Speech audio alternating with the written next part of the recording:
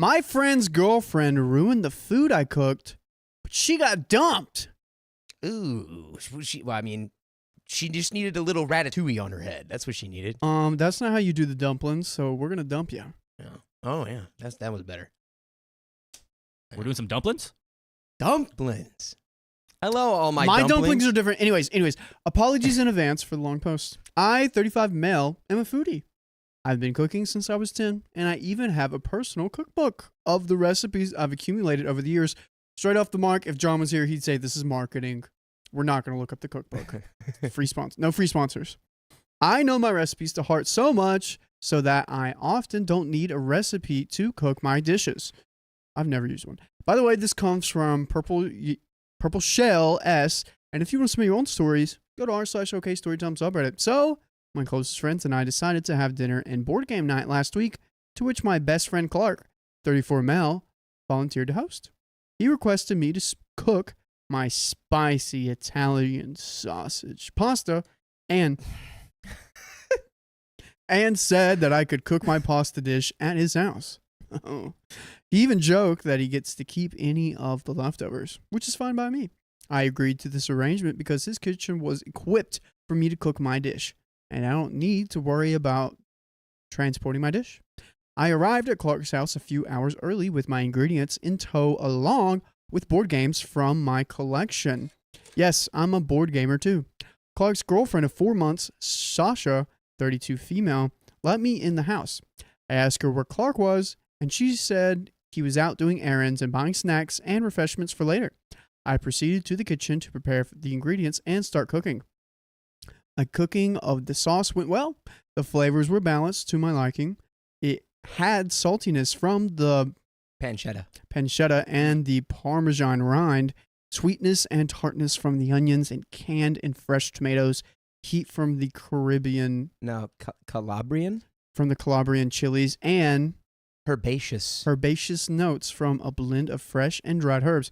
Okay, dude. Wait, let me just finish this. That sounds like a good sauce. I'm starving, hungry, bro. The sauce is what, and the sauce is if you don't have a good sauce, it's all gone. Yeah, burnt sauce, bad. Like, take a photo of that sauce. Honestly, I kind of want to try that. Where's the sauce, man?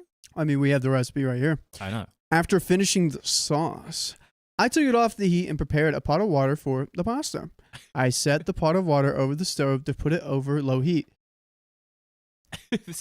Are we just getting Are we getting a glimpse of your cookbook here? Yeah, this is literally their cookbook. This is honestly, and I'm already excited. This sounds really good. Keep going. I'm kind of over it. Okay. What?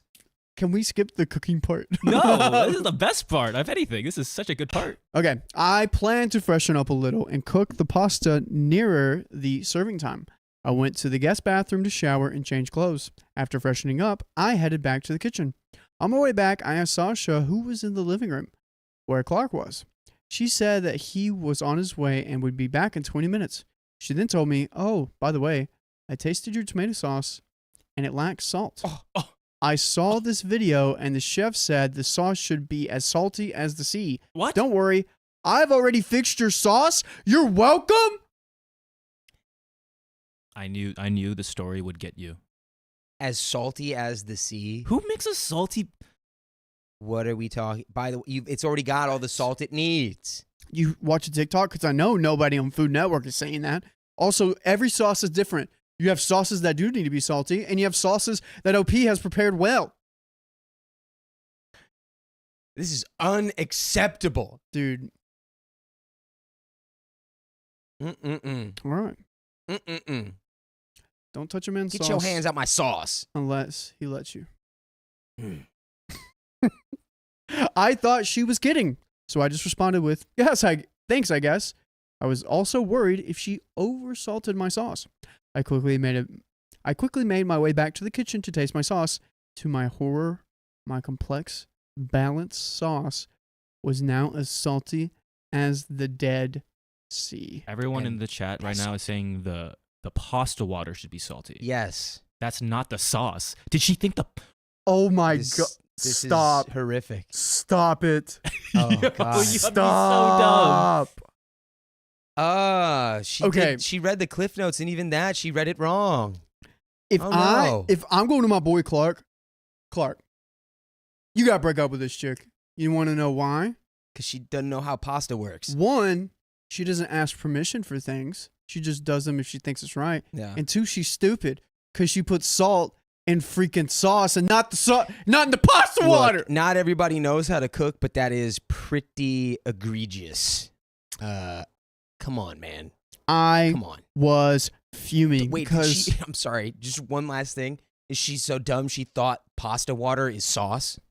Yeah, that's what I'm saying. She's I don't like, know. I just thought we'll that see. was how they said sauce. It's the pasta water. I was fuming because my sauce was ruined in Gordon Ramsay's word, an idiot sandwich. What are you? She definitely what? What are you? As Gordon Ramsay, he put 2 pieces of bread in between someone's head and That said, is what are you? Hilarious. Idiot sandwich chef. Idiot sandwich chef. Good. She- Get out of the kitchen. She definitely misheard the advice from the video because you're supposed to have the pasta water as salty as the sea, not the sauce. Shouted from the rooftops. From the heavens. I wanted to scold Sasha for ruining my sauce, but I had to fix my sauce first because my friends were bound to arrive in less than an hour. You know what? This is a cook, and you know what? I think he's prepared to make a new sauce. Unfortunately, I don't have the time or the ingredients to make a new sauce. I added a mix of lemon juice and honey Ooh. and a can of crushed tomatoes, tomato paste, and splashes of water. I minimized the saltiness of the sauce, but the sauce was still off. I was thinking of no longer serving my dish, but my friends were excited about my food, and I did not want to waste food. I just hoped no one would notice how bad the sauce was. My friends are why. Babe, I love you. They're going to notice. They're going to notice. My friends arrived. We all sat at the dinner table. We all got a portion of each dish. While we were eating, I noticed my friends were pushing my pasta to the sides of their plates. Once everyone was ready for dessert, I offered to help Lexi prepare and serve the desserts. Lexi is also a foodie, but she's a baker, and she is excellent at making pastries and desserts. Lexi and I were alone in the kitchen. She asked me why my pasta was so salty. That's when I told her everything. I then told Lexi that I'd let it go for the meantime, and we should just enjoy the rest of the night. We're just going to let this be. We're just going to enjoy the board games coming up, because I know I'm going to go after you, and sorry, Sasha, everyone's going after you. He's got 3 stocks. My Dude. night's over as soon as you ruin my sauce, honestly.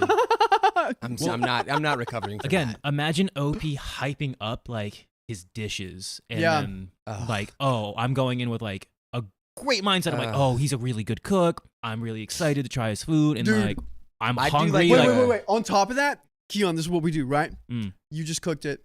You go on the top. Hey, everyone. I just want to say I made this dish really special. I did this, and this, and this. And Sasha, can you explain what you added to the dish? Yes, I shaming would ritual. 100,000% throw her under the bus. She's like, Yeah. salt. He's like, great, let's have it. Yeah, no, Oh. you 100% do a shaming ritual. No, for- I would for be like, Sasha. oh, this is how I made the sauce. That sounds really good, right, guys? Guess what? Sasha over here, she added her own special ingredient, and I'll let you be the judge of that. Yeah, you go. And Sasha tried to help. No, What no, did no, you no. do? What did you do, Sasha? No. You just Well, say, 'cause you yeah, just say, what'd you add? You Or don't like, want what her did to- you do? Yeah, you got to get her to admit to her own crimes. Yeah. All right. Ugh. I was doing so well not to show that I was bothered, but then Clark, along with Sasha, approached me and said my pasta dish was saltier than he remembered. I wanted to say that his girlfriend ruined my dish, but I decided to allow her to open up for her mistake. So I told him that I had no idea what went wrong. I mentioned that I poorly salted my food, tasted the sauce as I went along, and made it a point to say my pasta water was seawater salty, but that has never affected the saltiness of my pasta dishes. Then I said the pasta water thing. I made sure to look at Sasha. She did not say anything. Supposedly, everyone's saying if your sauce is too salty, add potatoes. Add potatoes? Yeah, that's what everyone's saying. So just Yep. the word of advice. Like mashed up potatoes? just or potatoes. Like the Just cubes? potatoes. Because like potatoes, those, Oh, you know. potatoes. I And just molasses. ended I just ended the conversation by saying I sometimes have my off days. The rest of the night went well. I even won some of the games, which kind of lifted my spirits from the pasta debacle. Before I left Clark's house, I asked him if he was keeping the leftovers. He said he was taking half, so I offered to take home the other half. It's been a week since the pasta incident, and I still feel disrespected by what Sasha did. I want to tell my best friend that his girlfriend effed up my dish, but I don't want to make a big issue over pasta sauce. How do you go about this? Guys, what are we doing? 100%. Okay, well, first of all, I'm not going to my friend. Really? Going to Sasha. I'm just going to talk to Sasha. I don't need to have the mediator of the boyfriend involved. Yeah, we're you just adults. say, Sasha, I don't know if you're not aware of this, but you should ask permission before you just start taking initiative to mess up somebody's cooking. I mean, you know, you can be nice. The most simple thing is, can I help you cook dinner? Or like, Right. Yeah. Just you need to ask before you just do something like that. And it was not his girlfriend. It was Clark's girlfriend that did that. What I'm doing, I'm going to let it go. If this is me, I'm going to let it go. And I will always hold this above Sasha until she says, I'm sorry. If she says I'm sorry, we can all laugh about it. Like, imagine it's like, sorry, guys, I accidentally put the salt in the pasta. It would have been so She funny. doesn't even think she needs to. She thinks she did nothing wrong because I'm sure OP fixed the sauce and then she's like, I did the right thing. But I think the key is you press her and then depending on her reaction, I just want to know how much she responds. I just want to know how much salt she put in. Like, Yeah, Probably she made it just like- salty. yeah. I'm going to tell my boy, 2 shots if of he's vodka. like, hey, man, I don't know about Sasha, I'm going to be like, well, let me tell you something about Sasha. You're like, boy, oh boy, do I have a story for you. I would ask, like, Clarky. does like Sasha love eating salty foods? Like, She watches TikToks. I'm Man. assuming she doesn't know how to cook. Dude, you don't even have the attention span to like process a TikTok Ugh. about cooking. That's wild. yeah. Ornea says, ask me as an Italian how pissed off I would be. Yeah, Actually, no. don't ask. I'll Yeah. be in jail. Yeah. Jail. We got an edit.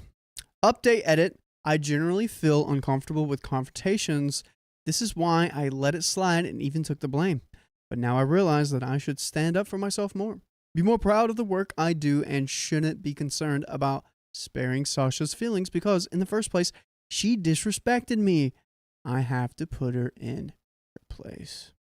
Some of you thought that she either hated me or was jealous of me. I have no idea if she does. In the 4 months Clark and her have been dating, I've only met her twice or thrice, and we didn't even interact much.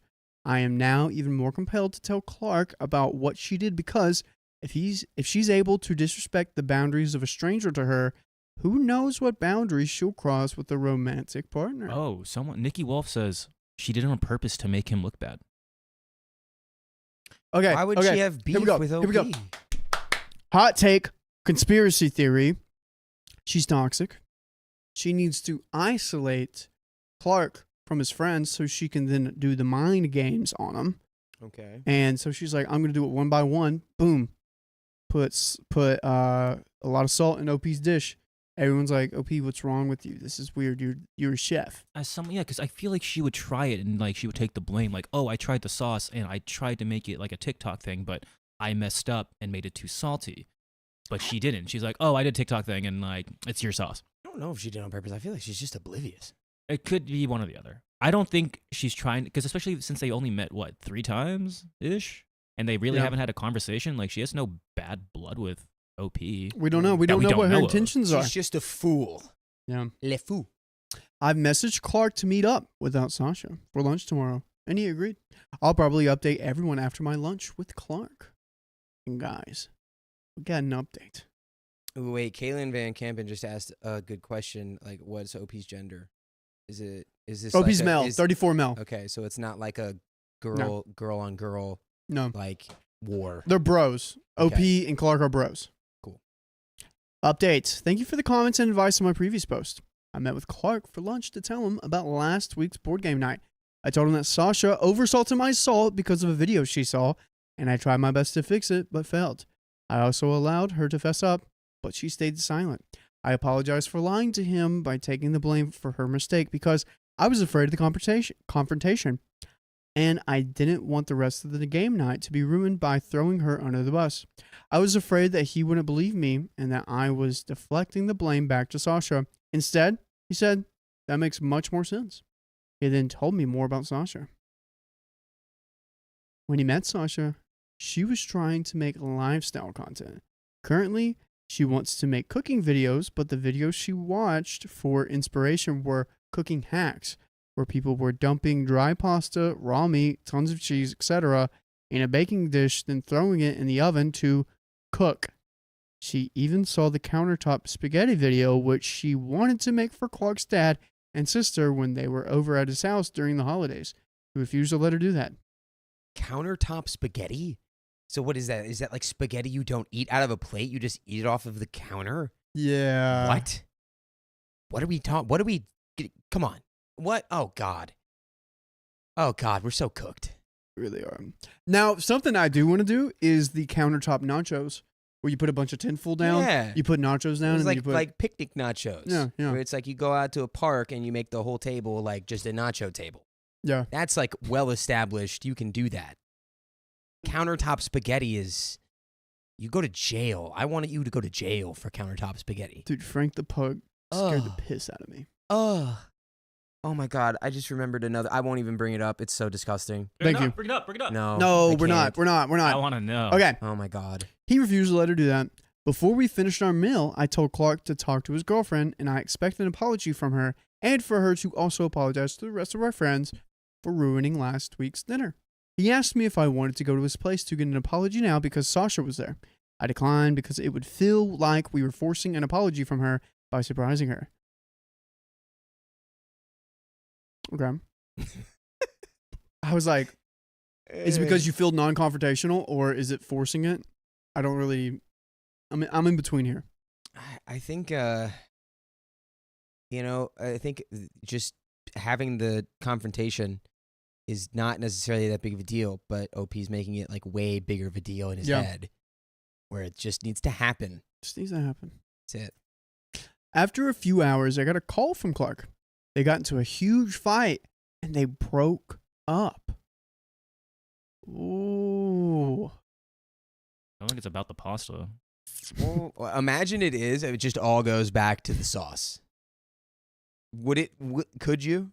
Your sauce is too salty. Your sauce, you never really show up with your sauce. It's like you don't want your sauce on me. Why? I mean, with me. I mean, on our food. You hate sauce. Put the sauce away. When he asked her to apologize, she refused and threw a fit.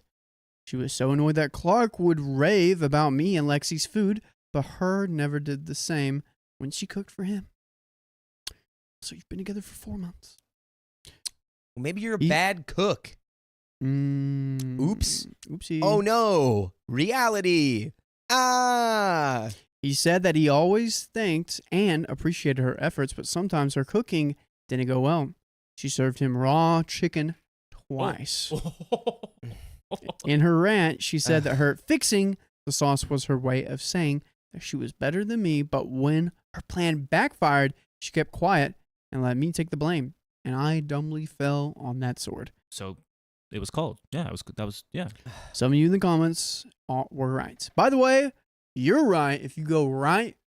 By the way, you can be right if you go right to your favorite podcast platform, search up OK Storytime, and boom, right there will be a plethora of stories just as crazy as this one. That's right. iHeartRadio, Spotify, Apple Podcasts. My favorite wherever. one is episode 78, where OP gets his car stolen and his clothes taken off, and then someone takes off his clothes, takes his car, drives, and then OP's naked and he has to go back to his house, and then on his way back to his house, his car was burned in flames. He was like, "What?" And then guess what? He walks upon his own funeral, and everyone thinks he's dead because the thief was in the car dead, and they thought it was him. Best one. That's my favorite episode that John and Sam did. Go watch that. Listen to that one. Yeah.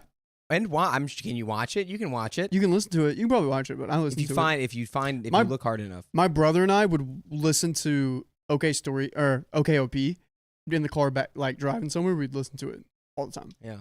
I was a fan. I was a fan before I was a employee. Yeah. Okay, sorry. The pipeline. Back to this. But what got Clark to break up with her was when she called Clark and our friends a bunch of useless losers. Yeah, projection or just defensiveness. And also, Amanda Rose, thank you for the $50. Just dropped What? right there. Just cuz, says my Amanda Rose. gosh. Hey. Wow. I'm getting false hope right now, Mwah. but that has worried me. Oh man, is that actually 79? My bad, Casey Leaf. He in turn defended us by saying that we were the most reliable support group of friends he's ever had. We helped him get through his mom's terminal cancer diagnosis and passing. He told her to get out, and they were over. Clark assured me he'd be okay and that he needed some space. I told him to call me if he needed anything. It seems I won't be getting my apology, but that's what I get for not speaking up. Lesson learned. At least we won't have Sasha for our next game night, which I'll host. Guys, that's the end of that one. Well, Sasha's out the door. That's Sasha pretty good. has sashayed right out of our lives. I think what I learned from this, Raw chicken, bro.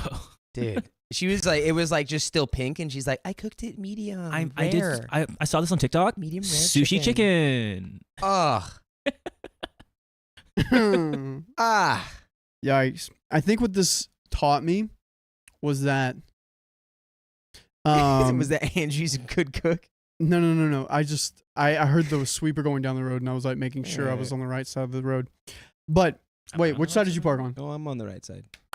What this has let me know is if like one of your friends is in a new relationship and their, person they're dating does something kind of crazy, to check them, be like, hey, Dakota, chick you hanging out with? Or like, hey, Keon, you know Yes, what do Carly that. told me the other day? What did she tell you? She told me that I had 3 big toes and I only have 2. You should probably look out for that. She's either Okay, blind or she's a liar. I guess so. Yeah, I guess so. Yeah. Do you want to hear my actual? I don't know if I've told this on the. What? Got an okay Well, I story had a time? friend who ended up dating a girl that we never ended up together, like hooked up or anything. We just like I'm texting Carly right now. made How dare you? eyes at each other at one point.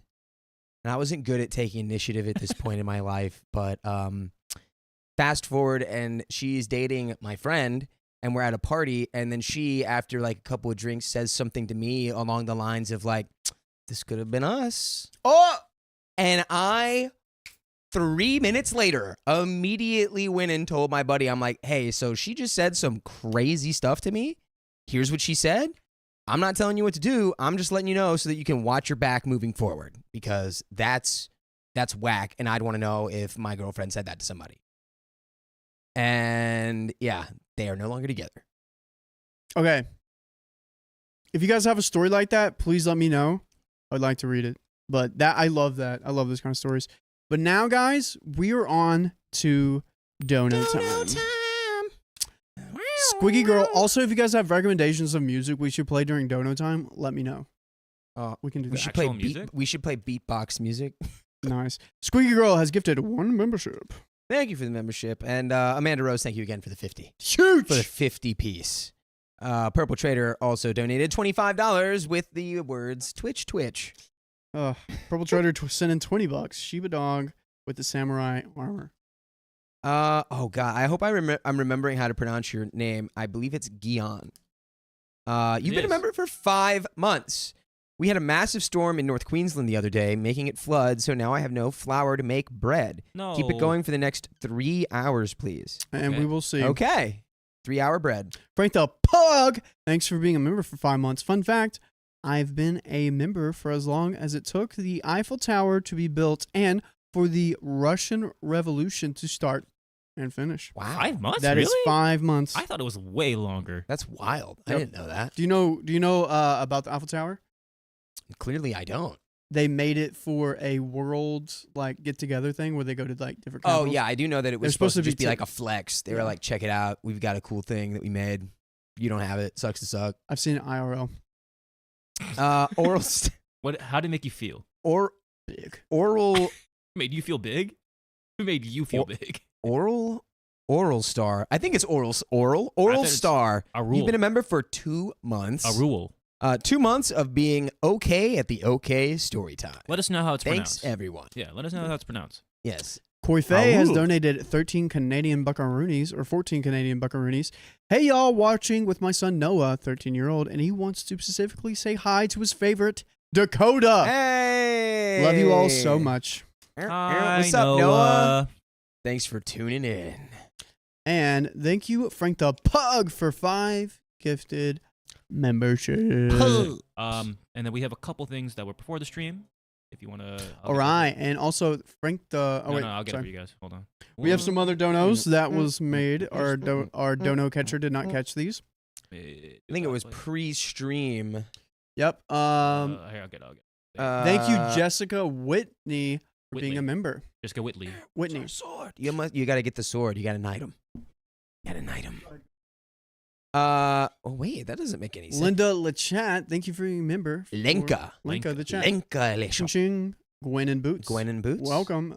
Bubbles Marie, welcome. And Julie Jones, welcome. Absent-minded angel. Absent-minded Angel, welcome. To the night. Ching Ching. They Some of probably those renewed didn't it. make They probably sense. renewed it. Okay. Yeah. Yeah. Gwen and Boots has the bow and arrow. 12 months. So that's Probably a renewed. year. That's 12 months. And we got one from Miss Ree has donated $10. Thank you. And guys, we got a story for you. Oh boy, do we. It's in my hands right now. The power of the sun in the palm of my hand. All right, listen, Dr. Octopus, 1 second. I want to put it right here. Doc. I'm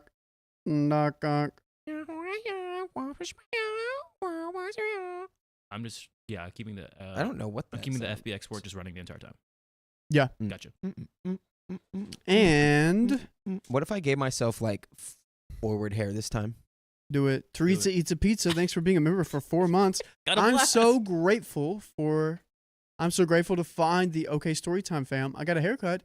Thank Sophia for her fortune. Feel like a new Future. human. Yeah, I'm gonna need me a haircut soon. Woo! Nah, think I I'm can't just wait. gonna- Should we all just shave our heads No, do Keon, not put your say hair that. forward. like this? No, like this. You know how hard it is to maintain this hair, and you're making me do this for the bit? Because Do Let's get it. into the story. Do it for the bit.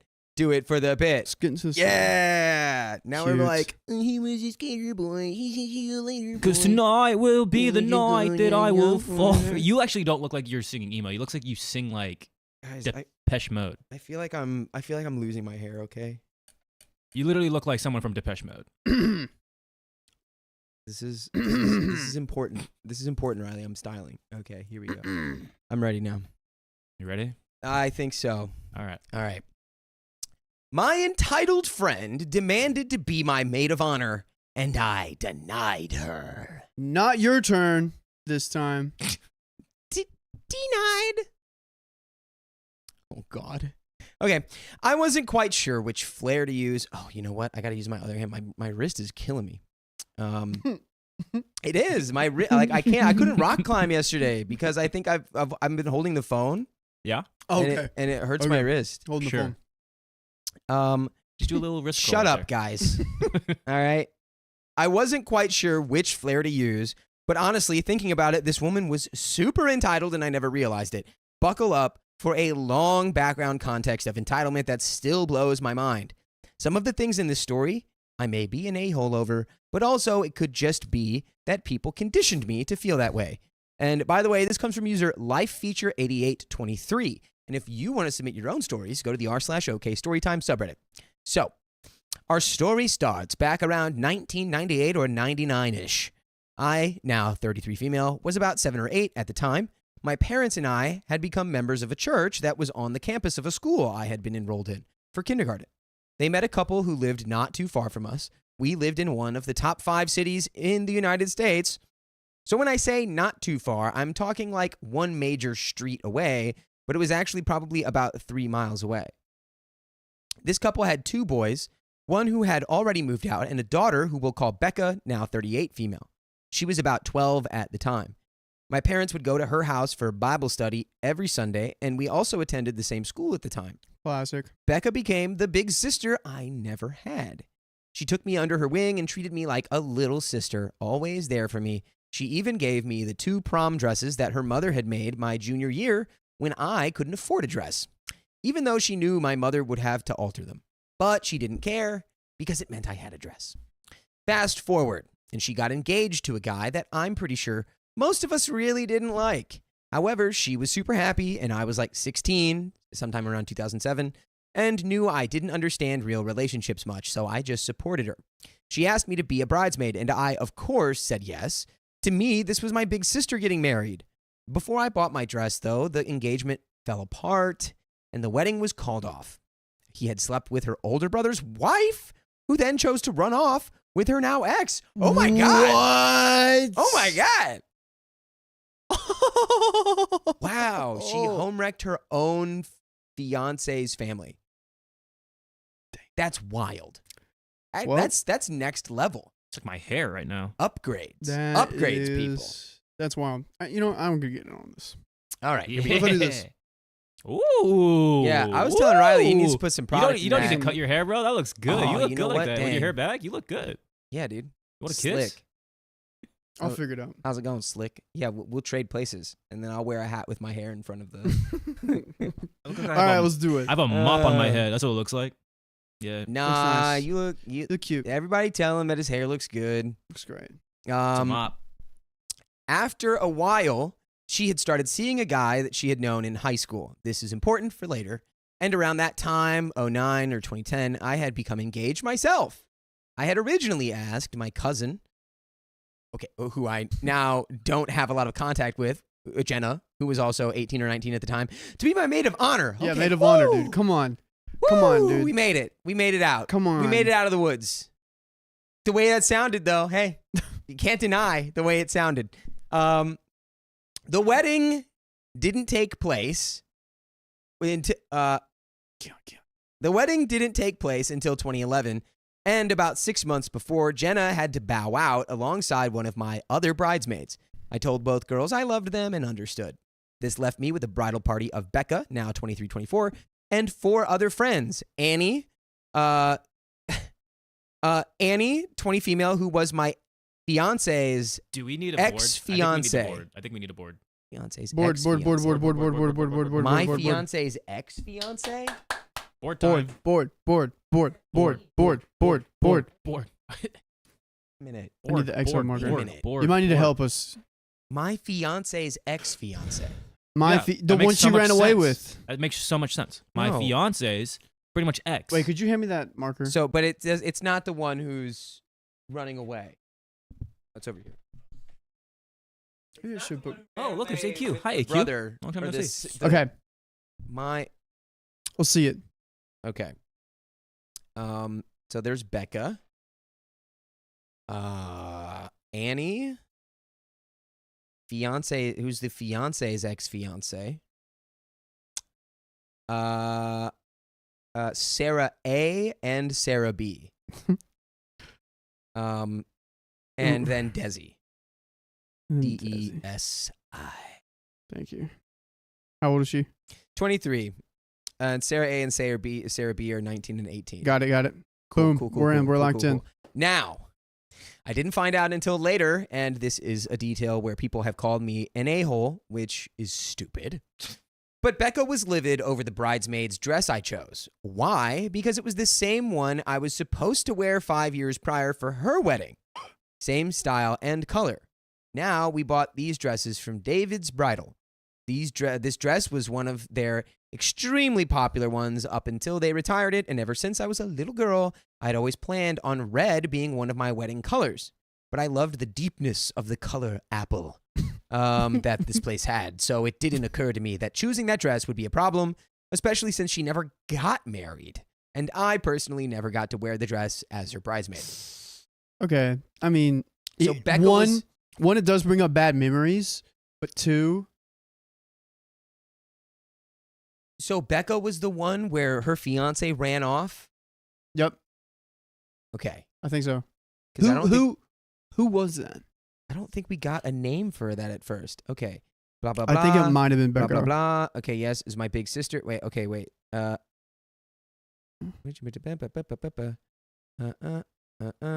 Okay, no, yeah, okay, yes. That was her. Fiance. She stole whose fiance? That was, no, her fiance ran off with her older brother's wife. Got it. So Older brother's got it. wife. Got it. Okay. Full context. Becca was wronged. She wasn't the wrongdoer. Got it. Right. Victim. So, okay. And now she's all mad because the bridal dress reminds her of her failed marriage. And wedding, we fiancé. got another 30 minutes. Jolene, Jolene. you donated $50 in the chat. Okay, so Let's go. Keep me company while I study. That's the plan. We're gonna be here probably how are for you a long studying? time. How does that work? But this kind of makes sense. Like, okay, Dakota. Whoa. And Purple Trader hits us with another 50. Nice. Nice. More time. And did you get the package? We have it. Package secured. No. Different package. Different not yours. package. We do have one. Have a package from Maria from Alaska. Mariah. We have a package from What are you, Mariah from John? Alaska, and we only had one today. So, but back to it. Yes. Becca was a victim. Dakota, if I'm like, hey, let's listen to this certain song that I like. Oh boy. Wouldn't that make you upset? Isn't that kind of the same vibe we got going on here? Like, I can't play that song. Yeah. What's the song? There's this song that makes me sad when I hear it. I'll text it to you. I guess Okay. that's true, but also you're not getting married. You know, like I feel like if it was But I can't play that song. I feel like I wouldn't within the rules Is it a of, popular song? I'd be like, you can play that song. I'll be able to handle it for your wedding. Yeah. For your wedding. That's the context. If this was just I don't know. Let's check. Sorry, Really? Mariah. That song? I'm so What? sorry. It's what, Everlong? Yeah. Oh, well. Makes me sad. Okay. Sorry, Mariah. So, okay. Wait. I'm gonna Are you write it ready? down. Yeah, go for it. Okay. About a month before my wedding, remember, 2011, we had my bachelorette party. Desi had just had a baby and wasn't feeling up to going, which I totally understood. She did make it up to me in the end, which I didn't expect her to do because I didn't need her to anyway. So it wound up being myself, Becca, Sarah A and B, and Annie. We got a hotel room about 4 miles down the road from our actual destination, and it was pretty cheap. But, I mean, you're talking 4 girls who are 18 to 20, 3 of whom still live with family, and 1 who's 25. Even if it had been the Motel 6 that has been across the street, I wouldn't have cared. Our destination had been a club that has now been closed since probably around 2013 that had 18-plus nights on Thursdays. I knew the bouncers, and one of my guys actually put us on his list for the night, meaning we had no cover charge. Wow. Now, 18 and up nights meant that you could only go upstairs if you were over 21, and no booze was allowed downstairs. They were very strict about this as we were right on the edge of a college city that partied, to the point they had bouncers at both ends of the stairs. Sarah and Annie and I are downstairs dancing and having so much fun in a packed club. They had even gone and bought me a bride-to-be sash that matched the color of the top I'd worn that night. Wow. At some point, I had lost track of Becca for a little bit, but I knew that she would probably be drinking, which was fine with me because, she's 25, and I won't tell her she can't drink just because I was, and so were the other girls, too young to do so. So, mind you, that by this point, I haven't asked anyone to be my maid of honor after Jenna had to drop out. Time out. Oh, after Jenna dropped out. Right. Got it. So, the bachelorette party had actually been a group plan since we were all young. That night, I actually asked Sarah A, to be my maid of honor after we got back to the hotel. Later, I discovered that Becca was livid. From her point of view, and what she eventually later told me, she had a crap night because the club was packed and she didn't like dancing. She felt alone upstairs, being the only one of us that could legally drink, and felt like she was just babysitting us because she had her eye on us the whole time. Desi could drink. Desi could drink, okay? According to this No, but thing. Desi wasn't there. Desi had just had a baby and was not there. Got it. But I feel this was her choice to do that, as I never asked her to, which I would agree with. Becca's getting mad that she made her own decisions. Now, she was mad because not only had I, quote, stolen her bridesmaid's dress, but I had not asked her to be my maid of honor. Out of all of the remaining girls in the party, I had known her the longest, so it should have been me to become your maid of honor, according to her. I don't know, man. This is her decision, but looking at it from a friend, if let's say you took me in under Becca took OP in at a young age under her wing. Like, that's her big sister. I mean, yeah, they became friends early.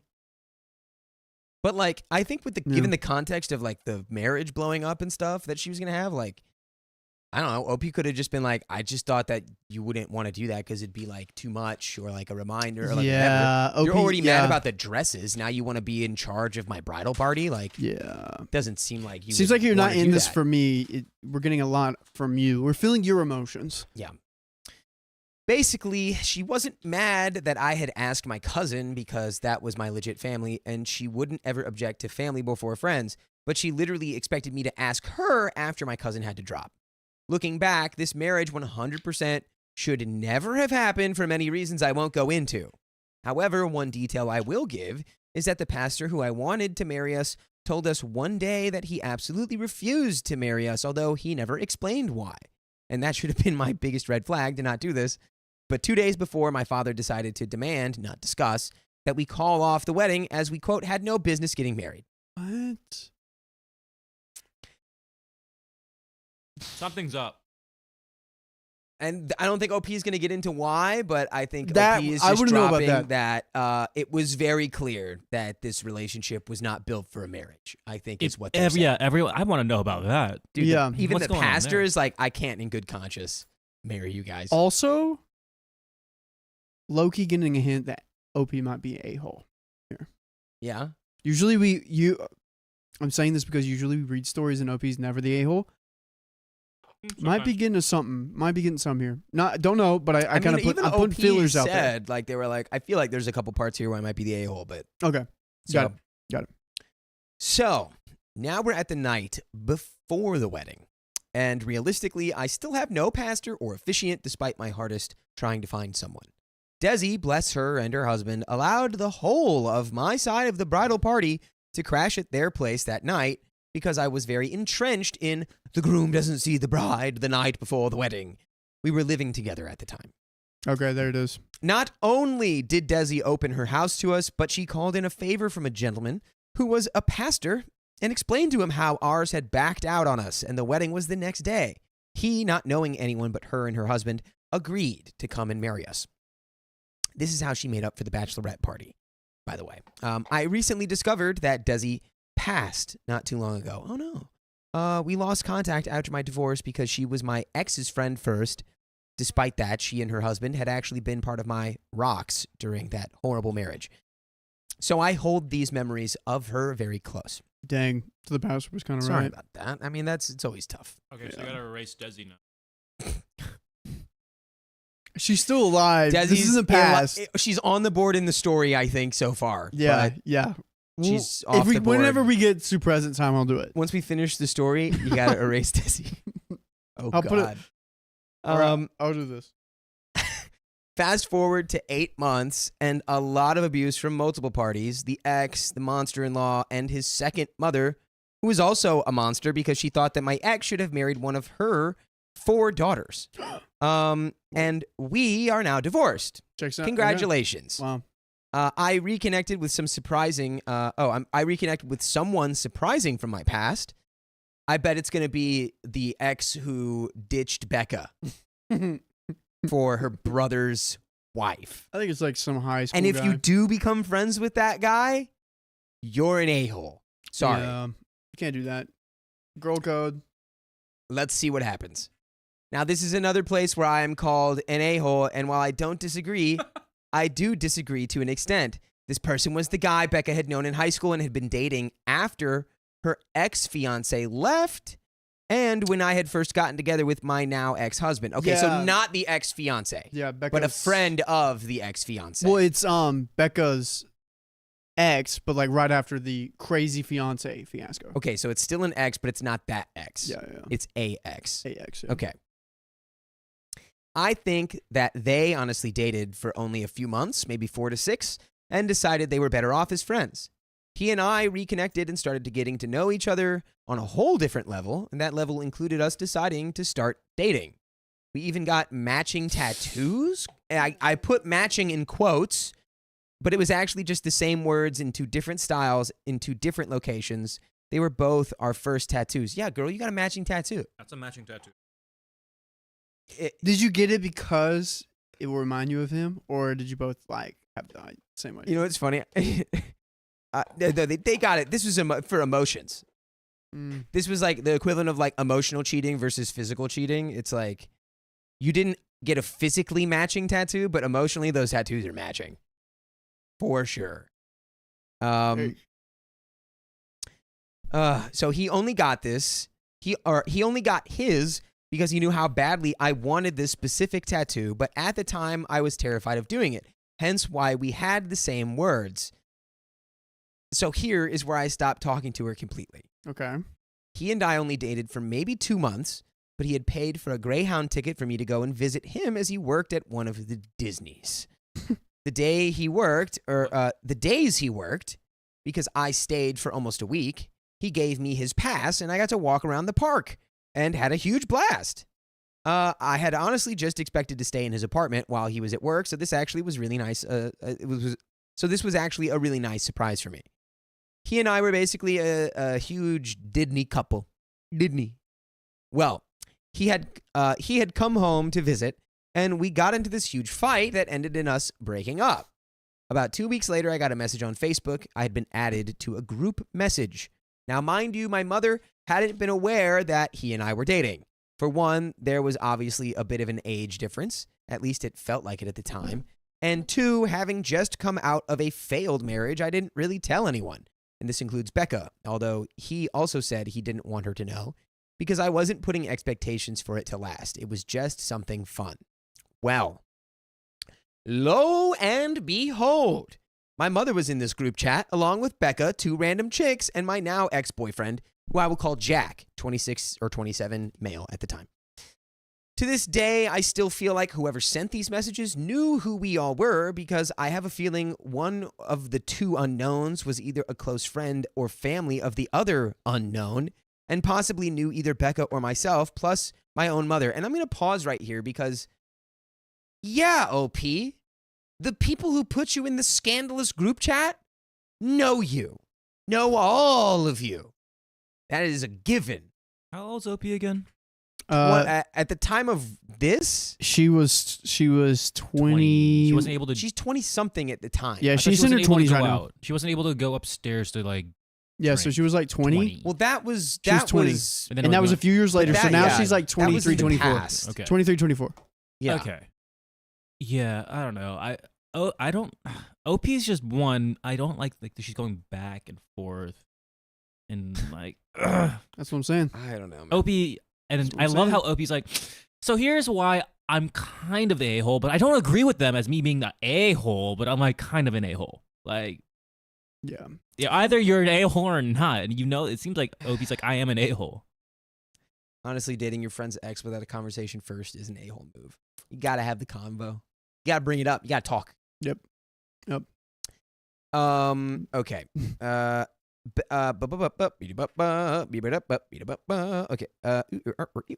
Okay. Becca's mother didn't have Facebook, but I have a feeling if she did, she would have been in this group message too. Now, what was in the chat? Screenshots. Oh, we love those. Of messages from Jack's inbox, along with a message about how, quote, it's always seemed like you never truly know people the way you think you do. Hence the reason I think it was someone who knew us because they clearly connected some dots with people involved. The screenshots were from messages between Jack and myself. Jack and one of the 2 randoms, I'll call her Alexa, and unbelievably Jack and Becca. The screenshots involving myself and Alexa showed timestamps that proved he was dating both of us at the same time. Even though this was just a fun relationship for me, Jack and I had been friends for a long time since Becca was a mutual friend and had introduced us. This dude had legit known me since I was 13. Keep in mind, we are now in late 2012 and I am now 21. And even though it was just fun, it still also hurt because I didn't think he was that type of guy. So I did shed quite a bit of tears. But I think it was more because of the lies than any true hurt at this point. Ooh, OP's doing some mental gymnastics there. There's However, a lot of characters here. yeah, there's this is a whole It's a book. This is like Shakespeare. Yeah. However, I should point out that I did have some suspicions about something because that was what had caused our fight less than 48 hours prior. The screenshots involving Jack and Becca, though, are the real reason why I started crying. So keeping in mind I was only 21 at this time and Becca was 26, this was also back when people expected you to have some form of a life plan before 25 and when most people were still getting married young. In these messages, Becca was super judgmental towards me. Some background on Becca and why this pissed me off so much. She had joined the National Guard, and after basic, she had been recycled twice during AIT, only to be med-boarded because she hurt her back during AIT training. She then had also started going to school to be a sign language interpreter, which she quit doing 3/4 of the way through to her degree. She had also started 2 other career paths, one being a paramedic and quit less than halfway through. I'm interested to know, OP, what any of this has to do with her talking down on you. Yeah, we're getting a lot of. We're getting this. OP did warn us. She's like, there's a lot of context that's necessary here. Let's get to the necessary parts. I doubt it. It's like a backstory for nothing. I've heard now that she managed to get her LMT sometime after I had both of my kids and had moved states, but I don't know if it's true or if she just says she is. Girl, you just skipped pregnancy, childbirth, and moving states. Anyway. But going out to the bars was important. But basically, she didn't have her own life together, and here she was gossiping with him about how I didn't have my life together. However, in these messages, she was gossiping with Jack about me. Again, the timestamps are showing that this was happening while he was dating me, and also Alexa, apparently. She was laughing with him about how she has no idea what she even wants to do. She has no drive or career path. It's ridiculous. She needs to stop acting so high and mighty. Me, who was 21 and was actually in the process of trying to get into college to be a language interpreter because I wanted to work in the courts. I think she also found out that I had been speaking to a recruiter about joining the Army, which that is a whole other tale that I don't know if I can legally talk about, and it's why I was never able to join. What? It was those messages that fully sealed the deal of hurt because I had looked up to this woman as my big sister. And yes, call me an a-hole for dating her ex because of girl code or whatever, but I don't think that doing that would warrant the words she said in those messages. Okay. You're an a-hole. Come on. Dude, you're crazy. Yep. You Also, didn't talk. You got to talk. If she's just that tight with you. Guess what you're doing? You're assuming. Guess what that means? True. Also, you're no longer my friend if you're dating my ex. All right. See, now, if you had an ex and I wanted to date her, the first thing I would go is say, hey, Riley, if I were to date your ex, how would you feel about that? And if you went, no, I would go, all right, I'm not dating your ex. Thank you. Yeah. And that's how that goes. That's how that goes. Wow, That's that was how that simple works, dude. as simple as counting to 5. It's like, all right, 1, 2, 3. All right, we're good. Cool. It's as easy as ABC. Yep. Okay. So after that, my mother found out about Jack. I think she was more upset that I had gone out of state to visit him via Greyhound than me actually not saying anything, but she was also flabbergasted at what Becca had been saying. She even offered to speak to Becca's mother, but I said no, I was just going to give a clean break and stop speaking to her. Okay. So you're going to, whatever. I had an almost moment of weakness about 6 weeks later when I was working at the state fair. I had been working with my mother's family and then had met someone who owned a business and had a booth that said he would hire me as a new employee for his kiosk at the mall after the fair was over.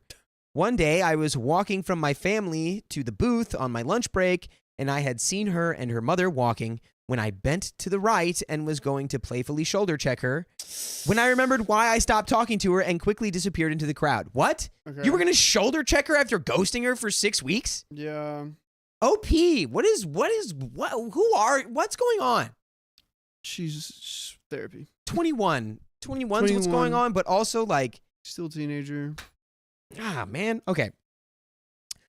When I tell you it hurt so much that day to have to force myself not to do that, I wound up in tears.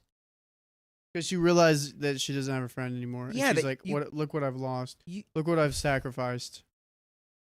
She's feeling remorseful. She's OP, feeling regretful. your clean break wasn't clean because you had all this baggage that you didn't get closure about at all in any way because you just stopped talking to her. Guys, communication is key. I don't think, yeah, there you go. I don't think she saw me through, honestly. Okay. Cut to probably about 10 years ago, 2015, I got a friend request from Facebook. Guess who from? Is this going to be her ex-fiance who ran off with her brother's sister? I hope, dude. I Fiance? want some buy-in in this story. Oh, no, it was Becca. If you guessed Becca, you get a cookie. She does, in fact, have LMT, which I don't know what that means, attached to her name, so maybe she finally did something with her life. I don't know. Oh, God. I denied the request after it sat there, and I was clearing out friend requests one day, but then guess what? Not too long before the vid, she friend requested me again. I blocked her this time, as honestly, I still haven't forgiven her, and some people may think I'm an a-hole for that. I don't even think you're an a-hole for that. I think you're like a little baby. Yeah, you're. I think you're an underdeveloped baby about that. Like, that's just not what you do. And it's like, whatever. You're probably both better off. Now it's making a lot of sense, too, when the pastor and everybody else is like, you're not getting married. Because, one, she's probably was too young, A, Yeah. and because I saw it in the chat, and B, probably just so immature. Yeah.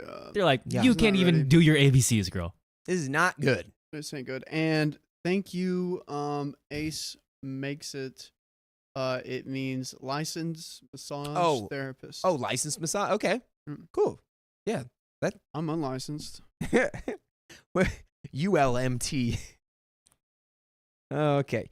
Or would it just be UMT? Dude. Because unlicensed Dude, is one log word. in. I'm sorry. I had to ask that. Anyway. But the feelings of entitlement that she was always giving off, and the backstabbing, which, by the way, those messages with Jack was not the first time she had stabbed me in the back, but they were the last. Right about the time the divorce between my ex and I was filed, she went and ratted to my parents that she had bought me booze, and I had had a guy in a hotel room with me, us, because we were making a weekend of it. But you're 20-something at the time? I don't understand this. I told her I wanted to invite someone over for a bit, which she said was fine, and he was there and gone within like 2 hours. No, we did not do the spicy tango, but she told my parents that we did, which caused a massive amount of problems, especially with my father. Looking back now, I think it was her own form of revenge for all the wedding stuff. Regardless, though, I feel a bit vindicated as I have kids and a loving partner, and from what I have found out, she still has no one. I'm living my life and only think about her when I saw the friend request before I finally just blocked her, or when I see stories on this channel that for some reason make me think of her. This post actually got sparked because I was talking to someone about the entitled bridal party members. Looking back, some may say that I was trying to be her.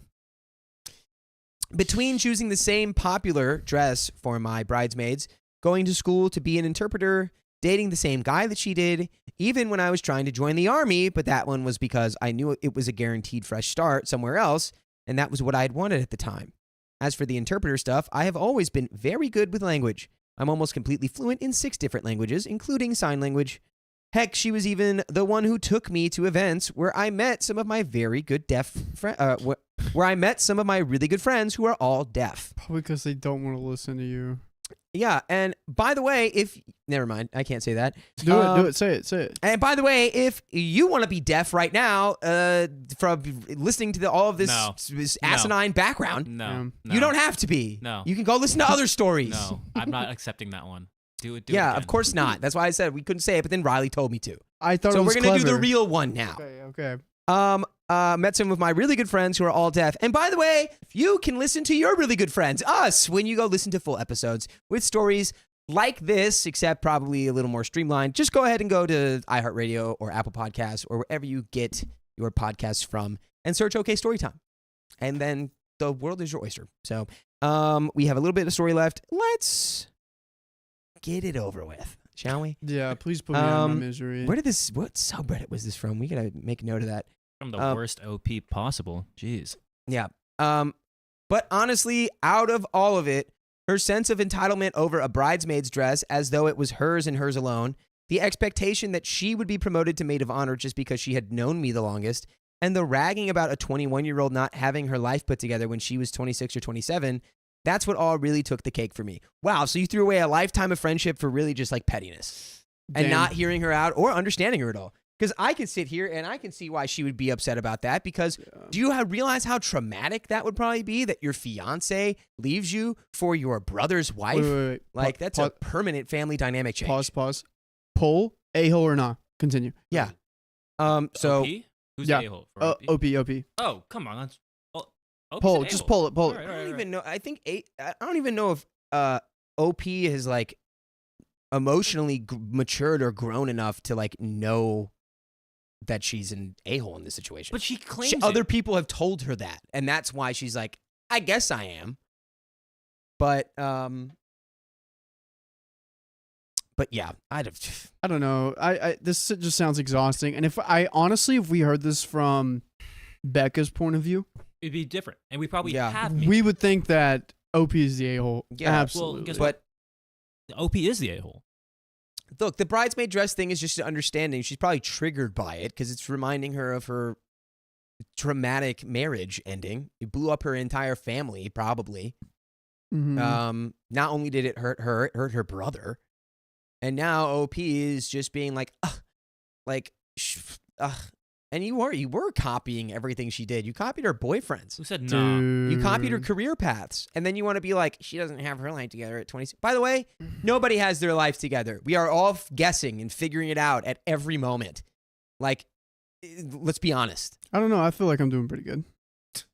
Cool. But I was being DICK. Donkey Kong? Well, I mean, like, look. At any given moment, you can assess your own situation and say, I've got a pretty good handle on things, or I don't. Yeah, but every day is like a new moment where everything could change. Oh, like, absolutely. It's, whatever. Plus, this poor girl, I'll be praying for her. She needs some love in her life. The real core of this whole story, and I'm just going to leave it at this, is that all of this negativity that OP has like propped up for years and years could have been completely like negated by just having an open and honest and vulnerable conversation with one of her oldest friends. Yeah. Agreed. And guys, I will be right back. I have to go do something, but I will be back. Okie dokie. BRB. Here we go. Purple Trader, thanks for the 99 cents. Sticker, face without mouth. That sounds horrifying. Face without mouth? Yeah. Jesse, thank you for the $5. It's my 30th birthday today. Happy birthday. The dirty 30. Happy birthday. Happy birthday. Just keep singing. Okay. Wait, I wanted to finish this and then we'll sing it. Okay. I just wanted to hear y'all say happy birthday to me for real. LOL. Absolutely adore you all. Thank you, Jesse. Happy birthday. Happy birthday. Happy birthday, Jesse. Woo! Yeah. AQ, you've been a member for 11 months. Late because car broke down, but glad to be here. Oof, AQ. Glad you're here. I feel you. I scuffed my rim today. Had the car for not even a week. All that, I'm not. It's all right. It's apparently I'm not alone, and that's like those are the easiest cars to scuff your rims on. I was gonna say something, but I was like, nope. I'm gonna hold my tongue. Okay, go ahead. Go Birds. Whoa, he said it, not me. Let's go. You heard that? You heard that, everyone? The Cowboys fan says go Birds. I said it. Jolene, thanks for the $50. Let's go. Keep me company while I study. Yes, Jolene. Mirandy Joe, thanks for the $2. Dakota, how do I get my dog to not be scared of my cat? Well, that is something I'm not an expert on. However, when you introduce animals to each other, it's usually good to give them one space to get comfortable in and have them kind of smell each other out through a door, But I would look online for more in-depth, real advice about that. Purple Trader, thanks for the $50 more time. And did you get the package? We already Not answered that. We have Mariah's from Alaska. Heidi Vincent, thanks for being a member for 6 months. I love you guys so much. Best channel ever. Woo! Yes, my only one. And when I found you guys, I stopped watching everyone else that reads Reddit stories. No way. Oh my God. Thanks, Heidi. What? Okay, story time supremacy. Squeaky Girl, thanks for gifting a 1 membership. And whoever got a membership from Squeaky Girl, let us know. And Amy Herring, thank you for gifting 1 membership as well. Welcome all our new members. Welcome, welcome. You can pull through on Monday, Wednesday, Friday with the memberships. Hang out with us. For the members only streams. We get a little bit goofier. We're a little bit Yes. sillier. Get a little goofy. Get a little gaffy. Get a little wacky. Get a little woozy. Still Woozy is a great musician. El Woozy? El Woozy is great at cutting hair. Yeah, she gave Carly a haircut today. Does she know how to cut curly hair, you think? I bet she does. I do. She cuts mine. But even curly. I mean, well, I guess that's fair. Carly's hair is straight. Whose Should hair are you Should talking I keep my hair like this the whole stream? about? Sure, if you want. Just say, like, tainted love. Like, what is my... What is this guy's name? Who am I? What is the name of this personality? Depeche Mode. Depeche Code? Depeche Code. Oh yeah. Cool. Dude, I'm on one. Oh, tainted love. Oh. Baby. Did you heard me earlier when I dropped the Smash reference, right? No, I was doing. You didn't catch that? I saw Dured. Dured. What was did the it. Smash? I would have said something, but I was somebody doing something back here. It was like a comment about ganging up on somebody, and then I had a comment. I went, he's got 3 stocks. Damn it! Ah! Ah! I was surprised. Yeah, I had to ask you because you didn't. I would have yelled. How's everybody's week going? So far. Oh, Teresa Eats a Pizza says Decopesh. Decopesh mode. Mode code. Dak Pesh mode. Depeche Code is so good. Oh no, she said Depeche Code. Depeche Code. There we go. Your name is Chaz. No, that's not Chaz. No, this is not a Chaz. Chaz is like, if I had like a high top fade, that would be Chaz. English Mastiff says Dakota has the eye. It's just a little bruise, so He it's pinched it. It's like, I don't know. It's still there, but it was, I guess, just a bruise because it got lighter. Duchess. So her hair is sometimes wavy, sometimes it's really straight, and she gets really upset about it because she's like, I'm so jealous of you. She's like, I'm so jealous of your curls, and I'm like, but I'm jealous of your straight hair. I don't know. Yeah, it seems like that's always the story of whatever hair you don't have is the hair that you want. I love my those curls. people who have that hair want yours. I love my curls, but they are just so high maintenance. So I think there's a lesson we can all learn in that. One gust of wind in this hair is ruined for the day. And that's See, like I just 5 minutes disagree. of- My take on curly hair is that it's almost impossible for it to be ruined because it just always looks like voluminous and great. Nah. Like you could just go like this to your head, and I've seen you when you wake up. Like I feel like your hair still looks, and I feel like your hair still looks good. All you would need to do is really just go like push it back a little bit, and then that's the thing. You can't. It has too much volume that you can't turn it down. It's too loud. Whatever. Let's see. Oh, they didn't call me a Chad. They called me Chaz with a Z. See, okay, Jackie everyone Williams. in? Yes. Okay. Yes, Carly's very beautiful. But yeah, no, I agree. Like people with curly hair, they understand. It's a lot of work and a lot of product, and it's just like sometimes I just don't want to deal with it. That's why when I cut my hair, when I shave, like get this short, it's like, oh, it's so nice. Yeah, it's so nice. It is. I get it. That's when I had hair that was probably like down to like here, and then I buzzed it all off because I got a huge knot in the back of my head because I didn't brush my hair for like a day and a half.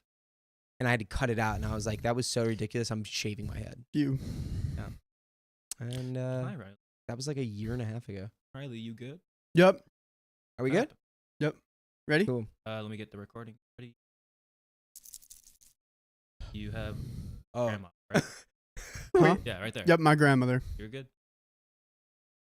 My grandmother took out My grandmother took over our home and started treating us like her staff. What, like workers? More water! You gonna pay me Water. salary, Grams? Come on. Yeah, I'll pay you an inheritance. I, 22 female, love my grandmother, 70 female, with all my heart, but she's very difficult to live with. She moved in around 6 years ago due to a hurricane that damaged her roof. She was only supposed to stay for a couple of months because we were trying to fix up her roof, but she also had to get some kind of surgery done for her arm. By the way, this comes from Introduction Open 67. And if you want to submit your own stories, go to r/OK Storytime subreddit. So we were understanding, and we just didn't want her to stay home alone in her now damaged house while she was healing from surgery. So we had no problem with her being here at first. Within the first few days of surgery, she was acting sickly, constantly needing help with this or that. But whatever, family come over, and all the attention was on her.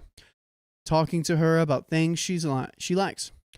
She's no longer sick or fragile. She's running up and down the stairs, showing off everything she bought. She forgot she was a frail old lady. She only came here with a basket of clothes and a suitcase. I only thought she came with a suitcase because she travels a lot because she's a singer and tours from time to time. Looking back at it now, she was probably plotting to move in with us. When she first moved in, my brother wasn't here, so she got to stay in his bedroom. It didn't take much time for the room to get kind of stuffy because she loves shopping and buying things, especially things she doesn't need at all. Those are her favorite. That huge room and for her to take up so much room with a month was just crazy. Another weird thing is that she'll buy a whole set outfit and only wear it once to her performance. So try to imagine how much clothes were stuffed in my brother's closet. Yikes. Now try to imagine her buying more clothes, so now she has to put it in my closet. Now try to imagine within the span of her career as a performer, all the clothes and shoes she's bought, all in her house, in single room of her house. For some reason, she never wants to touch or wear again, but she refused to get rid of, even though she completely abandoned her house. Oh, can you say it with me, folks? Hoarding. Yucky. Bum, bum, bum, bum, bum, bum, bum, bum, bum. Hey. Guys, tell me your craziest hoarder story you have. My dad. Dang. A hoarder story? Yeah. Like horror story? Really? Would you say that? He still has tubs of stuff in our apartment, doesn't he? Yep. Dang. We didn't take him, did he? He's got to come back. He has to come back. I mean, he does, yeah. Now imagine her buying a storage garage just to fill it up with more useless things that she's never going to look at. A couple of months later, my brother wants to move in. She's pissed and asked my mother why her own grandson is moving back into his childhood home, and then asked her, my mom, where she's supposed to stay. My mom basically told her she can go back home since her arm is healed, and she can come back from her tour, so she should have enough money to fix the roof. She said a couple of $100 from her tour can't afford to move back. Complete lies. So she asked if she could move into my mother's personal room. My mom has 2 rooms, her bedroom that she shares with my dad and her hobby room. She barely slept in her bedroom, so that hobby room was her personal room. She did everything in that room. She ran a personal blog for her clothing that she crafted herself. She did makeup tutorials, she made beautiful wigs, etc.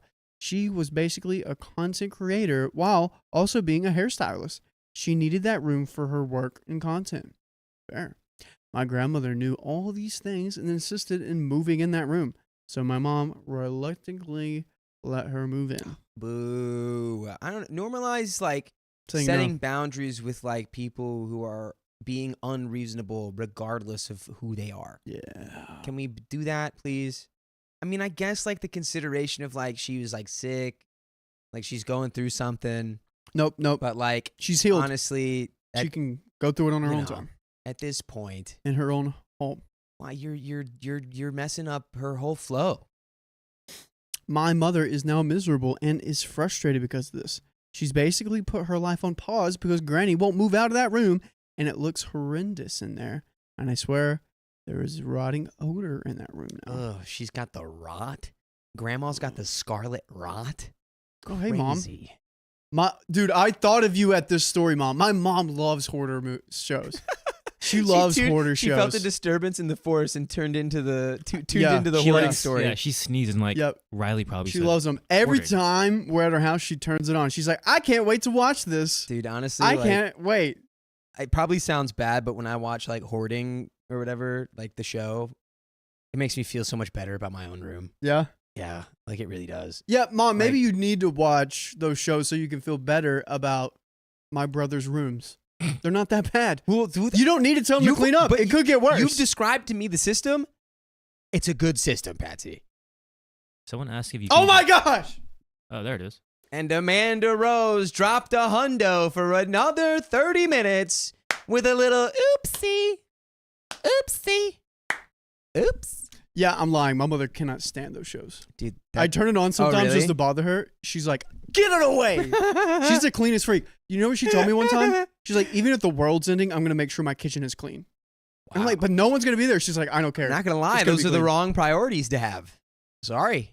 Well, she's going to make it all happen. But You got to she's make sure that you have like defensible land and a source of clean water. That's Well, what you need to worry we about. have a well, and we live in North Carolina, so There you go.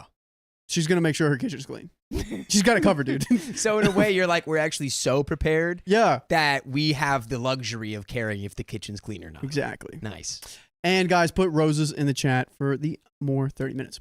I can't explain everything that happened in the past 6 years, but I'll try some of the things my grandmother does that makes everyone hate living with her as best as I can.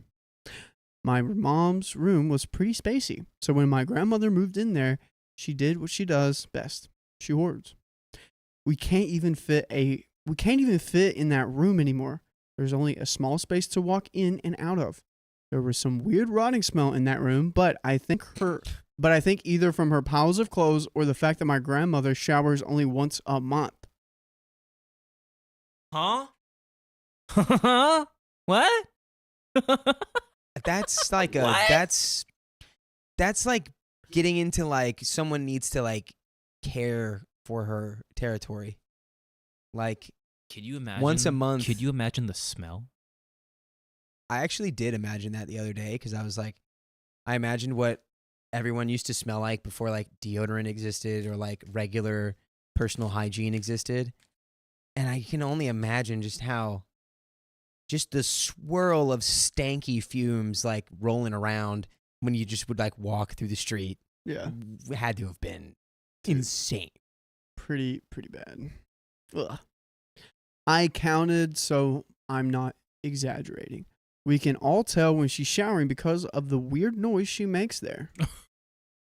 What? What does that mean? What? What does that mean? She blows up that effing restroom. Imagine a quiet, peaceful night and you're about to fall asleep, and all of a sudden you hear "Rat City by Tiger" inches away from your bedroom. Wait, Dude, wait, that's is your grandma playing Rack City? Your grandma's listening to Rack City? In the restroom. I kind of like. Mind your you, grandma her bedroom is in front of the restroom, so you have to hear a 70-year-old woman hit it and crap in there. That's what I'm dealing with. Or how about whenever someone... Okay, I get it now. Do we want an explanation for Rack City? It's because the song has bass and it goes. So they're saying that their grandma's flatulence is reminiscent of a 808 bass. Yeah, I know what that's like. Or how about whenever someone is done cooking, normally it's in the household, we have to let each other know when we're done cooking, or else we'll just have no clue. But you have someone who listens to every single sound or movement, know when you're done cooking before you ever tell anyone. Then proceed to eat most of the dinner. Now we barely cook because someone keeps hoarding all the food. Not only that, but when they do cook, they cook for themselves only. Ever had a roommate that listens to your every move? Listens to every conversation you've had in the privacy of your own room? Yep, that's my grandma. She tries so hard to avoid my mom because my mom keeps trying to discuss with her about when and how she'll be moving out. My parents' bedroom is right next to the room my grandma is in now. She listens to possibly everything they say and do in there. everything. Like, I don't know. Are we just gonna like pretend that this is okay? Are we not? Is there like this is like intervention type? Are you're Yeah. living in filth?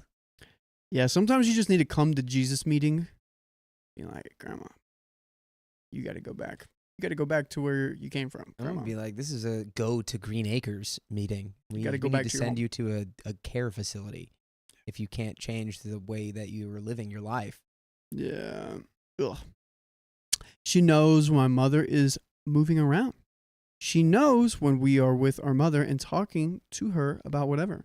I'll never forget how we complained about how Grandma eats all the food and cooks for no one but herself, how we were tired and felt so uncomfortable about Grandma being around. The next day she cooks again, but surprise, she actually made us something.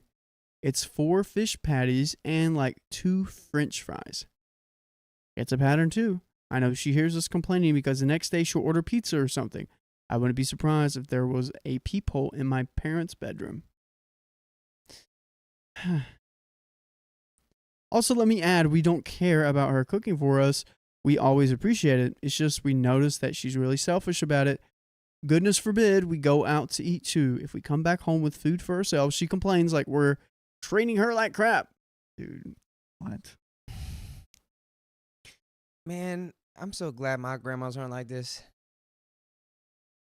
Man, oh man. Nice. Like for real though, like from a place of empathy, it's like this is like your grandma needs help, and I feel like you're all just sort of being like, oh, grandma sucks, but it's like she needs help. Like she needs professional help. Yeah. Or you just let her live out her last years doing whatever because she only has a few left. I don't know. You never know. Just go back if home. she's living like this, yeah, she's probably only got a few years left, but like it's never too late to like make positive changes in your life. I think that's BS. But she's going to be stubborn. Don't ever mention fixing up her house. Don't ever mention fixing up her house. Don't mention moving her back into her house because I promise you, you'll wish you didn't. There's a range of things she'll do. The first few times we tried to talk to her about the house, she would just complain about how she doesn't have the money. When she tours, she's not making much, and how she's basically being paid pennies to perform. Except that's not true because when we do go see her perform, she's done with her gig, she gets paid, usually about $2,000 or more per performance. So imagine when she goes in a month-long tour, she'll brag about it on Facebook, how much she's getting paid and where she's going. So we know it's not really about the money. Dude. What? What? About the money spot. She's going to watch the Mets. I guess. What? Then during my freshman year in college, crap got more drastic. Now every time my mom mentions the house, suddenly my grandma is all ill and can't walk and needs to be pampered / taken care of. She had a pinched nerve in her back, but acted like she got shot or something. Every time I would leave my room, she moaned super loud. So when I tried to use the restroom, she would moan loud like she needed help. Then I stay in the restroom, and then she goes quiet. When I walk back to my room, she starts moaning loud again. Then I stay in my room for a second, and she's quiet. Dead silence. She was faking it. Dang, that's like the kid faking to be sick to stay home from school level of like deception. What that to say, like it's not fooling anybody. Goodness gracious. I started to ignore her because I knew she didn't need help. Then she gets up, walks to my mom's room to talk to her. My mom plays possum because she doesn't want to deal with her either. Granny sees my mom is asleep. Then magically my grandmother straightens her back and dashes to the restroom as if nothing was wrong with her. She still does this every time we try to talk to her about the house or moving out. Suddenly her back hurts and she can't move. And then she'll call the ER and come back home the same day because nothing is actually wrong with her. I have an aunt like this. Oh, really? And what do you do with your aunt? Yeah. I don't talk to her. Okay. Does anyone in your family talk to her? Fair enough. The people that are married to her, or person that's married to her. Yeah. No, we don't talk anymore. I know you're probably wondering why not move into an apartment. She's Miss Rich B, so why not tell her to move into an apartment? We tried. It didn't work. Actually, she was the one that kept insisting to move to an apartment since she knew she wanted her out of the house. She said that in an argument with my mom, and my mom actually took her to go shopping around for apartments the next day. Granny just had to double it, I guess, because as soon as they found the nearest apartments, Grandma said she needed to go to the ER. She thinks her blood pressure is rising. So full of crap. So now you're wondering, why not get her to move in with someone else? We tried that too. We regret that so much. Grandma finally contacted my uncle because suddenly she gives a crap about her only great-grandchild. She spends the whole day there and comes back home with some BS. She told her uncle that she was getting mistreated and that my mom is going to kick her out and leave her in the streets. You have the money for an apartment. What do you mean? Okay, now I'm thinking that this woman doesn't need, like, my empathy levels for this woman are dropping drastically. Yeah, same. I don't think I ever had any. Because I never had any. how can you be playing this game on your children and your grandchildren and then go on tour? Yeah, I don't know. Traveling takes a lot on a person. If a one conversation puts you in the ER, you shouldn't be touring. Well, it's not. It's just like, she's just a liar. Yikes. She's just a deceiver. My uncle, for some reason, believes, despite knowing how narcissistic she is, and starts a whole argument with my mom. My mom explains to my uncle what is actually happening, and he's dumbfounded to find out that his mother is doing what she does best. Then he offers my grandma a room in his house if she ever leaves ours. My grandma later refused because there isn't a nearby airport and nowhere where she can shop at. We were all somehow still dumbfounded at her consistent, self-centered, narcissistic, and self-serving personality. That wasn't even the only time she went around accusing us of mistreating her. When the ER came to our house during one of her fake episodes, she told one of the people talking to her at the hospital that she was so sick and she hasn't eaten in days, she said. We were all about to crap ourselves. My butt was starting to hurt from how tight I was clenching it. We just couldn't believe she would say that. We were cooking for her, heating up soups for her, and buying electrolyte water for her. That's big. We were taking full care of her, and that's what she decided to do? Throw us under the bus for literally no reason? Luckily, nothing happened after that, but she still does from time to time complain to someone that we're trying to throw her out on the streets. She loves playing a victim. Just grandma. Just do it. It's just grandma, guys. Just throw grandma to the streets, bro. I'm done. Well, I feel like if you throw her to the streets, she'll actually, like, immediately get an apartment. Yep. Or maybe she's, like, so deranged she would, like, intentionally stay homeless so that she can be like, look what they've done to me. And then everyone's going to turn against you, and everyone's going to hate you and your family. But couldn't you just be like, hey, everybody, she's got racks, dude. She's like in Rack City right now. What do you mean by rack? Like Rack City, like on racks on racks, racks on racks on racks, stacks on stacks on stacks. Oh, money. I thought we were talking about another rack. That remains to be seen. Okay. I mean, I'm saying. Unsurprisingly, she also wasn't a good mother to both her children and pets. The best way I can describe her relationship with my mom is pretty much that movie, Mommy Dear Dessert. Mommy Dearest. Because she treated her daughter like crap when my mother was a child. Mommy Dessert's crazy. My bad. My grandmother always made sure she had the best clothes, shoes, and hairdos while her children struggled constantly. She abused my mother the most. She would find any reason to hurt her. As my mom got older, my grandma got none the wiser. My grandmother was expecting everyone to treat her like a celebrity. She still likes this. She thinks she pays her dues and believes now that she is fully entitled to live here with us despite everyone wanting her out. She fully expects everyone to take care of her, even if she mistreats them. For pets, I don't even understand. She'll get a pet, take care of it for a while. Pet grows old. Granny now hates pets and wants it to pass away. Why even own one if you're going to be like that? Her last dog also lived with us. Her pet dog, passed away. She despised that dog. She literally wanted that dog to pass. For the first time her dog was sick, she did absolutely nothing to help it. We had to take care of her dog because she wouldn't. Turns out it had a treatable infection and it was being taken care of. She just went back to resenting her dog. But please don't resent us after we are done reading this story. Go to your favorite podcast platform, search up OK Storytime, and boom. We got more stories for you. Don't resent us. We got them there for you. They're waiting. Just get over there. No need to resent us. Just resent this god-awful woman. Her behavior is crazy. Her behavior is bad. There's nothing I truly like despise more than like someone with an animal that they cannot take care of. Yeah. You know, or like refuse to take care of. Yep. It bothers me so much. I know that it hits Dakota in a soft spot. But also, why is your mom not getting a backbone here? yeah, why are we putting up with grandma? Because she's grandma? She's if this was anyone besides your grandma, you would have gotten her out of there in a week and a half. Yeah. Like I don't know. She was abusive to your mother? It sounds like that has never stopped. She's an abusive manipulator. Yeah, she's very narcissistic. Gosh, dude. It just sucks that it's your grandma.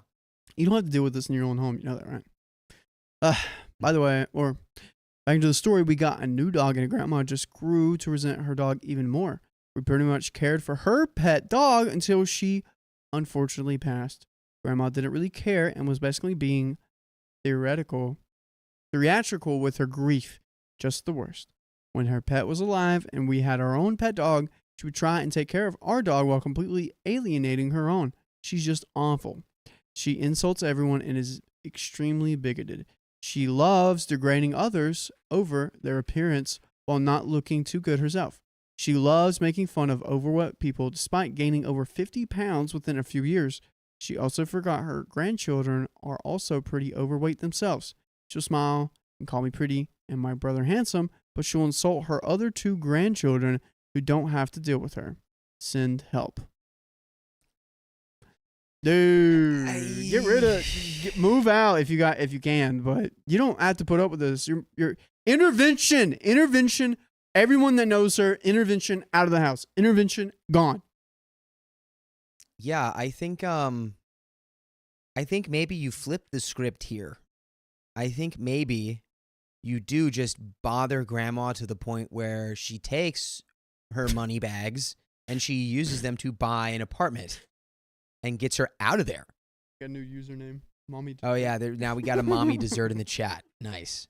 But yeah, no. I don't know. You definitely don't want to get the police involved. Clearly, it's like because it's your grandma.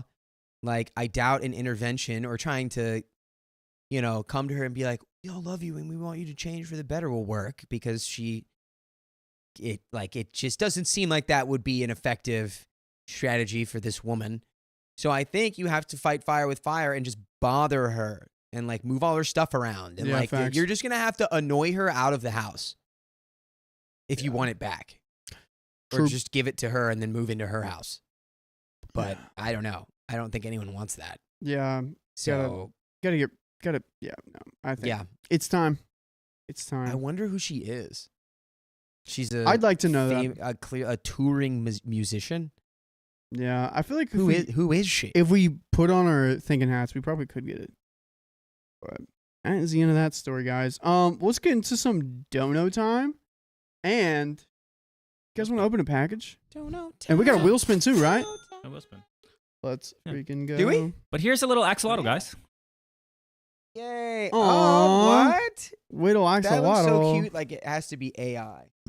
We'll open that in a second. Let's finish these donos. Okay. All right. Want to do a wheel spin it first? It has fragile on it.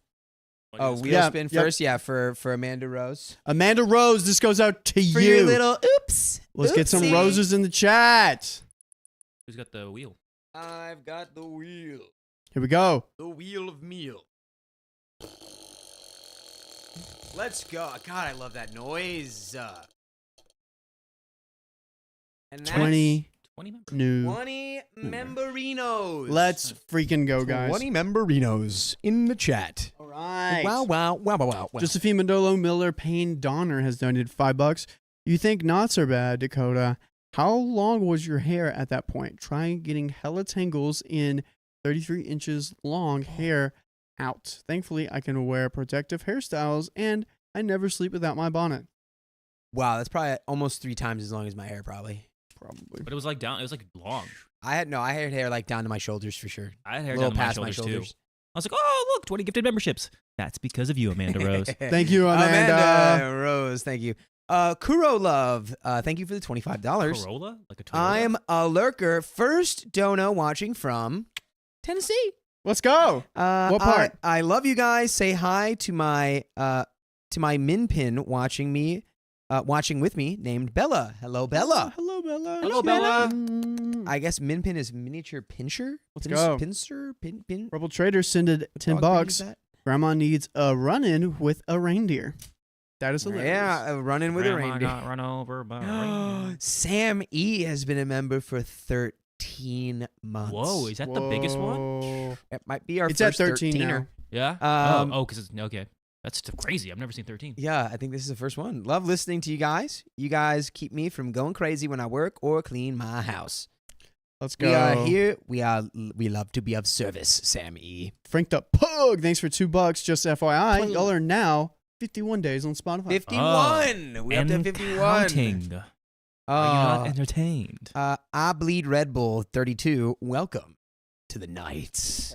And you should also go to the doctor about that.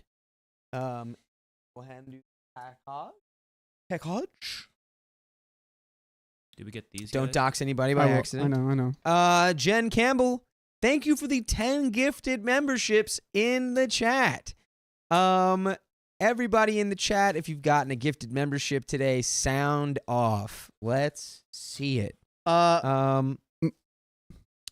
a little present in the Mariah. chat. Yeah. Mariah, do you want Angie here too? Because she is not here today. Good FaceTimer. I could. She is free. Susan Chernoskus, thank you for gifting a member to the chat. Let's go. And Hannah Ray, thank you for the $5. Love you guys. Always make me laugh and give sound advice. We try. We try to find the balance. And Mommy Dessert has been a member for 9 months. I just wanted you guys to say my name. I'll change it back to It's Brittany Beach, but it was too good to pass up. Mommy LMAO. Dessert. No, don't change keep it Mommy Dessert. Keep Mommy Dessert. Keep Mommy Dessert. Keep Keep Mommy it. We'll Dessert. just always know it's you, Brittany. And But keep it. It's a good name. Mariah from Alaska Mommy just Dessert. sent in $2. Just got back from Tennessee last night. Missed you. And it doesn't matter. You got her. All right, cool. All right. Dakota, are you ready? Just this one. No, I What? have to be. And Squeaky Girl, Thanks for gifting one. thank you for another She gifted said membership. FaceTime her. Okay, cool. One sec. Yeah. Chat. Package time. Time to open package time. We just FaceTiming got a Angie. package. We just got a package. We just got a package. I wonder who it's from. It's Mariah from Alaska. Hey, we're on live. I might need to call you back.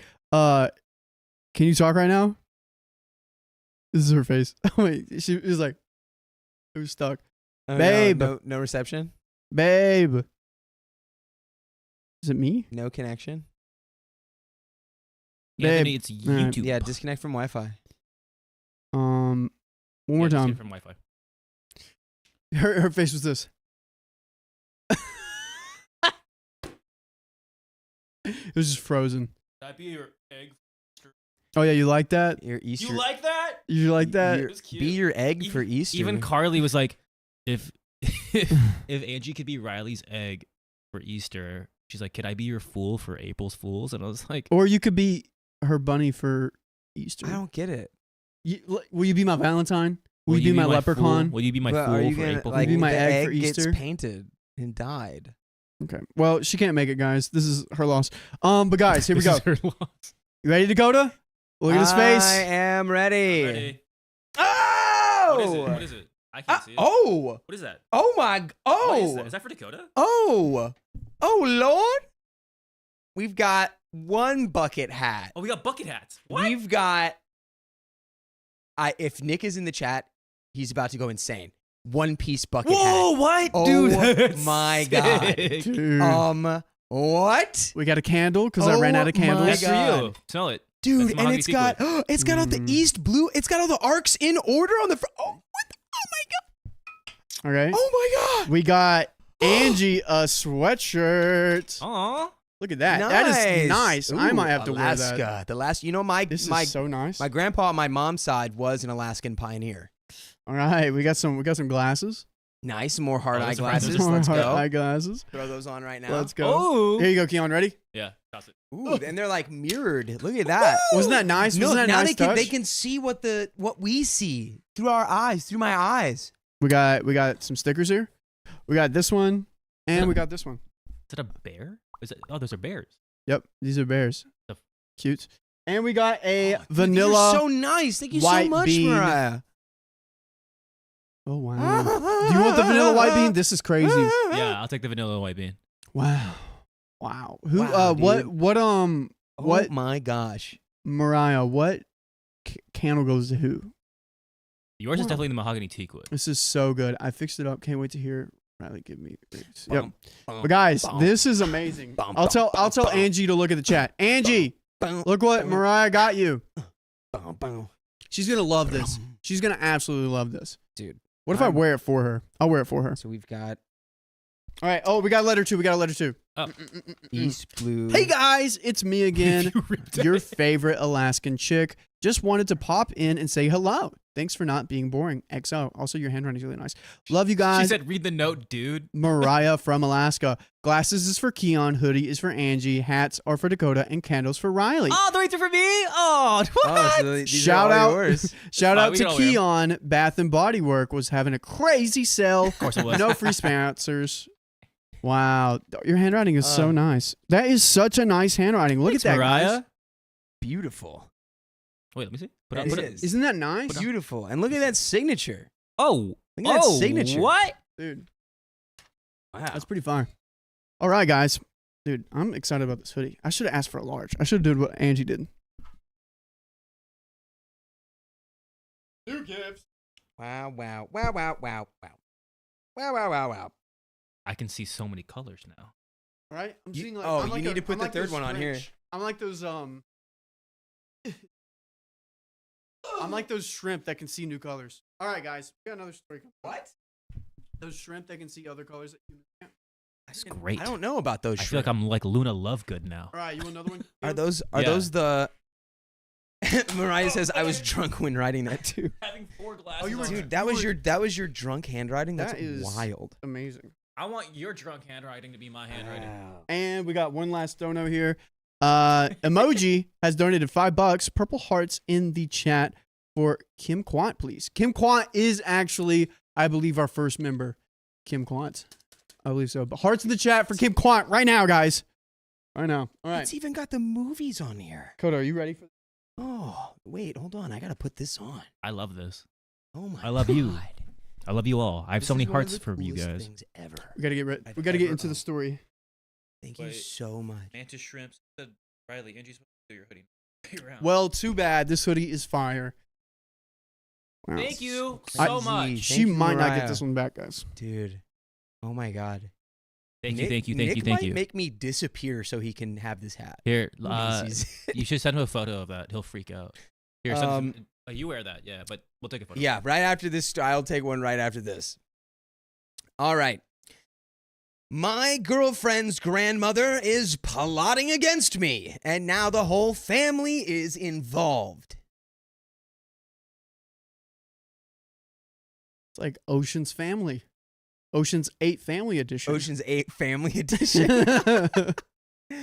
Backstory. My girlfriend has very strict parents and have seemingly, for the most part, tried to keep her from having a social life, telling her grades come first, generally untrusting of others and overprotective, etc., etc. So it was understandable when she didn't want her family finding out about our relationship. By the way, this comes from user Sorrowful Rose. Ooh, so melancholy.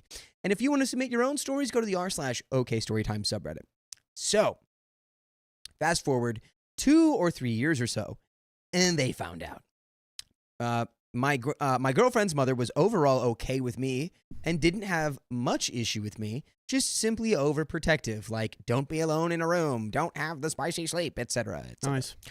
Not too long after, her father found out and decided to take the family and me out to dinner, where for the most part, he also ended up accepting me.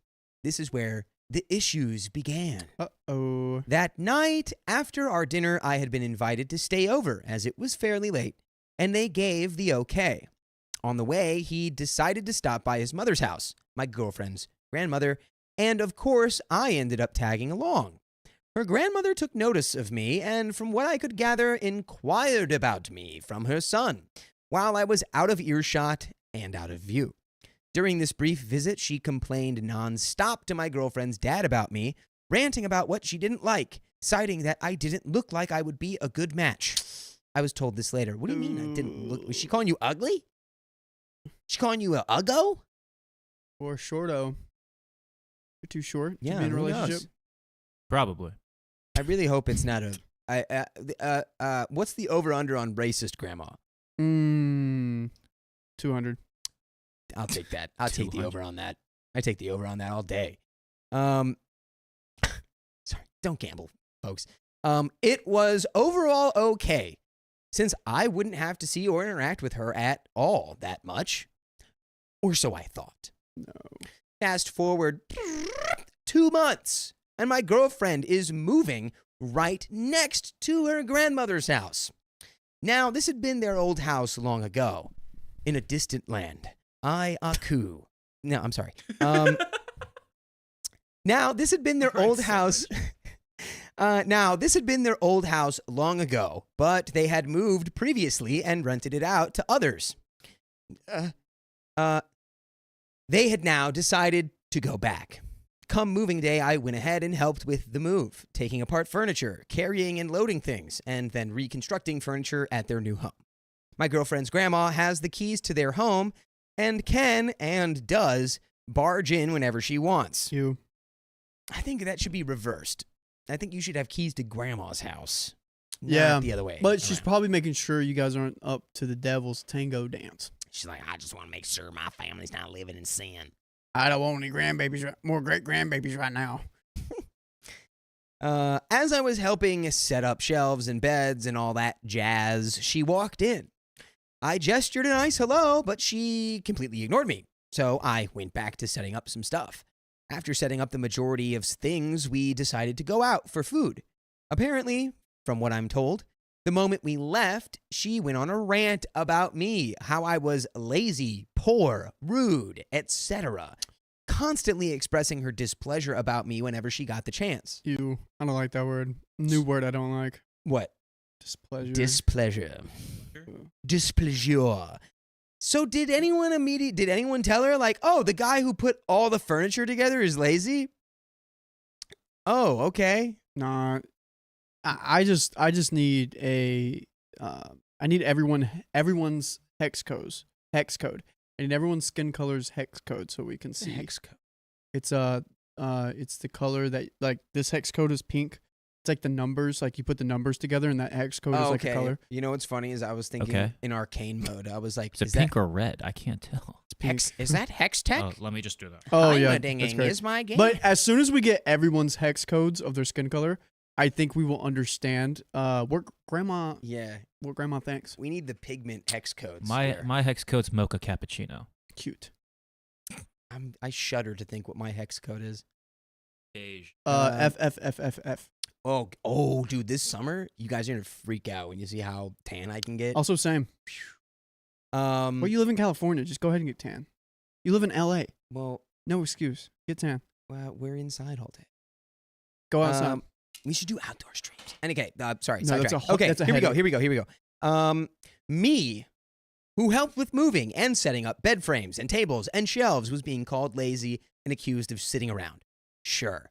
She continued to do this, and at any chance she had, tried to find ways to berate me, which only escalated and got worse as she spun her webs to more and more people.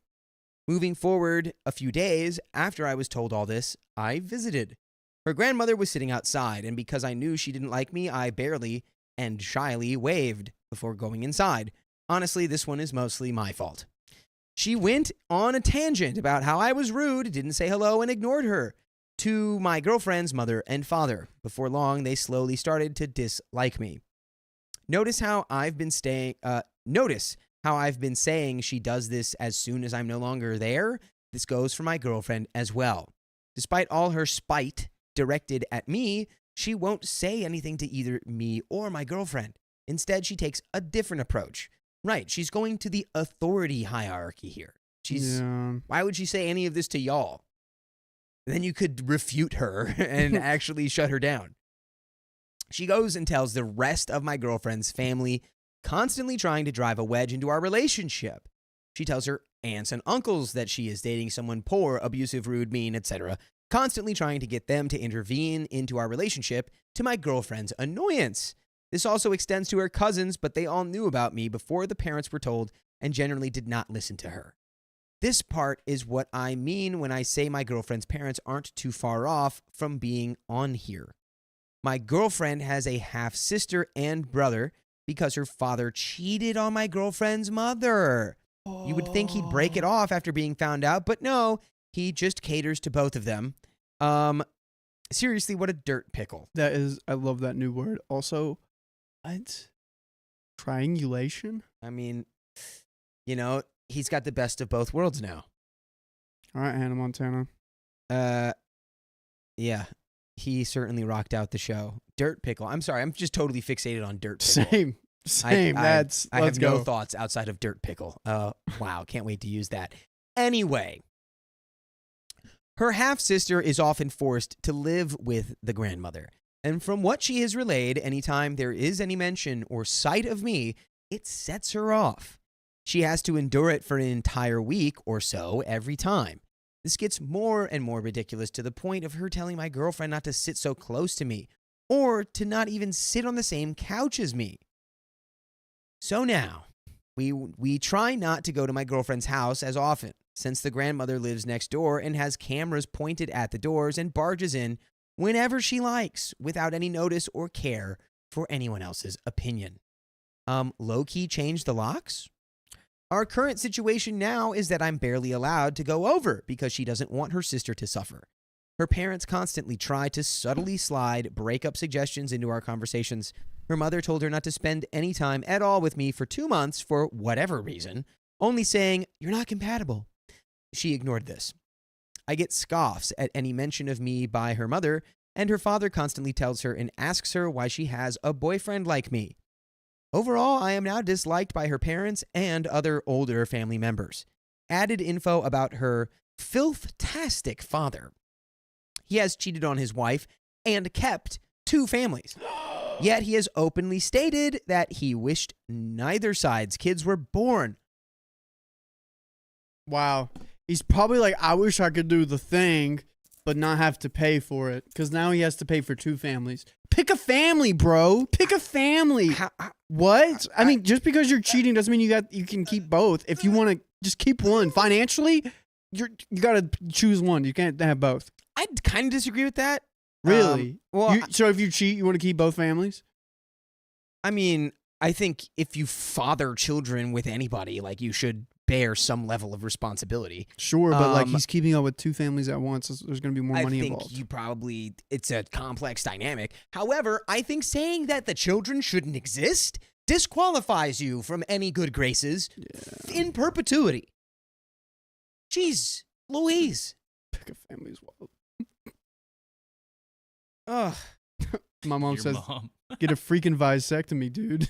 get a freaking vasectomy, Dad. All right. He is pretty cheap as well, constantly making promises to cover expenses like my girlfriend's college or owing her a trip and then not keeping them. He told her to pick whatever college she wanted, saying she could go to whichever she liked. She picked one a bit further from home and wanted to dorm. She had a pretty dang good scholarship for this school, but he forced her to stay closer to home. In the end, she had to pick a school she didn't plan on going to, and then he constantly berated her for not getting a scholarship for a school she never originally intended to plan. For a school she never originally planned to attend. He berates her for not making money because she's in college and doesn't have the time or energy for it until recently. The moment she does get a job, he starts saying he can cut costs on her because she is now making money, and he does just that. He even goes as far as telling her that she needs to make money and that the money has to support him because he raised her. What? How does that make any sense? What? But he's trying to recoup the expenses of 2 families He's doing his best. through He's trying to do his best. one daughter. Goodness gracious. He later says his plan is to retire to China and abandon both families.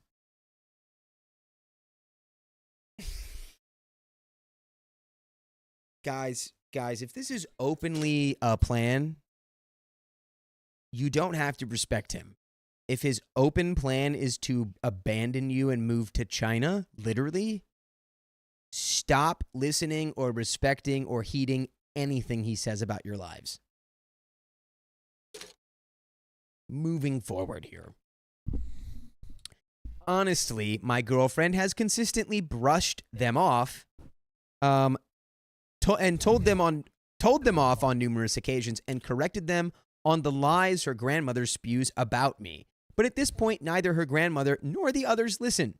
So now in their minds, I'm a rude hoodlum who is poor and only after their money, without any care for my girlfriend. Been there. Why do we, again, it's like after the expose of the dad's behavior, it's like we should definitely not give 2 craps about what that guy thinks. Plus, he's probably, if he's able to figure out how to have 2 families at once, he knows, he's got a silver tongue. He knows how to get whatever he wants by just like asking people. It is crazy that the first family stayed relatively cohesive, like after a second family was brought into the mix. And dang, Jen Campbell just dropped a 50 piece in the chat. You guys are worth every dang minute and every gosh darn penny. Aw. Thank you, Jen. Sometimes I don't believe that whenever we go on tangents. I'm like, is this even worth it? It's worth it. Okay. It's worth it. All right. We appreciate you. Thank you. Completely unbiased. It's worth it. Guys, let's put some soups for Campbell, for Jen Campbell. Let's put some soup Oh, emojis. yeah, soups That's in the cute. chat. Yep, get some soups going. Okay. Sorry if this doesn't really fit with what normally goes on here, but it felt like a good spot to vent. And there's an edit here, many of her aunts and uncles haven't really met me yet, so they haven't been able to form opinions of me. Instead, their opinions have already been formed by their residual wrinkled vulture. Ugh. And here is the update. Do we have any Nice. like predictions on what's about to go down? I mean, here? definitely it's either she's racy or they come from a very hierarch family. Like their family is from, let's just talk about Georgia. Their family's from Roswell and they live in Roswell, and you live in North Cumming. So Oh my and God. people are like, we don't like people from North Cumming. We Dude. only like people from Roswell. So Tell me how Excuse me? I actually have a buddy from North Georgia who I understand what you just said. Yeah. That's crazy. yeah, look up, the closer you are to Atlanta, the better off you are. So just look at Atlanta on a map. Yeah. Look Have at you those. ever been to Savannah? Yep. Savannah's great. Savannah is great. Or Um, you're from Alpharetta. Alpharetta's also a nice place. And they're like, oh, you should live in Alpharetta. No. Alfredo? Alpharetta. Alpharetto? I don't have Sorry, any predictions, but my hope is that this ends with no contact with the parents and they just focus on their own relationship. Because that's what y'all need right now. I could see that. Cut out the noise. So here comes the update. I thought her mom was just a Mom, worried chill out. parent. I changed my mind. She is absolutely just as bad. Wait, what are you cackling about over Sorry, here? my mom's actually doxing. I decided not to actually dox where they are, and my mom, don't do that. Stop. Don't. Oh. Does your mom know what doxing is? She knows what she's doing. Yeah. wait, we have someone from Alpharetto. Okay, so Let's go. I hope you're doing okay. the update here is I thought her mom was just a worried parent.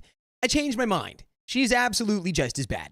She demanded that my girlfriend not see me for 2 months with no reason or explanation, which she followed to her knowledge.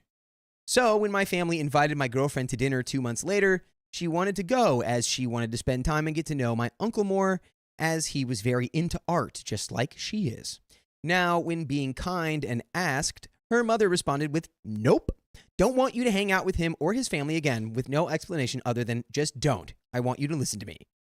Well, she didn't like that and went anyway. Yeah, these are fully adult, grown, like, humans. You don't get to just go, no, you can't date that person. You have to stay home. No. Yeah. Also, Whoa. isn't she And there it is, folks. There it is. with 30 seconds left on the clock? Celtic Vi Queen. Wow. Not ready yet. Neither was I. So let's go. Another 30 minutes. Let's go. Wow. That happened. It did. Wow. Yeah. Did you think for a second it wouldn't? No, I knew it was Yeah. gonna happen. I knew it was gonna happen. Okay. Ugh. But But thank you, Celtic Kid. Yes, Guys, thank you. put clovers in the chat for Celtic Kid. Yeah. Celtic Vi. You know, it's Celtic Vi Queen. Put a clover and a queen. Put a clover and a little purple heart. Come 8 p.m. She ordered her home immediately. We were about an hour away from her home, with the ultimatum to sleep on the street. She ended up going next door to her grandmother's because her brother was there hanging out with their cousin when he got a call while she was next to him. The call was to refrain from telling her the doors were locked. She knew it at this point. Ultimately, she got back inside and has since packed emergency bags into her car, mainly her work uniform and other necessities, so even if she was locked out, she'd have a way to work. Her mother's excuse was, oh, I just care, and oh, I just don't want you out that late.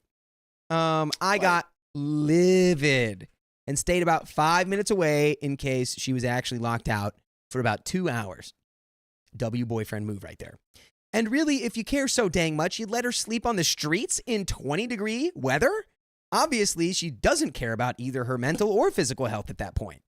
Also, not wanting her out that late, logical thing, let's make sure she can come in even later. She tried playing the "you live under my roof" card, a card which they forced her on, since she had her own scholarship and the option to dorm before they forced her out of it. In the end, my girlfriend gave 0 Fs and openly didn't care if she was locked out or not. Yes, because she was sick and tired of their crap. Let's go. Let's go. Let's go. Just because Right. they're your family, don't tolerate this nonsense. Yeah. Man. Yeah. Good for you. You know what? Good for you. Truly. It takes a while to realize that, but I'm glad you're at that point It does. where you don't have to mess with that. You don't have to deal with that. You know, like, It's amazing. for real. Like, whew. She also resorted to stealing my girlfriend's packages, which she got back because her brother told her they were his, which is mostly true. She gladly didn't take one meant for me, though, as it came before this issue and gave it to me the day of. It was a $166 electronic picture frame. Oh, that syncs to my phone. Cool. Yes, those are sick. I got one of those for my anniversary Ooh. from Angie. Oh, yeah? Yeah. Oh, that's She got one of cute. those. And she can, like, for some reason, she can put pictures on it from her phone, and it kind of scares me because Why? she might use it for evil intent. Oh, like she could put What like if you- a, let's say- she let's could put say a you wake scary up- picture on there. Yeah, yeah. Or, like, something inappropriate. I'm like, Angie, do that. Do that. Please scare Riley with the please- digital picture please frame. don't. And by the way, you would probably be scared thinking about how many stories you can listen to, full episodes with stories like this. All you have to do is go to iHeartRadio or wherever you listen to podcasts and search OK Storytime. Boom. And we are now up to 51 consecutive days 51 of stories. days. That is 1,224 hours. So, go ahead and get started. We have a little bit of more story left here. Yes, we do. I like where we're at. I like that at this point, girlfriend is like, I literally could not care less what y'all have to say or what y'all think. Yeah. I am now planning my out. I'm getting my exit strategy nailed down. Mm-hmm. And I think that is by far the best move you could make here. Yeah. Agreed. Um, Agreed. Yeah, before anyone else says why not leave, where we are, it's really hard to find open, affordable housing. Oh, so like everywhere. She does not make enough, nor do I at the moment, and I live further away. Her school and workplace is a good hour away from her place and 3 from mine. So that won't be good in any way. She can't really stay with her friends for more than a day, and she has no immediate relatives that are any better, as anyone in her generation suffers similar issues from their insane parents. The only one that is a decent person is her uncle, who moved away to get away from the family crazies, from what I can understand. Dang, and that is the end of that story. OP, something you gotta realize. Where's your line? What is too much for you to handle with this family? I know you understand and you love your girlfriend, but where's that line where you're like, okay, I'm done. You either come with me or I'm walking out. Because you can't. It's unsustainable. I've been mistreated by my partner's family before. It's unsustainable. Not anything anyone should go through. So find your line. Yeah, I mean, I think they're working towards like a situation where they don't. I think they're trying to emulate the uncle where they just like get out of there, don't have to deal with them anymore. Yeah. It is a good point though. It's like I think you have a bigger split in the pie chart than I do. I think I gave it like 10 or 15 and I think you said it was like 30. 30. But yeah. The family is an important consideration when in a relationship because you're going to be well with them around for a long here time. people don't live with their family, but where I'm from, everyone lives with their family. Yeah. So well, then that's a way bigger. It's like, if they had a bad family and they don't live with their parents, different. But whenever they do live with their parents and they're around their family a lot, it's like, I'm going to be also around your family a lot. If they don't like me, this ain't going to work.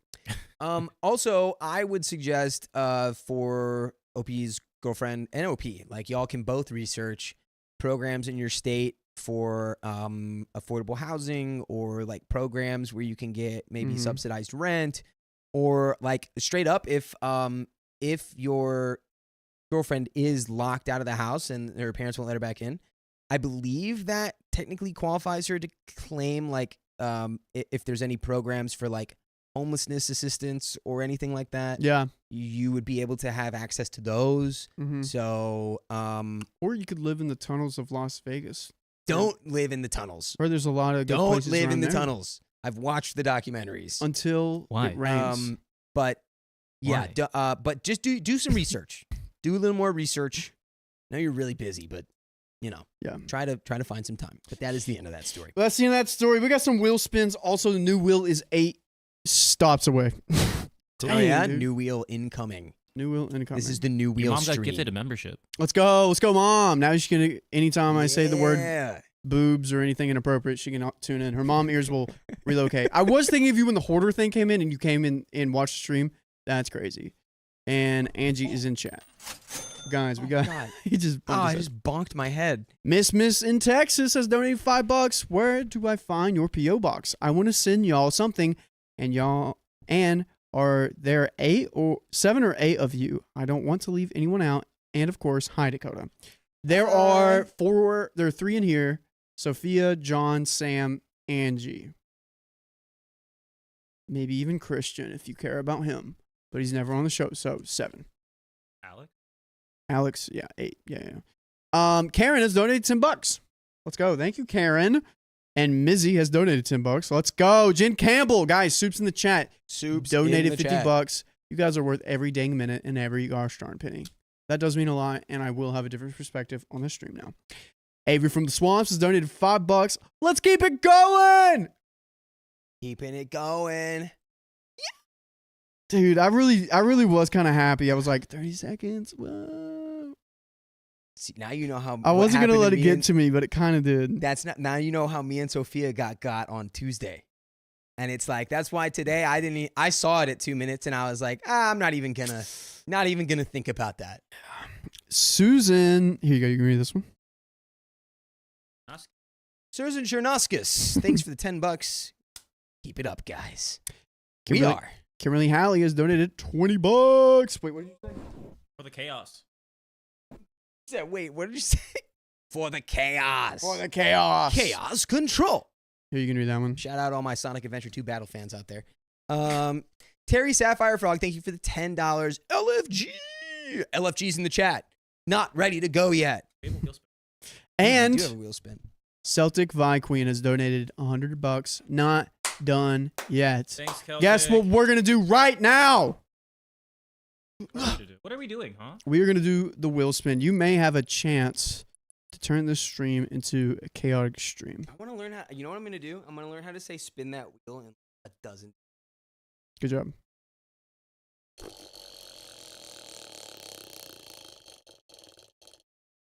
Oh boy.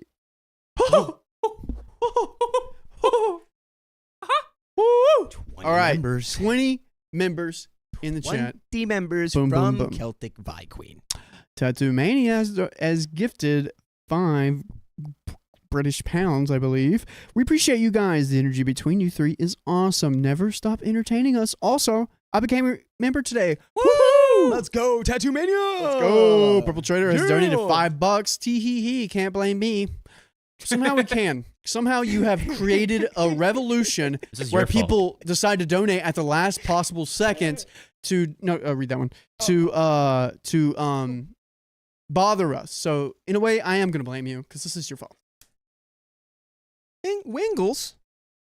Wingles, did I not see you donate 10 gifted memberships to the chat? She gave my mom one. Oh, your mom got a Wingles membership. Yeah, she got a Wings in the Wingles chat. membership. She Shout got out Wingles. She got a nice crispy Wingles membership. I see you, Wingles. I see you give memberships like all the time, and We appreciate that's it. pretty special coming from you. Salamat. Wingles is Filipino. What? Wingles is Filipino. Oh, that's cool. That's cool. That's cool. I didn't know that. Said what? I was like, what? Where are all my Pinoys and You Pinays speaking? at? Okay, this is just a character of mine. You speaking that Philippines? Remember what I said? Yeah, Philippines. Yeah, are you from the Philippines? You're Philippines? Oh man, and You speak Tagalong? Yeah. Tagalong. It is how it's spelled. Tagalog. That is how it's Tagalog. spelled. Sarah B has Tagalog. donated $5. 10 months as a knight. Love you guys, especially your Orange King, John, and Dakota. Keep up the good work. We don't have our orange. We have a little orange upstairs with a little crown on it. I was gonna grab him, but he's not behind me right now. But that's John. Yes, thank you. And Thank you. Steph has donated $10. So thankful for you guys keeping me company this evening while I sit in my dad's hospital room. He had a massive stroke, and we are just waiting to see if he wakes up after surgery. Y'all are helping me smile in a stressful time. Guys, Wow. hearts for Steph. Hearts for Steph. Thoughts and prayers for you right now, Steph. I'm putting it in the ether right Yep. now. Hearts and prayers. Hopefully everything is good. We were thinking about you. And Thinking I'm about glad- you and your dad. and your dad. You know making sure what? it's a good, I think it's speedy going to be recovery. a thing where not only does your dad recover and wake up and is fine from the stroke, but he's going to have one of those things where it's like he like randomly has like a new skill. You know what I mean? Where it's like sometimes people have like something like this happens and then they like they like know how to tap dance for like no reason. Oh yeah, Like I don't know. I think maybe your dad wakes up and now he knows how to speak like 7 languages. that would be cool. That would be cool. Yes, and I'm sorry. And I my heart goes out to you. I'm just trying to Yeah. bring a little levity to the situation. Now we got speaking of parents, we got another grandmother story. Oh, no. Oh, please let the grandma be good. Nah, I'm gonna tell you right now. No. Spoiler alert. No. I'm looking at it Sorry. right now. I get Spoiler alert. I'm like triggered by bad grandmas because I am so like I don't have any frame of reference for that. For grandmas? You don't have any? No, for bad ones. Oh. All my grandmas are good. And that's I thought my nana was in the chat. That's what I was saying earlier. What? Said I can't believe that there's so many these bad grandmas out here just yeah, walking around. I know. I'm gonna do that right now. Give me a second. All right, we got some guys. We got some Some more donuts. bots in Facebook. We're trying to get it. Hmm. We got Amy Robotos? Madison has become a Knights member, and Stephanie Bates $75. I appreciate you guys. You guys make me laugh and brighten my day.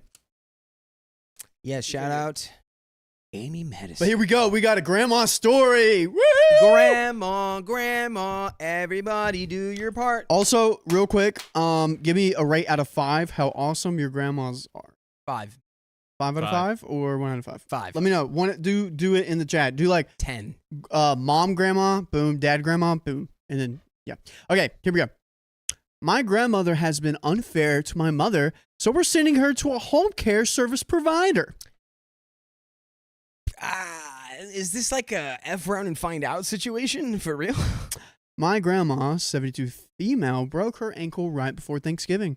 She cannot put any weight on it and can't for another month. My mom, 52, drove 12 hours to help her as she had no one else to help her. She had driven back down and then back up after a few weeks to move her into our house for a few months. By the way, this comes from Top Market 81. If you want to submit your own stories, go to r/OKStorytime subreddit. So, my dad, who can't stand her, and I have turned our house as accommodating as possible. Installing rails on 3 steps, making a mini bedroom for her with my new mattress, etc. Now that she's here, she's made my mom's life H-E double hockey sticks. My mom was on break from teaching and now spends every hour making sure she's fed, has water, needs new socks, or is comfortable enough. She makes her special meals because she refuses to eat what we do. I kind of get that, and I don't want to leave her side. These are all things I would do for my mom if she was in the same place. My nana in return says the most hurtful things, and it just seems ungrateful for what my mom and I do. She speaks about wanting to walk around, but when I say let's try to use your walker more, she makes a fuss about it being the worst thing ever. She asks me to get her a fruit bar because my mom is going to the store. She tells me, at least someone takes care of me. She makes rude comments about my mom, saying, oh, she'll take like 5 hours. I know her. She's my child. And, oh, she's so lazy. I never would be. Yikes. Wow. Where's the attitude of gratitude? Oh, okay. Mr. Rhyme Man. I need some more of that. I need whatever this is to be gone. Fruit bar? Fruit bar? Yeah. Well, a she fruit just bar? said, I need a fruit bar. You need a fruit bar? I got one. Dude, Keon has so many snacks. Like at any given moment, he's got a snack on him. Am I wrong? Am I wrong? No, you're not. You're not. He like had like something's got to supply this cake, man. Yeah. Something's got to feed the cake. That's actually so crazy. You said fruit bar. That's how he's getting it all juicy. Wow. And Yeah, dude, that's insane. Gosh. Wow, I had it out on the ready. Anyways, back to the bad grandma. Tonight, after my dad, boyfriend, and I came home, I saw my mom and Nana talking in husband's voices. Oh, in hushed voices. Sorry. I saw my mom and Nana talking in hushed voices. I heard a few words, something along the lines, I can't stand it here. I just can't. My mom said, I can take you home, Nana, and we can call a nurse. Oh, then how are you going to help me? I know I didn't hear it all, but my mom ended up looking super upset, trying not to cry in front of Nana. For context, my Nana hold things against my mom that she shouldn't. Stuff she couldn't change that about situations because she was literally effing 10 years old and babies my mom's brother, even though he's a deadbeat, posh a-hole that refuses to work a lower job, a professor. And no brother is doing anything to help. My Nana only came down to see my grandma and then made my mom drive him 6 hours home because he had to trade his art. I see how this is hurting my mom, how awful it makes me and my dad feel when we can't change it. I want to tell my grandma it's hurtful to say these things, especially when my mom has lost sleep and holiday time for her. I feel awful, but I wish we had left her up in the nursing home so my mom wasn't dealing with this crap. Dude, I say something, Grandma. Be like, Grandma, you got 2 choices. Be nice to my mom. Streets.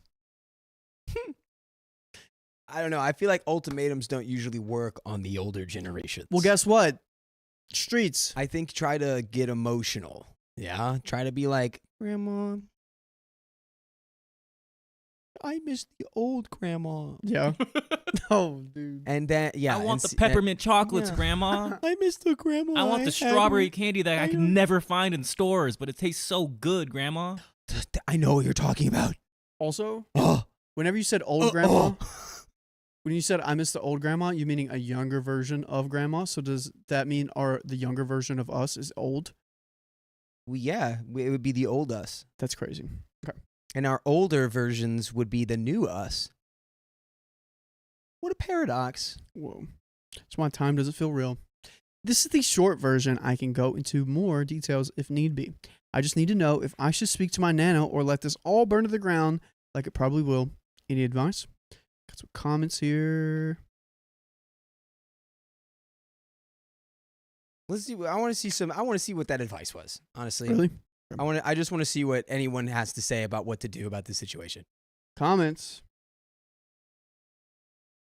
Comment 1. Ugh, I'm so sorry this is happening. How much longer is she there for? I'm petty and slightly vicious, so keep that in mind with what I'm about to say. All right. We're keeping it in mind.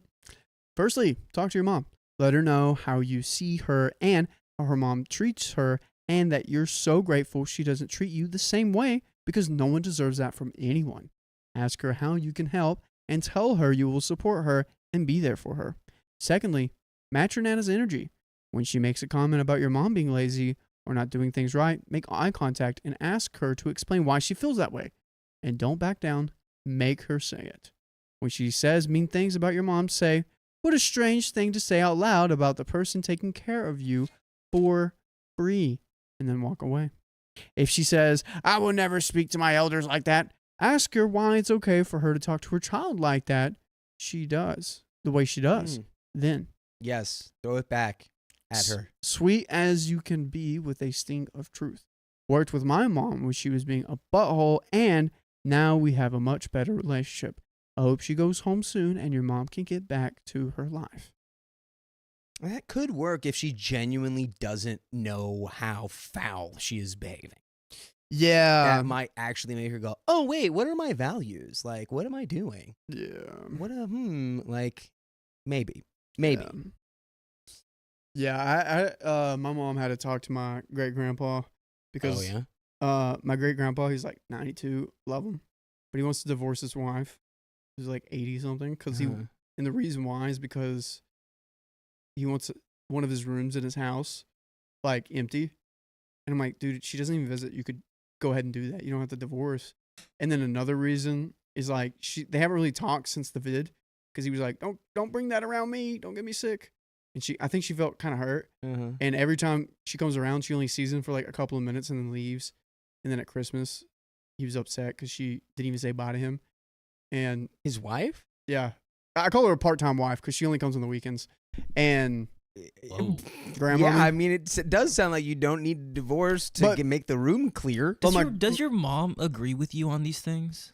Like, well, this is what my mom said. So okay. So Papa was like, well, she didn't even talk about me. It was kind of focused in on how, grandmommy was being like sly, like kind of mean to him. And mom was like, well, Papa, you should probably like think about the good parts of today. Like, one of your youngest great grandchildren just read the Bible verses today, and like she basically pointed out all the great things that happened. Yeah. And he's kind of getting older. It's like, one of his last Christmases, maybe. I don't think so. I think he's gonna live to be like 110.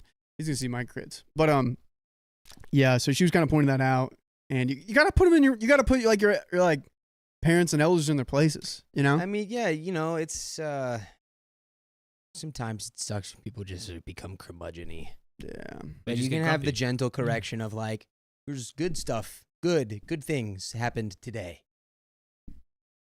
Yep. Anyways, we are back to this right there. But I love Papa George. What a guy, dude. Good old Papa. He's so funny. Oh, man. Anyways, update. Hey, y'all. Thank you for so many reasons. I never expected that many responses. One question I got is why my Nana isn't back in the nursing home we took her to. Sadly, the nursing home was awful. Dietary restrictions, not accommodating, that sort of stuff. We already planned on bringing her back here, but things have changed since then. My Nana has come. Her insurance is only available in her state, and no one in our state will take it. If we knew that, we would not have taken her in. If we knew that, we wouldn't have taken her in. My mom now is planning on taking her back and getting nurses and therapy in home. I spoke to my mother about this, and she makes me... Oh boy.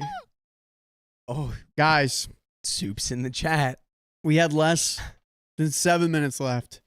And then Jen Campbell came in here with $100.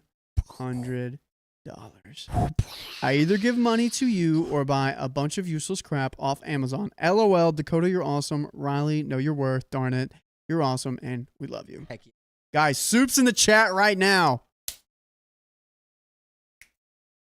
It's a dap up right But we got another 30 minutes. Yes. All right. Yes. We got another 30 freaking minutes. Watch out.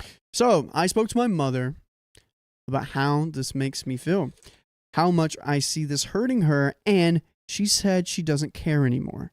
She's gotten over it many years ago. My Nana was a cruel and mean person and still is. She told my mom her dad wasn't her real dad, which isn't true, at 7. What? She has had to raise herself before going into foster care for a bit before going to her dad's. I have seen this happen before. personally, where someone's parents just kind of like and then they go into a foster care system. Yeah, and then years later, the parents then decide, oh, actually, I'll take you in now. They're like, yeah, now that the raising is done, I don't know. Now that you're more fully cooked, I'll bring you in. She saw how her parents should really be from then, and I'm thankful. My mom is nothing close to my Nana. She says in her nature she can't drop her. She's become so numb to the insults that it doesn't matter to her. She's just tired of the complaints after hearing them all day. I asked her if Nana realizes she does this, and she said no. It just happens, and if you ask her, she would probably be appalled at you even ask that. My Nana is French, by the way, if that makes sense to anyone. I don't particularly have any frame of reference for that. Yep. But I'm going to apply a French accent to everything she says now. Nice. Now I have to let this go and maybe give snarky remarks every now and then. There's some good ones in there. Thank you all for the support and the advice. It's been wonderful. Comments? You want to just go to the update? Yeah, we'll go to the update. All right, cool. Update. She's going back to talk.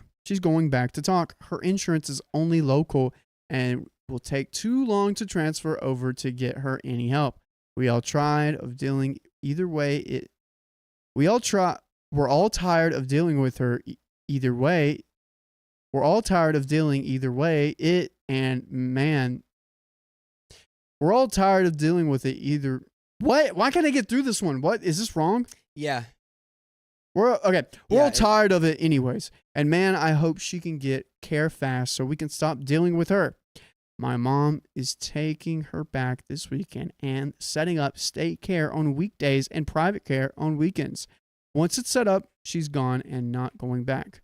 Some God must have pitied our family or something. This nightmare might be over sooner rather than later. Today, I'm the only caretaker in the house. Nana refuses to let my dad take care of her. Luckily beatered. Oh, my Nana refuses to let my dad take care of her. I can't even say that. Lucky man. I came down to hang out with her. Per my mom's request, I asked her if she needed to use the bathroom. I'd live in the bathroom if I could. I'm so tired of having to get up to get there. That's not normal, Nana. You should stay here.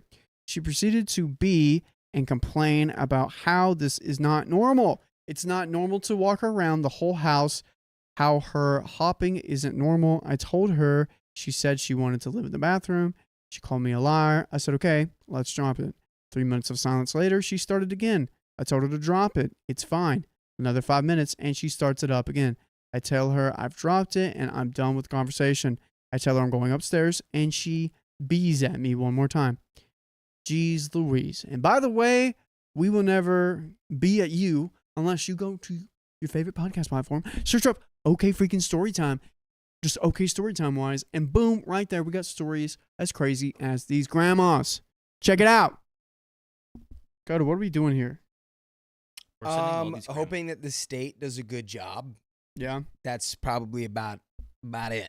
That's all I'm about to do. She's been a mean, nasty lady forever. Yeah. Sounds like, according to your mom. Like, your mom had it rough being told lies and being, that's abuse. Yeah. So, yeah. Rotten egg. If she was a rotten egg then, you're not going to make her not a rotten egg now. Mm-hmm. So. Good old century egg. Yeah. Oh, she's like a 5 centuries egg. Old century egg. Now, I'm not even mad. I just don't want to deal with it. I'm so tired of this. I can't imagine what my mom feels. I still have to deal with her until 6. But yes, she's going back. And no, she has no mental issues. Her memory is perfectly fine. Better than mine. She's just mean and nasty. And I comment, wow, I feel bad for the people who are going to be taking care of her, but I'm sure they're used to itchy old women. Yes, itchy, scratchy ladies. Guys, that's the end of that story. Wow. My, oh my. Well. Grandmas, am I right?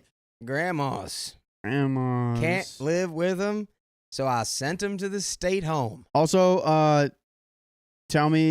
give me ratings of your grandmas if you don't mind. 1 out of 5. we had A lot of we people had did. a lot of ratings in the I chat didn't- earlier. I didn't see 'em. Some were a lot were 5s, a lot were not 5s. A lot were like my grandma, like 1 out of 5. Like my partner's grandma, 5 out of 5. I Dude, saw a that lot of one those. sucks.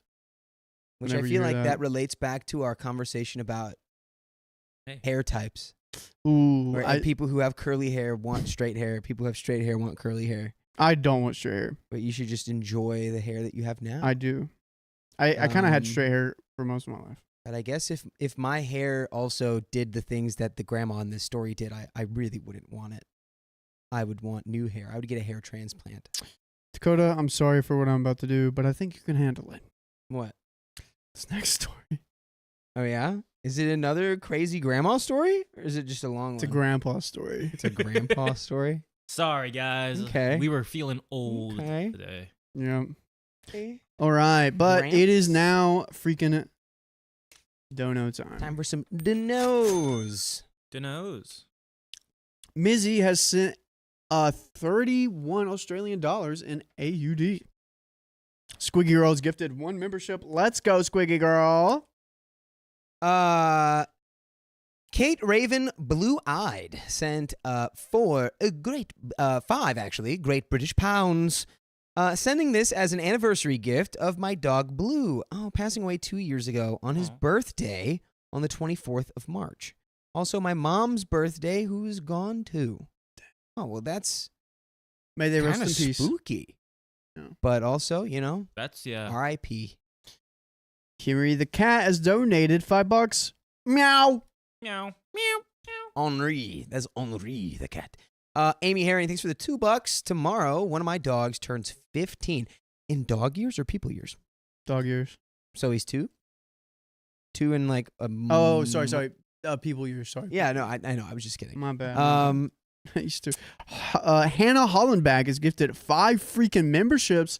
Let's go. Let's go. Everyone who's got a membership, sound Holland off. back, girl. And pull through tomorrow. Come through tomorrow to the stream on Friday. Nori Garcia has donated $25 just because you're awesome. It's your grand- Did your grandma say she's Just going to move in with because you? you're awesome. Yeah, that could work. Nana, we'll be roommates. I'm down. Dude, that'd be sweet. That could for sure work. I do We need were to gonna find buy. I do need to find a Californian grandma because apparently if you can find some grandparents around here, they just give you stuff. Really? Yeah. You dude, like the amount of like ancient people I see in this neighborhood. But they're not going to take in someone like me. Go to Bel Air. I don't know. I think they might. I think if doubt you like knock on their door and go tick, tick, you're like, you have any lawn work that needs doing? Yeah. They with might just be like, you're my son. What? You're my son. I'd um, like that. But Jessica Galloway, thank you for gifting 10 memberships to the chat. So many new members. And Jen Campbell sent that $100. Wow. Giving it to us instead of Amazon. Thank you very Let's much. go. That We're was going my- to do my theme song? Yeah. that wheel That spin. whoosh is right here. And we got one more for Purple Trader has donated $5. Riley, you'll forgive me when you open that package. I also included something y'all can find an appropriate or inappropriate use before my kids got a hold of them. What does that mean? We will find does that out. mean? We'll Me. find out, I'm sure. Here is the wheel spin for Jen Campbell. Soup's in the chat. Soup's in the chat. Oh my! I just love the way it sounds. That's 10 more minutes. Ooh. 10 more minutes right there Dang. from Jen Campbell. That's a good one. 10 Minorinos That's a right good one. there. Wow. It's like we didn't even do anything. But that's probably perfect for the story that's about to come up. Did we get And Steffi Bates, I appreciate you guys who make me laugh and brighten my day. Yeah, we read that before last one. Now I know why you were doing that. Fine. And 'Cause Amy this- Madison, thank you for becoming a 9. It's not because it's a grandfather story. It's because there's 161 pages. It's because it's had some granddaddy Yeah. long legs on it. Yeah, it's got some long legs. All right. Hey, strap in, folks. You got a nice long one. All right. Wait.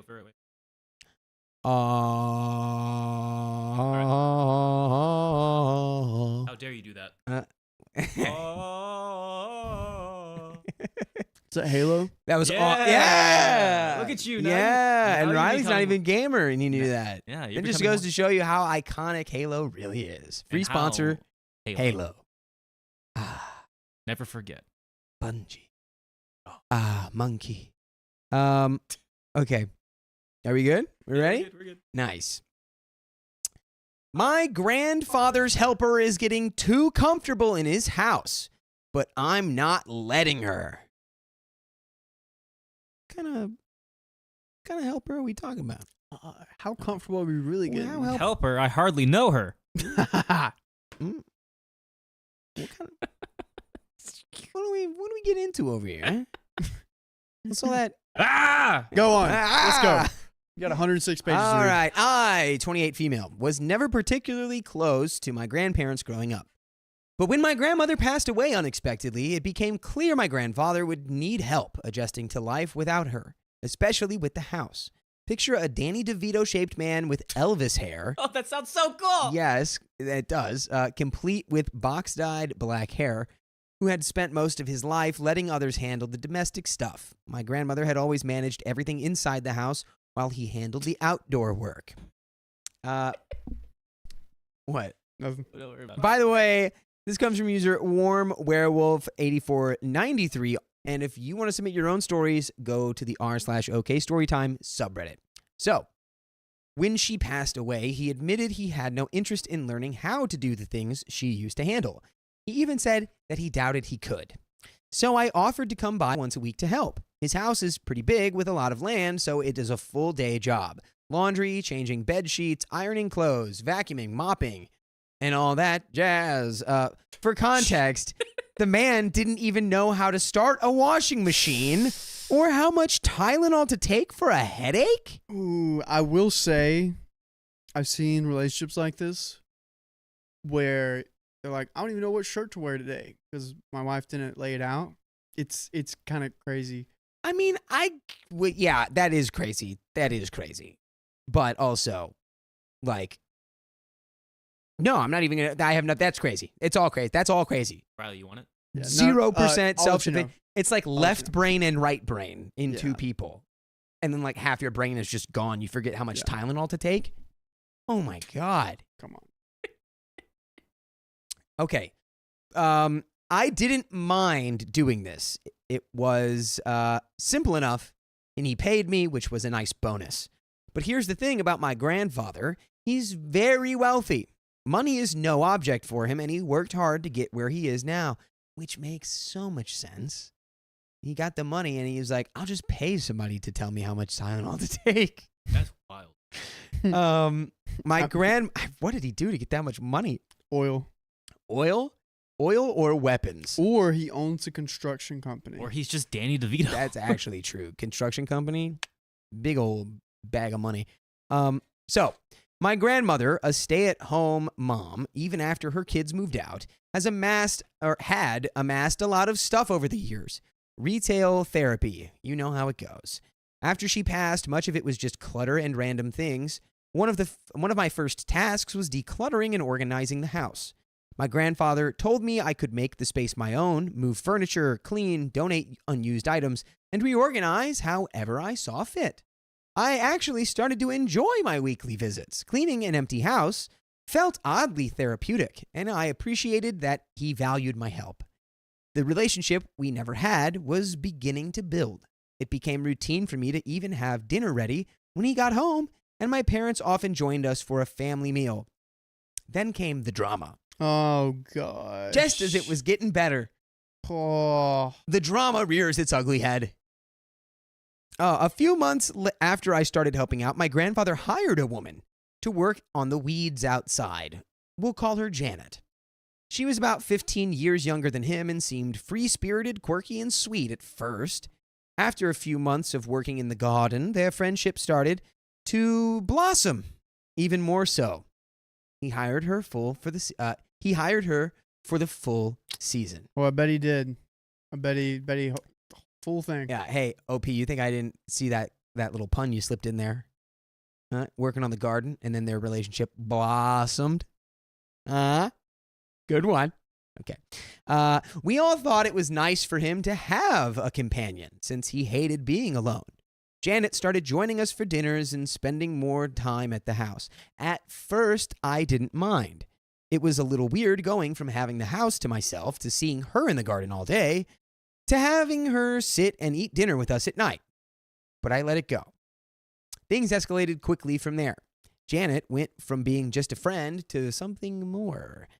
Within a few weeks, maybe a month, she went from occasionally staying over to practically living there. All right. She'd be in the kitchen wearing my grandmother's old bathrobe or wandering around the house touching all of her stuff, which felt awkward. My whole family has a key to the house, and we all grew up just walking in without knocking, which she knew about prior. Keep in mind, things were moving way too fast. The problem was I never knew when she would be there because she often borrowed my grandmother's old car, which, by the way, was really messed up. I wonder if they mean that it was messed up like the car was messed up, or if it's messed up that she's borrowing the car. But Probably also, borrowing the car. so easily ICU here. Now, I ain't saying she a gold money. digger. You know who sang the beginning of that song? I feel like a lot of people don't. Yeah.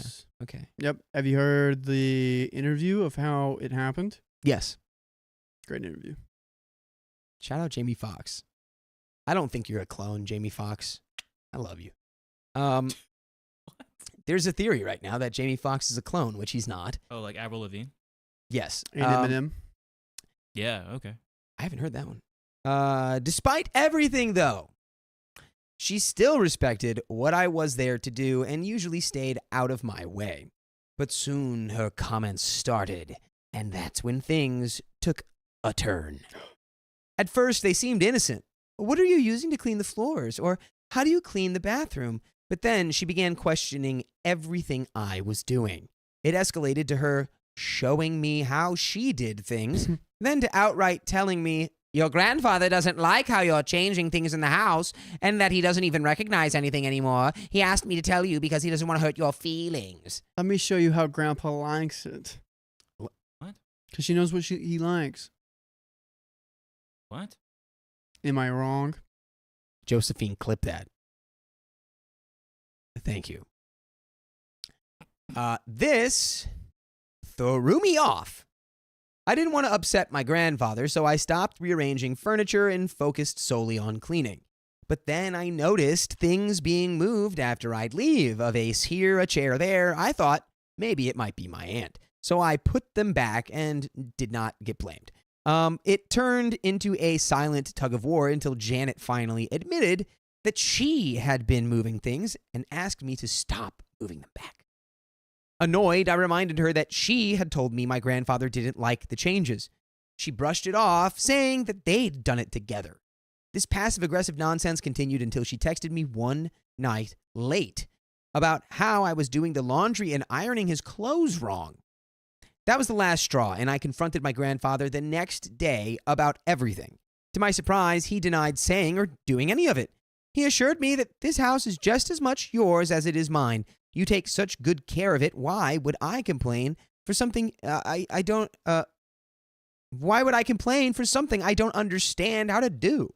So we have someone that's lying. It's either grandfather's lying or Jessica? It's Janet. Janet. And to Or quote Janet is. and to quote the great Rocky Horror, damn it, Janet. I got no love for you right now though, Janet. Give you a golf clap for that one. Thank you. Golf clap for that one. Thank you. I told my grandfather that maybe I should step back and let Janet take over. After all, she was practically living at the house by then. She still had her own apartment, but she stayed over most of the week, other than her random bar hopping she would do on the weekends for the live music. She even took over one of the spare bedrooms and a bathroom, decorating it with random things from around the house, or even bringing stuff from her own apartment to make it more hers. And she filled more than 2 of the closets with her clothes. So your grandpa has a girlfriend. Yep. That's what that is. Oh yeah, sorry. I feel like yeah. Is the problem really just that you don't like that your grandpa is dating this girl, this woman? That's what I feel like. Because they went from, it was weird seeing her in the garden to now sitting with us at dinner. I wasn't a big fan of that. I mean, I'd be attached to, you know, my I don't know. Yeah. Could you maybe be happy for Gramps? That Yeah. was not a If he's swear happy, chat. if she's in only the annoying Bible. you and not him, would you be happy for him? Yeah. Do you think she's just doing it for the money though? How old? I mean, how you old's can't be Janet? attracted to money. Take the money. You How- can't be wait. attracted to money. How old's Janet again? Like 55-ish, Yeah. 50-ish, 60-ish. Yeah, that's a girlfriend. I think, dude. and then I think Gramps is like 75. She's Anyways, my grandfather had already given her a credit card and a key to the house long before this, so she could come and go as she pleased. I noticed he was desperate to do anything she wanted or needed to keep her coming back and spending the night. But when I suggested stepping back, my grandfather begged me to stay. He said he liked knowing I was at the house and appreciated everything I did. He assured me once again, this is your house too, not hers. You can do whatever you want to. At this point, I was frustrated and upset, but I have really severe anxiety, especially when it comes to socializing or setting boundaries. I also have a really bad case of anxiety with sudden change, and this has been something I've been working on with my therapist over the years, but it is a constant thing I struggle with. My default reaction is to avoid making a scene, so I just continued with my routine. However, I became more guarded around Janet. She tried making small talk at dinners or when we crossed paths in the house, but I kept our conversation short and distant, maybe even a bit cold. Brr. I didn't want to engage with her more than necessary, especially now that things were getting more and more weird. So, just to get ahead of this, clearly your grandpa is like, forming some kind of intimate relationship with this woman. Oh, definitely. He's within his rights to do that. However, I think you can also go to Gramps and be like, hey, I can tell you got a thing going on here with Janet. It's not my business. However, don't let her trick you into like giving your money away. Do not let her deceive you into throwing your money away into her pockets. I think, And if she starts pressing, that's a huge red flag. because I think Janet understands what she's got in her hands here. I'm sure that it's whatever house that he's in, if he's wealthy, like I'm sure it gives off the cha-ching energy, Yeah. you know? Yeah. She's just using them. Yeah. He's at real risk of financial elder abuse. OP should hide cameras around the house to keep an eye on what is actually taking place, Yeah, so- Cheryl says. You know, I mean, if she's using him or she's trying to, she thinks she's going to get all the money out of him, and he's maybe using her for a little, intimate relationship, whatever. Yeah. Oh, yeah. Absolutely. Just make sure that you don't get financially got here, Gramps, Yeah. is what I would be saying. Agreed. Happy for you. Live your life. Make her Jan not. Yeah, she cannot get the inheritance. Yep. Um, Should not grow her Janet net worth. oh, yeah, don't get caught in her Janette, Net because income. she's trying to up her Janette worth. Whoa. Dude, we tag team that. Yeah, give me a boom. Bump it, dude. Noggin. Okay, anyway. Sorry. So things were getting more and more weird to me. Uh-oh. Then I started noticing how much she was charging my grandfather for her work. Janet had mentioned she worked on gardens for other clients, but it seemed like most of her hours were spent at my grandfather's house, and the rates she was charging were quickly adding up. Oh, no. During my cleaning days, I noticed that instead of actually working, Janet would often sit by the pool with a glass of wine or a beveragino, chatting on the phone or tanning. Other times, she'd hide in the garden beds, scrolling through her phone or actually gardening while pretending to tend the flowers. She kept a log of her hours in a notebook in the kitchen, and out of curiosity, I peeked a few times and saw that she was charging him for tasks like laundry, but it was her own laundry she was doing. She's rigged the system. This is Just figured it out. This is a immediate tattletale situation. You got to go to Gramps and tell him what's up. Especially because he doesn't know any of this stuff. True. He, True. From the jump, has been like, I don't even know how much Tylenol to take. And he definitely ain't going to realize what's going on around the house. I don't know. I paid her $20 and she gave me 3 Tylenol. Was that right? And I fell asleep for the rest of the day. Yeah. Okay. She also logged time for grocery store runs, but she used his credit card to pay for everything and even bought groceries for herself. I'd see her leave bags in her car to what I'm assuming take back to her apartment. To add to the ridiculousness, she even added a few time hours of organizing the fridge to her list of work. Fun fact, my grandfather doesn't even know how to cook. The most he ever does is cook bacon for sandwiches or prepare salads from his veggie garden. The man rarely keeps his fridge stocked, so there's literally nothing to clear or organize. It was just another one of her exaggerated claims to rack up time. This was an added problem because anything she added or logged into her hours within the house was things I was already doing. She often would complain to my grandfather, telling him I wasn't doing it right or I'm too young to know better. I want to make it clear that I'm not a nosy person, but I was growing more and more concerned, and it was tough because it wasn't in my control. While my parents and other family members didn't seem overly worried, some didn't even know how to intervene or would say, "He's a grown man. You can't tell him what to do," by her weird behavior. I couldn't shake the feeling that something wasn't right, and at least I can keep an eye on the situation and what was being done inside the house. Buddy, why are we not talking to Grandpa? What's going on? And it could be the case that Grandpa goes, "Yeah, I know. I just pay her whatever she wants because I like her." Yeah. And then you just go, I mean, you know, she's charging you for stuff that she doesn't do. He goes, "Yeah, I don't care." No, you had a better. Yeah, I don't care. There you go. Um, All right, a bit of boy. I mentioned my concerns to my aunt, who never liked Janet either, and had been looking for a reason to confront her. She always felt it was way too soon for her dad to be dating someone after his wife's passing, so my aunt decided to dig a little deeper and did an online search on Janet. Now, a little deeper. Without giving away too many personal details to protect identities, I'll just say that what we found was disturbing and far from reassuring. Ugh. Janet had a criminal record.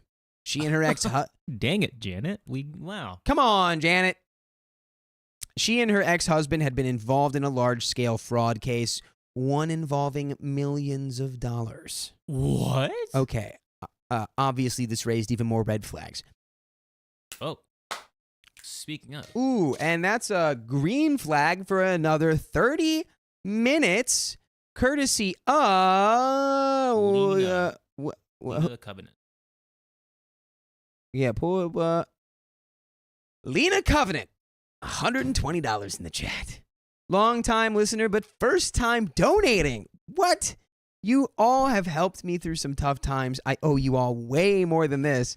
Thank you all for the laughs. Love you all. Oh my God, Lena Covenant, we are so glad to hear that we've been able to help you. Dude, I do remember your name. I see it a lot in chat. But wow, let's go. Thank you so much. Let's and everyone in go. chat is definitely gonna thank you as well for giving us another 30 minutes here. Dude, wild. So, okay, so to catch you up, Riley, they did a background check on Janet with OP's aunt, and she has a criminal record involving a fraud case worth millions of dollars. So, we can confidently say she's actively just trying to defraud OP's grandfather. Dude. So. Oh my God. She knows how to pick them. She does, clearly. My aunt tried to talk to my grandfather about it, but he brushed it off. He has a habit of avoiding any emotional confrontation by telling people what they want to hear and then doing the exact opposite. This is what I believe he was doing with Janet and I, telling her what she wanted to hear to keep her coming back, and same with me, but never actually doing anything to make sure the situation was resolved. As long as his needs were being met, he didn't seem to care about anything or anybody else. At this point, his main concern was not being alone in the big family house, and that's all that mattered. We tried offering solutions multiple times. I told him I could stay over a few nights a week, or even my dad could spend more time there, And I kid you not, my family and I have dinner schedules to have and I kid you not, my family and I have dinner schedules to have him avoid being alone. But I think what my grandfather really missed was the comfort of having a wife, or at least someone in his bed. This situation made things even harder for me because by then, I couldn't quit even if I wanted to. I would be giving her exactly what she wanted.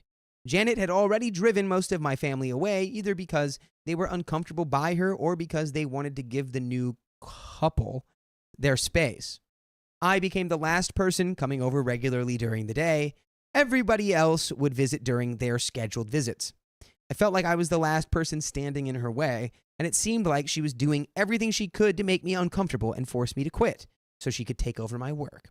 But I didn't budge, and here's where things got a little funny. Oh, we're already in funny haha territory here, okay? There's mischief afoot. Feet. Ugh. He wiggled his toes at me when he said that.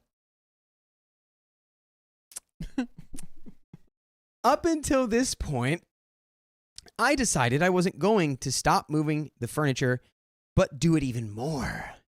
My grandfather had told me that he had no issue with it, and honestly, he probably didn't even notice, and Janet had no idea that I knew he never asked her to talk to me about it. What started as an innocent task turned into a silent, petty battle. Oof, excuse me. Every week, I'd move something or a few things, and she'd move it back. Then I'd return the following week and move it again to even changing up the whole room. I could tell it irritated her. It was an inconvenience she just couldn't leave alone. Janet constantly confronted me directly about it for a while, but realizing she wasn't getting anywhere, and then me reporting it to my grandfather and getting herself in trouble, she decided to text me or leave passive-aggressive notes by the cleaning supplies or where the things had been moved. Her frustration was obvious, and while the whole situation was stressful, this back and forth became my small source of entertainment. Watching this 60-something stew in silence over furniture placement gave me a bit of comic relief amid all the chaos. The true chaos began after Janet convinced my grandfather to take her on a month-long vacation entirely on his dime. She's like, I know things are going downhill. Let's just throw a Hail Mary here. Because I know the second she goes on this month-long vacation, stay a few more days. Yeah. Oh, let's just stay a little longer. Stay another week. Oh, why don't we check out the Riviera? Oh, but we haven't done this yet. Also, I don't know a lot of older people that like to travel, especially knowing this guy that doesn't even know how much time it'll take. I doubt he would like to travel for a month. Like my grandpa. I don't know. It depends on the nature of the travel. I feel like for elderly people, like there's certainly some places and things to go and do. Yeah, my grandparents don't even travel. Like my grandpa, the last time I saw my grandpa on vacation was because he went to Kentucky with us for a little bit. He didn't even like it. He's like, he's ready to go. Yeah, I feel like my dad is low key kind of that way. Not that he couldn't enjoy vacation, but that he's always like, it's always just like, yeah, I can't wait to get home. Yeah, I can't wait to get home. You know, I just can't wait to get home. Yeah. Like, hey, it's best just place on earth. The comfort zone. That's their quiet place. While they were away, he asked me to watch the house. And when they left for the airport, I finally hit my breaking point. I walked into the house and was immediately horrified. Every single window screen, curtain, and blind had been removed. There were holes in the walls and a bunch of things were missing. Stuff including a bunch of paintings my great-grandfather on my grandmother's side had painted. Whoa. Oh no, I see you. No. Oh, dang. So they went on vacation. She called her goons. Hey, come in here and take all this stuff. And boom. Dude, similar situation happened actually in my family. Oh. Well, I mean, it wasn't. What do you mean? It didn't involve this, but it was like somebody had passed away, and then like their relatives knew when like my grandma wasn't gonna be home, and like low key like or they were like someone was watching the house, right? Basically, like relatives like knew when the house was gonna be empty, and then had these people like a bunch of stuff got stolen, you know, and it was never like confirmed who it was, but it's like We know. we know. Did you say holes in the wall? Yeah, You know why? money. Gold. The gold that they Silver. keep in the walls. Or the people? Money's talking. Yeah, or the people. I'm hearing Sicario. voices in the walls. Oh, God. Oof. He was a well-known and talented painter in our area, so I took a bunch of his paintings and hung them up, including several paintings he painted of my grandmother. They were all removed from the walls, leaving marks and damage everywhere. Even photos of my cousins and my family were gone. Oh my gosh. And Awkward Turtle just gifted 50 memberships to the chat. Oh my God. Wow. Well, hey, welcome all of our new turtle babies. Oh my gosh. Welcome. Well then. Welcome to the chat, Awkward Turtle. That's 30 more minutes. There she is. We're having a pretty chill stream here. Yeah. Now this is the first time we've been over an hour since Oh the my stream gosh, started. dude. Oh.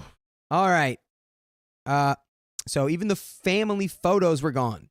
Dang. The only photos that she left were the ones of the family that liked Janet. She actually even moved those ones front and center, but the ones of myself and my cousins who weren't in her favor were missing. I eventually found the paintings in a broken down box in one of the storage rooms in the basement, conveniently in the darkest corner I could find. I completely broke down and lost it at this point. Janet had hidden everything, so I couldn't find it on purpose. It felt like she was trying to erase us from the house I grew up in. In a panic, I called my mom, who came over to help me repaint the walls and patch the damage where the blinds and paintings had been. Unfortunately, we couldn't put them back because some pieces were missing and eventually was too damaged from her, and everything was too damaged from her reckless removal. Wait, why don't we call the cops here? Yeah, like honestly, I would call like, well, I guess if it's not stolen, it's not a, is it a crime scene? I guess you could call it with like property damage. It wasn't like, it wasn't a break-in though. I thought it was. No, it's like, well, I guess maybe she did this before they left. Or she had someone else. So. In my head, somebody else did this. That's what I'm thinking. And stuff has got to be missing, right? Because if you call That's her, where we're going. hey, what happened here? Oh, I wasn't there. We were on vacation. I don't know what you're talking about. Also, call your grandpa. Yeah. I'll be calling him immediately. Yeah, call Yeah, you know, what are we doing? Is he that stubborn he wouldn't be able to listen to that? This is weird.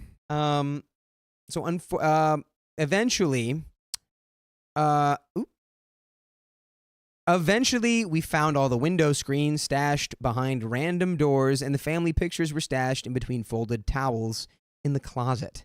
Oh, so she just took him down. Okay. This is where I admit I was being petty. A few nights before they were set to return, I went in the bathroom Janet used, her so-called office, and any other areas she frequented or had stuff, and moved everything. I didn't hide anything, but I moved everything just enough to mess with her or moved them in other rooms. Nothing obvious, but enough that she'd notice and maybe even second-guess herself. I even moved her socks and underwear to different drawers. Anything that could be inconvenient, I did it. Even while rearranging, I stumbled upon documents she was hiding, including sensitive financial information about my grandfather and other suspicious items that I took with me. Ooh. Yeah, I mean, at this point, it's like you already know, like, she's been, like, she has fraud on her criminal record. Yeah. I would probably contact the police and let them know, like, hey, this woman is with my grandfather. I suspect she's trying to commit some sort of financial crimes against him. Contact the bank, like, get ahead of Janet. Get ahead of Janet. Mm-hmm.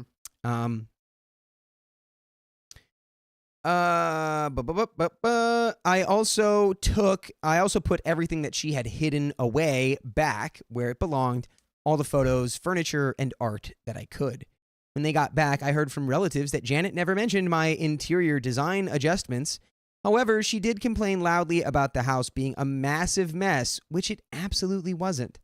I had left it in pristine condition on purpose. Clearly, she was trying to spin the narrative and shift blame onto me. My grandfather, as per usual, chose to look the other way and pretend none of this was happening. By this point, I was done. I couldn't quit entirely because my family needed me there to keep an eye on things. Nobody could control my grandfather or his choices, but at least we could monitor the situation. What I could do, however, was start setting boundaries. That's smart. Okay. Right. It's time to stop with like the game, and it's like now it's time to take it, ratchet it up to the next level of serious. Facts. I decided to text Janet directly. I told her I didn't think she was good for my grandfather and that I didn't trust her intentions. She didn't know I had discovered her criminal background. I made it clear that she wasn't going to scare me off because my grandfather wanted me there, and then I blocked her number and waited for crap to hit the fan. Predictably, Janet was offended and things only got worse. She began bombarding my mom with multiple texts and voicemails, crying about how I wasn't responsible or mature enough to keep a house clean. Her passive-aggressive notes escalated into outright hostile ones, nitpicking and questioning everything I did. I documented and kept everything for proof just in case. She even started following me around the house and cornering me in an attempt to argue whenever I showed up, calling me names and stating I need mental help because I'm dysfunctional. Boing flip. She knows she's about to get caught. She's throwing everything that she can Yeah. at OP. She's just getting mean and nasty to the one person who's standing up to her. Throwing fully. elbows. Throwing elbows in the Yeah. paint. Ugh. Throwing bows. My Hey. goodness. Hey. Bose. Yeah, Bosh. you know what? I see some comments here. I think you can call the police or at least file a report of some kind. Get cameras in Yeah. that house. Wait, scroll up at what Hannah Get say. cameras in the house that Janet doesn't know about, and then if you have any physical evidence from the cameras, then you can use that Yeah. for sure. Hannah says, we need you to maybe say and do something now, but it's true. You can't control Grandpa. Also, True. Briology says, come on, Grandpa, the shiz can't be that good. This lady sucks. Because you Scroll back up. Secret Walrus, why is no one calling the cops? Harriet Spaghetti, you can't dither with the stuff. You either have to decide to let the old man get scammed or go all in and try to get power of attorney over him and get the law involved. Well, that's the thing, though. As of right now, if you call the cops and they show up, Grandpa's just going to go, everything's fine. And then the cops are going to leave. Well, I would say he's older. This woman's clearly taking advantage of him. You got like Harriet said, you either got to go in all the way or not. You got to either try to get Gramps on your side, see the light, or I guess, try to get power of attorney of some kind. But he seems pretty cogent. So I doubt that they'd be able to be like, he's not in his right mind. You know. Yeah, I don't know, man. It's a rough situation to try to like rectify. I'd start documenting this stuff. The fraud, dude. The fraud is crazy. Document this stuff and then lay it all out for Grandpa and be like, if you do not seek help right now, we're done. You're just going to get scammed and you're going to lose everything. But then, again, this is your inheritance that you're dealing with. Ooh, right. And then if he just goes, all right, we're done. And then now you just let him get scammed. Maybe. I think the cameras, I think you talk to Gramps, you say, hey, can I put some cameras in the house? And he goes, yeah. And then you use it. I think not frame her, but like catch her in the act where she has to get arrested. Right. I agree with that. Camera time. I think my favorite part about all this is that she was constantly trying to frame me. In her efforts to move furniture, she would often break things. So she would leave notes around the house asking why I broke the table or the chair leg that now has a dent, or even throwing things away and saying I did it. Despite my repeated conversations with my grandfather about her behavior, literally sneaking a phone call so he can, in real time, hear the verbal abuse of her following me around, even causing my dad to get involved, and causing a dramatic argument and waterworks of her being the villain, he continued to ignore the issues, leaving me to deal with her antics for the most part on my own. It reached a breaking point when I had to call my dad and aunt to drive to the house and get involved because she quite literally wouldn't leave me alone. We sat down together for what turned into a tense and heated confrontation. Words quickly became nasty. Janet called my aunt and me names and accused us of bullying her. I believe this is because we were the only two not budging on the fact that we weren't fans of her presence. At one point, she even crossed the line by saying, your mom, my grandmother, is gone. You have to move on and grow up, in a voice very similar to a child throwing a tantrum. The conversation covered everything from her behavior in the house and the furniture to the fraud case from her past. To our shock, my grandfather admitted that he already knew about her criminal background. Just makes her hotter, in my opinion. Just think it's just got a bad girl with me. Yeah, Gramps is like, I do love a bad girl. Don't worry, Sophia says, Keon, please tell the guys mics are better than cameras, so you're not, one, traumatized by spicy stuff, and two, it's still proof. Yeah, true. I mean, I wouldn't put them in the bedroom. But oh gosh, no. I mean, a lot of the cameras have mics as well, Yeah, I was but gonna say- also I think the sound would be just as bad. Just this, I would be equally traumatized by the sound of I was elder about to spice. reenact some sounds, but I'm not going to. I thought about it. Give me a teaser. I Oh. thought about two things Oh. that I could have said, but I'm like, that is so inappropriate. I'm not going to do it. Oh. There it goes. There it goes. You have to say it later. Okay. All he could mutter was saying that she was acquitted or cleared. I don't know. But her signature was on multiple documents as proof, and her husband did get charged. So I doubt whatever she told him is 100% the truth. In the end, my grandfather made it clear that he still wanted Janet in his life, but he also wanted my support and presence in the house. It was a frustrating compromise, but we managed to set some boundaries. I would continue cleaning on my scheduled days, Janet would not be there, and no one would touch the furniture. This uneasy truce lasted only a few weeks. Deep down, I knew it wouldn't be the end of it. Janet had an uncanny ability to stir the pot and couldn't leave things alone. She started by not being there at all, and then she started pushing it by being at the house when I arrived, and then leaving when I did show up. She would either rush out the door when my back was turned to sneak out and drive away, or conveniently stay busy in the garden so our paths wouldn't cross. But eventually she got too comfortable again and began crossing my boundaries by being there and moving things around. The more she pushed, the more I retaliated in small, petty ways. I went back to moving the furniture just to frustrate her, but I didn't stop there. Now I was angry. And you turned green. I took a step further by pouring boiling water on all of her indoor plants so that they would wither and die. Whoa. Those plants didn't do anything wrong.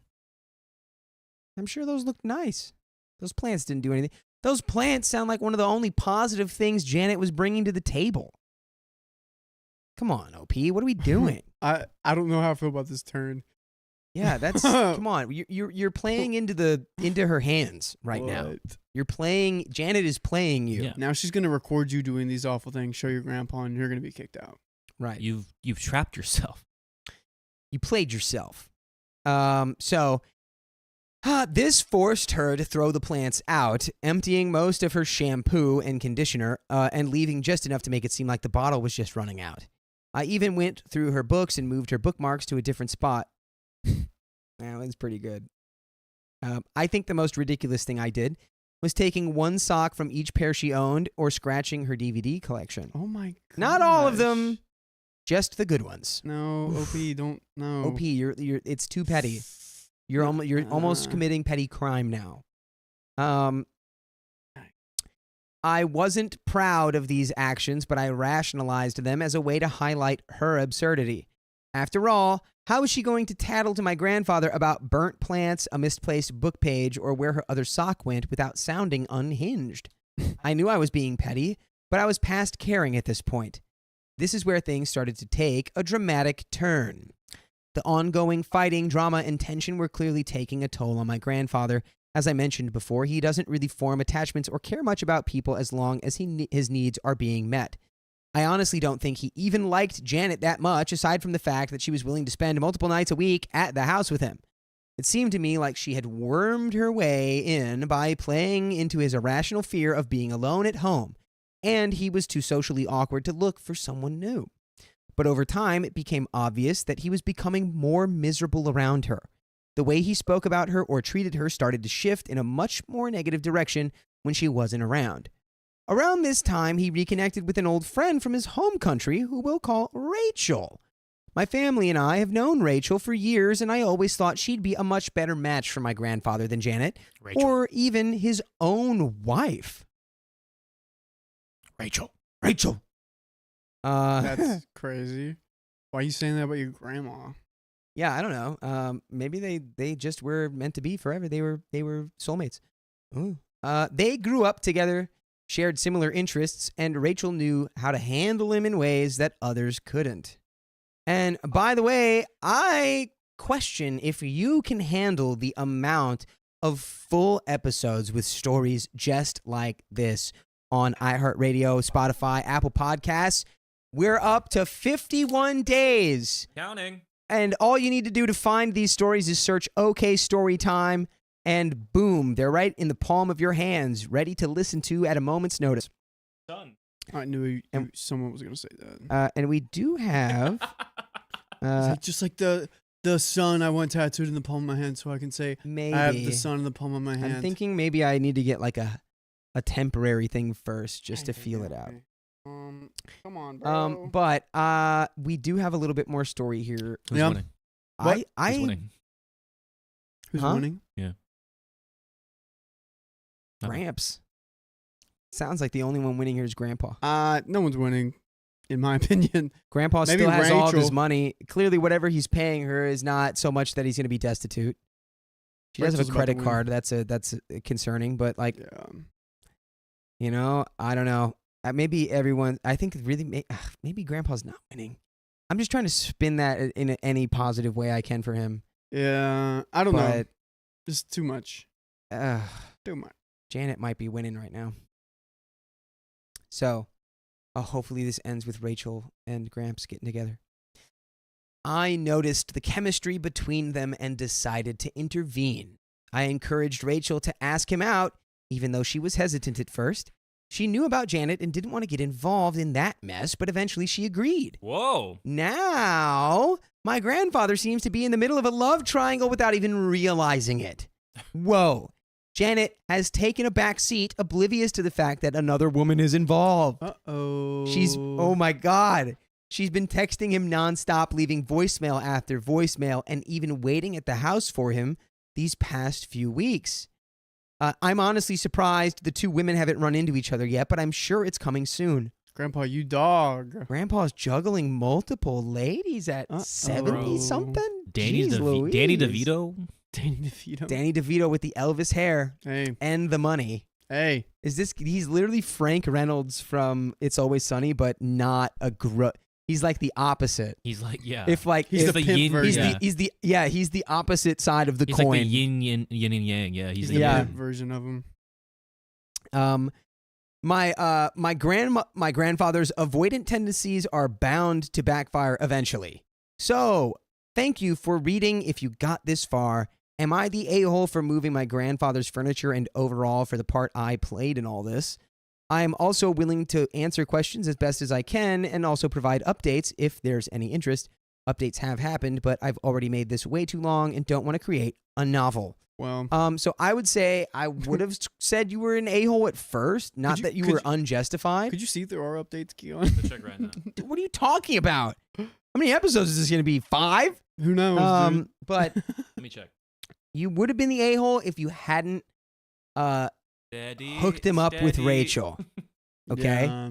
You getting Rachel in the mix now, you are coming back. Janet deserved all of that, Yeah. but like, I don't know how much good it really ended up doing.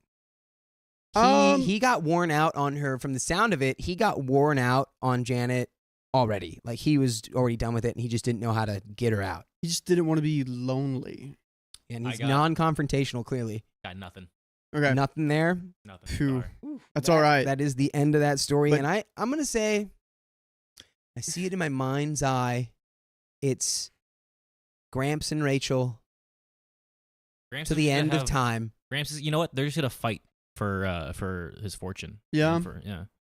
Yeah. Riding horses, wild horses. It gets to me that Grandpa has to have a lady around for him to feel okay in his own house. I understand he's older. He gets to pick what he wants. That's just not the way, man. You can pick. Oh, I'll get it. You can pick different. You know, you don't have to. Gosh, that just. I'm like, come yeah. on, dude, come on. But hey, I mean, healthy and wealthy in your mid to late 70s, that's still a W. I'll be back.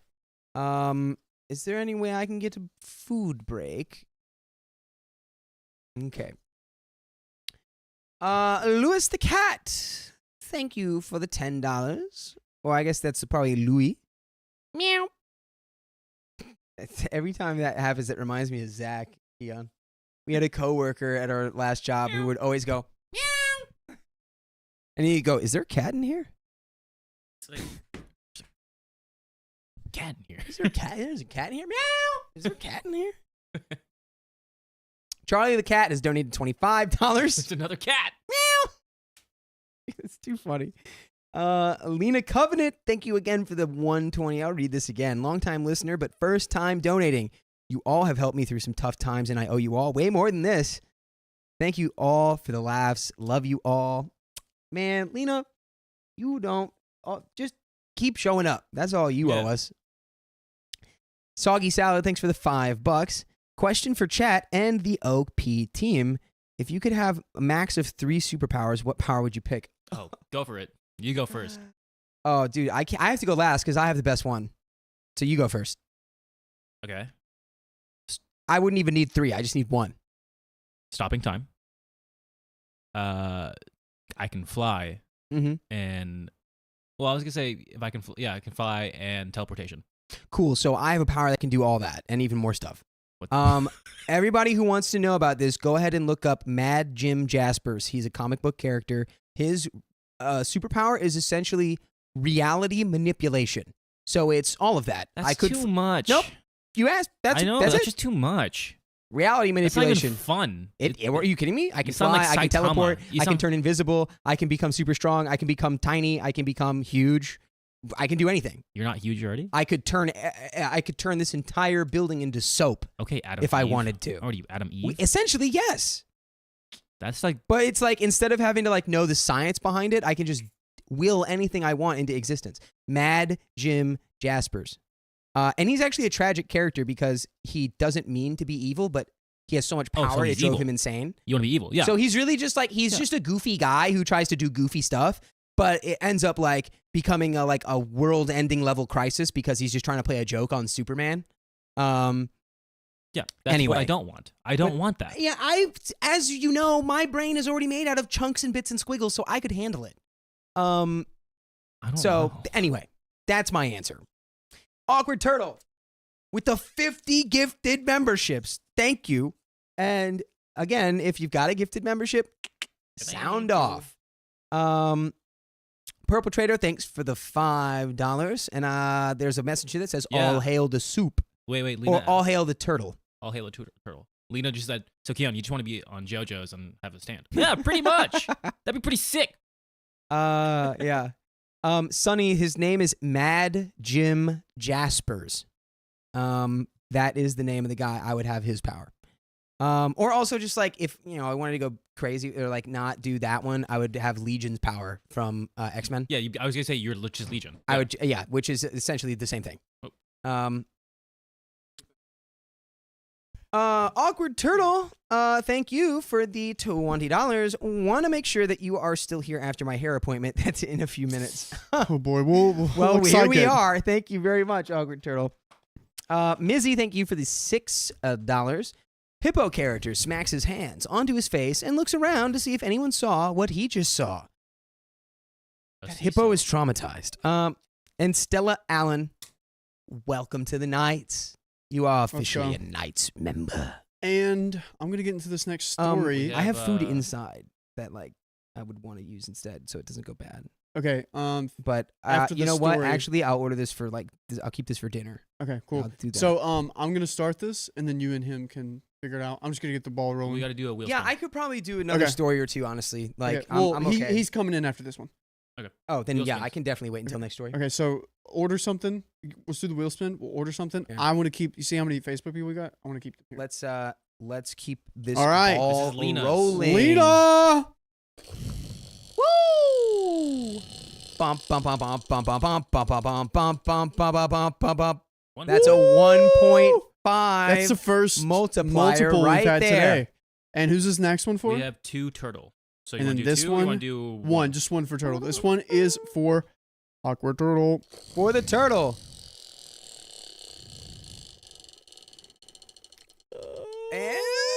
20 20 members. More babies. 20 members. More babies. More 20 babies. members. All right, we're going to get back into this story, my friends. Okay. You're getting food? Yes. Yeah, we're ordering it. I'm just going to get this rolling, and then he'll pass it to you after he's gotten his order in. Gotcha. All right, cool. Here we go. Ready? Yes. My sister said she'd sue me over her own lies, so she's no longer welcomed in my house. Wow, she really just like Uno reverse carded herself? Sounds like it. So, I, 26 female, have a sister, 31 female. Let's call her Jane. Jane is not my bio sister, but we grew up in the same household. For as long as I can remember, Jane has had this victim mentality. By the way, this comes from Additional Loan 41 and on the r/OK Storytime subreddit. So, mom passed away when she was young. Dad was never in the picture, but mom, her aunt/godmother, took her in. She lived with us for 13 years before she got married and moved to Idaho with her husband. We never had the best relationship growing up, but I assumed it was just sibling rivalry, and we could grow out of it like me and my baby sister, 25 female. My mom passed away in 2020, and Jane thought it was right that she inherit my mom's engagement ring, even after declaring at the funeral that my mom was not her mom, just a woman who helped raise her. Dude, you can't. An engagement ring is a sentimental thing, and if you have no sentiment for your own mother, I think it's best that you don't get the ring, right? Am I talking crazy here? I can agree with that. You know? Like, if you really don't care, then you shouldn't get it. Exactly. Yeah. I then moved back to my parents' home because I felt bad for my dad and didn't want him to be alone. After converting to the top floor of our 3-story home into a mini apartment for myself, Jane raised concerns that there would be no space for her to come to during Christmas time. Oh, where could we put you? Like, we couldn't put you in a hotel or someone else's house. Oh, where would we put you? Oh, we're going to just have to put you in a little box. But we made do. My dad recently paid off the home and signed the deed over to me under the condition that he live there rent-free until he passes, since I had been helping him pay the mortgage and would continue to pay the taxes on the home. Not bad. I mean, okay, free home. Dude, a free home is hard to get by these days, I you mean, know? I would be hard-pressed to find a free home. Yeah, I mean, I let my dad hang out at my house. We have our own separate spaces and we still, like, bump into each other. Yeah. Oh, my gosh. There All right. it is. No, Let's go. I still have to take a. So we'll just keep an eye on it. But yes, What? thank you. Oh, what? I think the 20 gifted memberships. Oh, got added? Got Okay, added. so we're going to do some math on it. But Montana, AV. you'll have to do 1.5 and take that. Yeah. It's 150. Yeah. Montana AVS girl. Mr. Riley, could you scroll that up a little bit? Mr. Riley, your reading has gotten so awesome. You should be proud. Keep it up. Thank Aw. you. It really is who writes it. If some people don't write it well, I'm like, but it really is about who writes it. Yeah, that is true. That is true. It's crazy. Keon knows that as well. Hmm? Yeah. Whenever me and Keon would read stories, it seemed like he would always get the ones that were just like written and then thrown into a blender and then posted. I'm like, that's so great. Yeah. That's crazy. My dad recently paid off the home and signed the deed over to me under the condition that he live there rent-free until he passes. I had been helping him pay the mortgage and would continue paying the taxes on the home. I dismantled the apartment on the 3rd floor, making it once again a 5-bedroom home. However, 2 of the bedrooms my sister used to occupy are now a walk-in closet and a room for my dogs. Whoa, I added a pool. Whoa. All right. Faye Wolf, 713, has gifted 20 freaking memberships. New babies. Hello, new babies. Welcome to the team here. Wow. Oh my gosh. There's so many more people here. I added a pool, a new bathroom, renovated the kitchen, and turned the basement into a bar lounge area. Girl, I'm jealous. I hope to have these skills when I get older. Once this was completed, Jane asked me how we would split the sale of the home. I was confused as what she meant. I was not selling my home. She stated that since my dad paid it off, that we that when he passed away, that the house would go to all of us and we should just get ahead and sell the property now. Okay, I'm pausing here. Yes.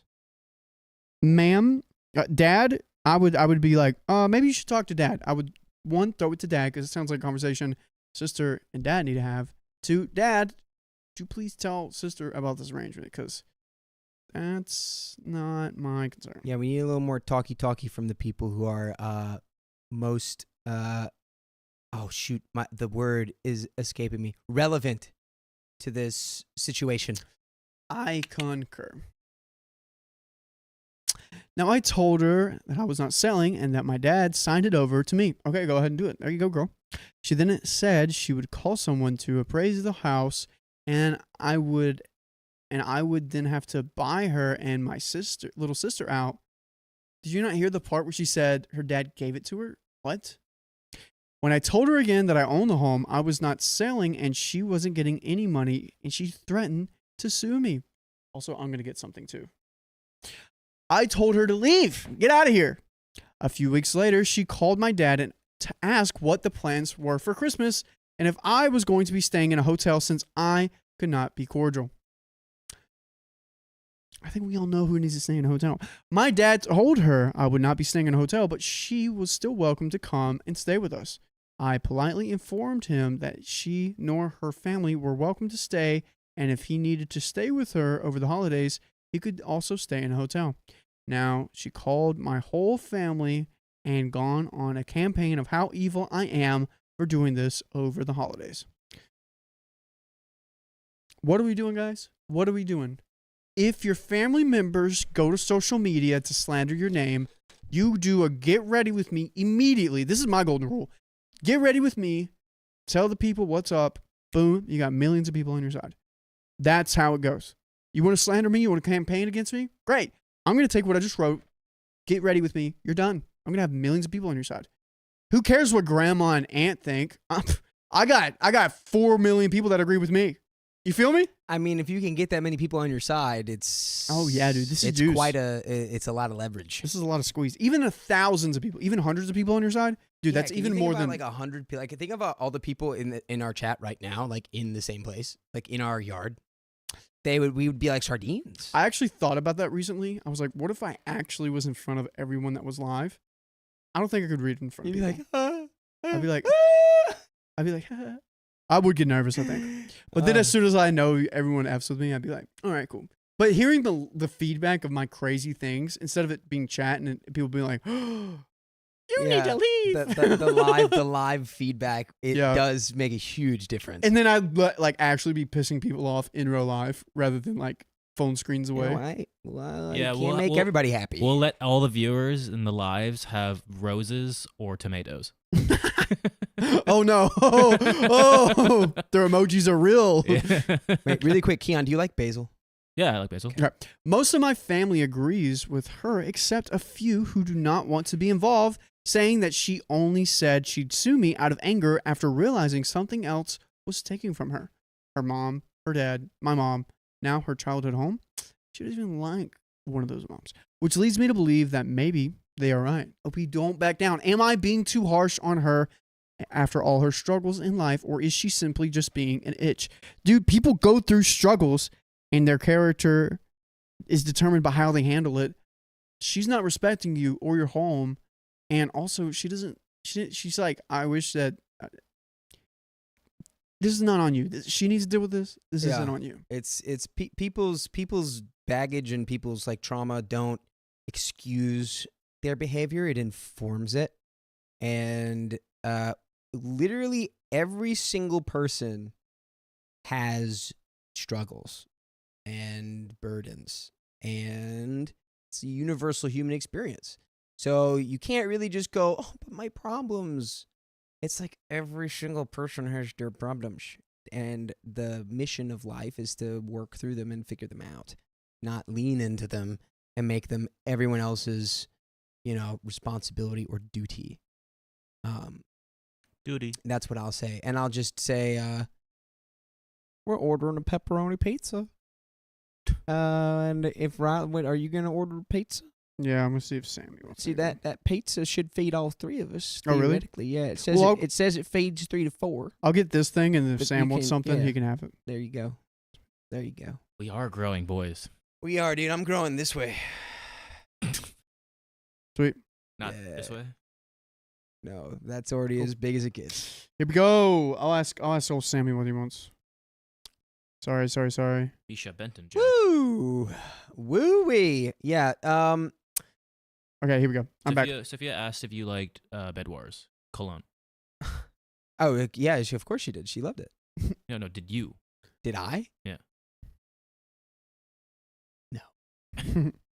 Little sis is okay. So edit. Little sis is fine. Please stop worrying about her. She's not a problem. Hence why I did not list everything she got from our mom or from our dad.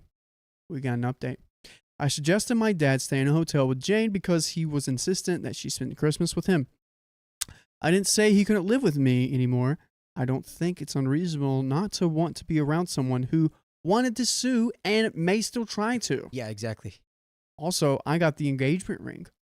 Oh. Ooh, this adds to the resentment the sister has on you. Exactly, yeah.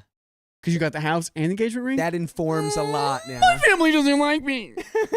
My family just doesn't want anything to do with me, and I don't like it. I don't know. Maybe they just don't.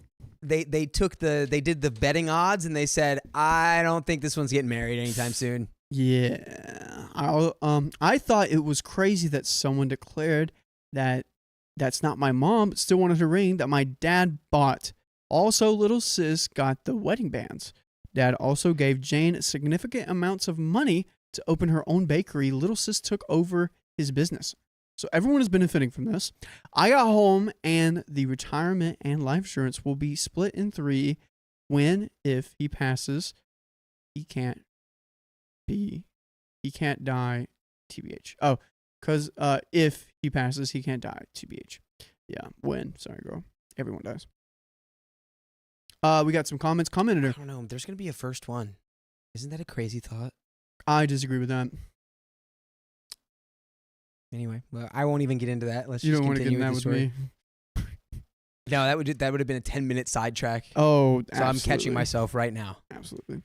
Commenter, presumably she already inherited from both her bio parents, so that's why she would expect to share from her guardians as well, let alone while one is still alive and living in the home she wants to sell from under him. She's literally intended to turf dad out of his home so she could profit after he lost his wife. She's a ghoul. Opie says she did not inherit anything from her parents. My dad's side of the family has the money. It's my mom's side she's from. Oh, interesting. Commenter, minor error your dad made. It was not ideal for your sister/cousin to have no idea that the childhood home was deeded to you. While this is reasonable, given the money you put into it and possibly also the time you spent to take care of your dad aging, it would be better that this arrangement was known to all the kids and openly discussed. I can see why she was blindsided.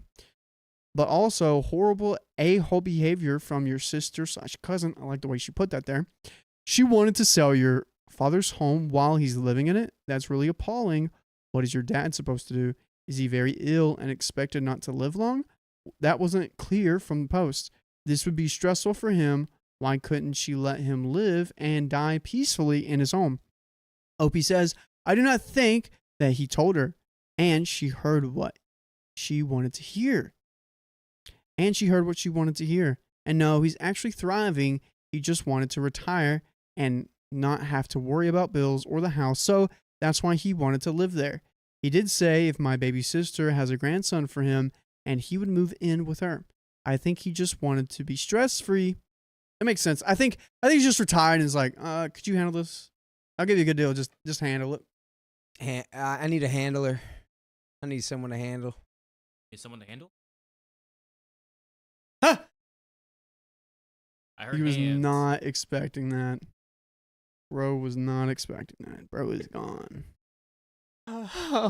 Commenter, how old is your dad? Does he have an ironclad with that neither Jane or your other sister would be able to contest? Is your name on the deed for the house?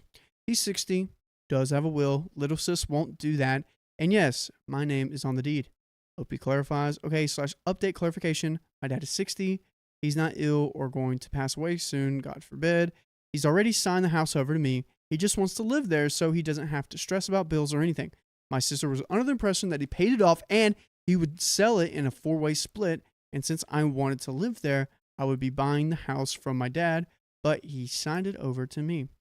Commenter, what does your younger sister think about the home being put in your name? She might have some reason to complain, but if she's okay, you're good as far as I see. Little sister does not care, Opie says. She knows when my dad passes, she will get something, and honestly, if I ever sold the house, I would give her some cash, lol.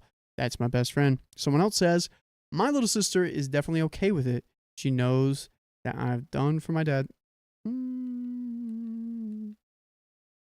Okay, I'm just going to get into the update. Alrighty, Roo. But we got an update, guys. Update. The family wedding was over the weekend and everything there was great. No drama. I kept my distance from Jane. The bride was not out. The bride was not outstaged at all. Wow. What kind of wedding story we're reading then? All right. Hey, that's a refreshing switch up from the norm. That's interesting. Well, not by me and the drama at least. However, Sunday after the wedding, my aunt Renee called me to ask if I would be coming to dinner to celebrate Christmas early since Jane was in town and would not be coming for the actual holiday. I politely declined. I said I would send the children's gift with my dad, but there was no need to go and pretend that I was over Jane's behavior. My aunt then said I would be upset too if you refused to give me my share, but give my little sis her share. That really shows a divide. Ooh. Aunt Renee's on she's stirring older the sisters. pot. She's stirring the pot. She's stirring it up. Stir it up. I asked her to say that again. That's also good. If you ever are like, if someone says something to you and you're like, what? Be like, 1, silence for about 5 to 7 seconds. 2, could you say that again? They say it again. They hear themselves. And then 2nd, silence again. You're like, all right, bye. And you hang up. Did you say it again? And then they have to sit with it. They have to sit with what they just said. It's a good one. We got a wheel spin. They have to think. And now we're at wheel spin. Let's Yes. go. Like wheel, goal achieved. Yeah. We did it, guys. Turkey will. I asked her to say that again because I think I hallucinated. Jane really has been out there saying I split the house with my little sister when I did not. I explained to my aunt what actually happened and then told my dad, and then my dad confirmed the information I gave. My aunt was shocked. Not only had Jane lied to her and the whole family, she also lied and said my dad never gave her anything. Yeah, dude, dad needs to do a get ready with me and explain everything. Golly. He gave me the house, my little sister his business, and Jane a lump sum money to start her bakery since she had no interest in running the family business. But if you want this business we got going on to keep going right now, go to your favorite podcast platform. Apple, Spotify, whatever. Search up OK Storytime and boom, bam, we got stories just as crazy as this. If you like inherited stories, we got them. DNA stories, we got them. Mother-in-law stories, we got them. Cheating stories, we got them. Maybe one day we'll have severance stories. Severance stories? Yeah. I hope not. Have like a story where it's like I watched an episode of Severance without my girlfriend and now she's divorcing me. I mean, without my wife and now she's divorcing me. Okay, not gonna lie, I was tempted by it because I got a notification that Severance was out. Oh, don't do it. I'm going to the premiere tomorrow, and I am fighting some demons right now because she's usually with me right now. Brother, I did this before, and I did it with Game of Thrones, and it was a huge mistake. Don't do it. Do not do it. It's like practically cheating. You're practically cheating.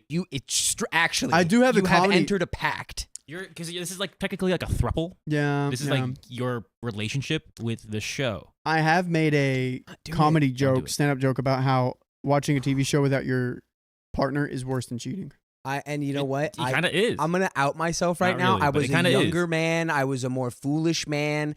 I was watching Game of Thrones ahead of my girlfriend at the time while she was at work. You're the Okay. worst. I was a fool of a man. You know what would even be worse is if I watch this while she's where she is. I don't feel like I'm not gonna share where she is right now. Yeah, don't dox her. But I would be even more of an a-hole than you are right now if I did that. You know what's the worst Well, thing? yeah, because you got the premiere set up. You're doing all this stuff about it. Yeah, it would be terrible. You know what's the worst thing? My What? friend did this to me. I think it was with Ahsoka. My friend was like, okay, we'll watch it Friday because like he wants to watch it at midnight. He's like, no, I can't watch it midnight. I work late. Let's watch it Friday. I'll come over. And he's like, okay, great. I'll get popcorn ready, get snacks, everything. And we're watching it. And I was like, did you watch it? And he's like, no. I waited for you. And I was like, okay, great. Love that. And then like halfway through, he's like, I watched it. Dang. I watched it midnight. Liar. And I actually felt defeated. We got a little bit more of the story, Yeah. but that is pretty bad. That I know. I felt. I looked at him. I was like, I'm never. You fooled me once. I'm never trusting you again. So True. Oh God. Jane is currently staying with Aunt Renee. Oh, interesting. So she's been hearing all the lies from living there. But Renee is now upset and feels duped into this whole mess. Renee and my dad are both quite upset with Jane, but still believe that I should forgive and forget and move forward. Renee is going to talk to Jane tomorrow before she leaves to go back to Idaho, but I'm not sure if it will do anything. Not a great / entertaining update, I think it is, but I guess I felt compelled to finish the story. At this point, though, I don't care if I'm the a-hole. I was surprised with the amount of comments saying I was, but I don't need any more stress from these people. And we got one last comment.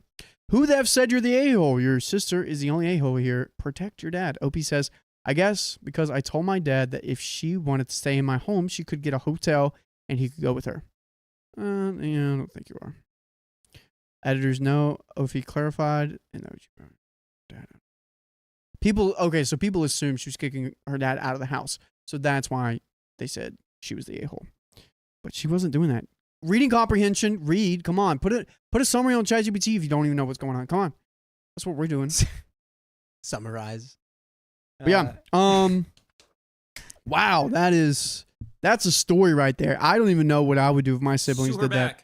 Because in a way, so let's say like my mom left her house to my brother Tate, and I was like, Tate, you're gonna split the house, right? Whenever you leave, and Tate's staying in North Carolina. Tate's not going anywhere. I mean, he actually is. But like in the scenario that he's not gonna go anywhere.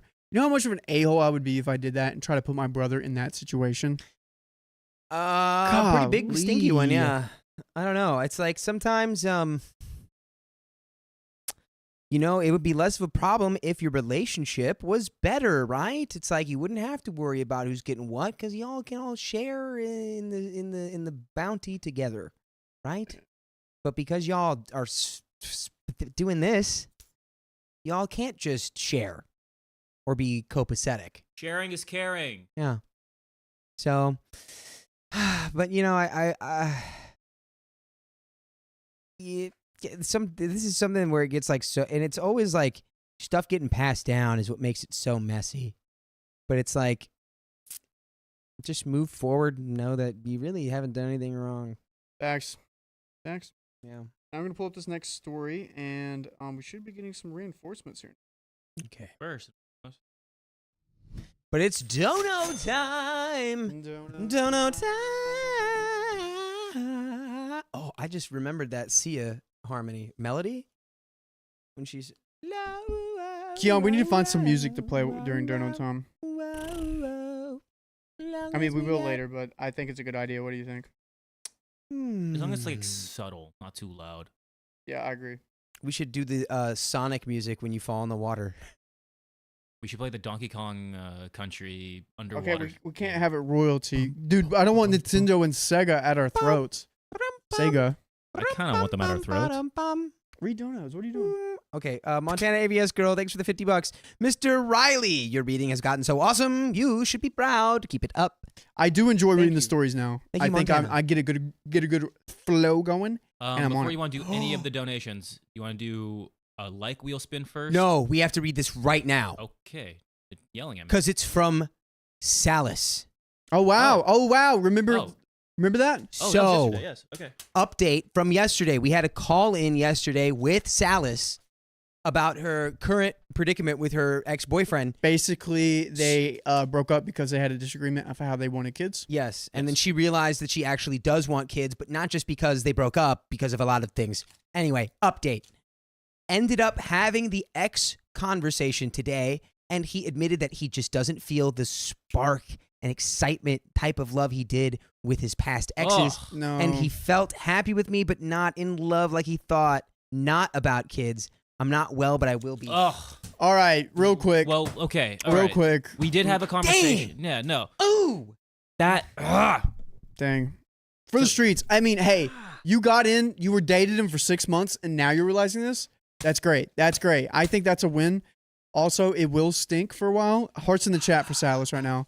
It will sting, but And- I just pray and I hope that you Ugh. find someone that is excited and has that spark and that passion and compassion for you. Yeah. Yes, it's true. Like, But- and they are out there. And again, when we had that conversation with you the other day or yesterday, you now have more of a self-discovery. Yeah. Yeah. Oh, yeah. That's the main goal Mhm. here. Yeah. You didn't need him. I mean, he kind of like He helped you maybe get like along. yeah, he maybe gave you like a little spark, but you discovered that on your own Right. ultimately. Like this Yeah. this is like out of everything positive. Look at the positives over the negatives. And plus, he lied to you about it. Yeah, That you just know what? says- I hate just that. says- He It's li- better yeah. that you only spent 6 months with a guy who turns out to be a coward Yeah. who can't be honest about how he's thinking or feeling with you. Yeah. Also, he got to Uh, work through stuff. He's comparing you to his exes. That's what I'm gonna say. Right. Yeah.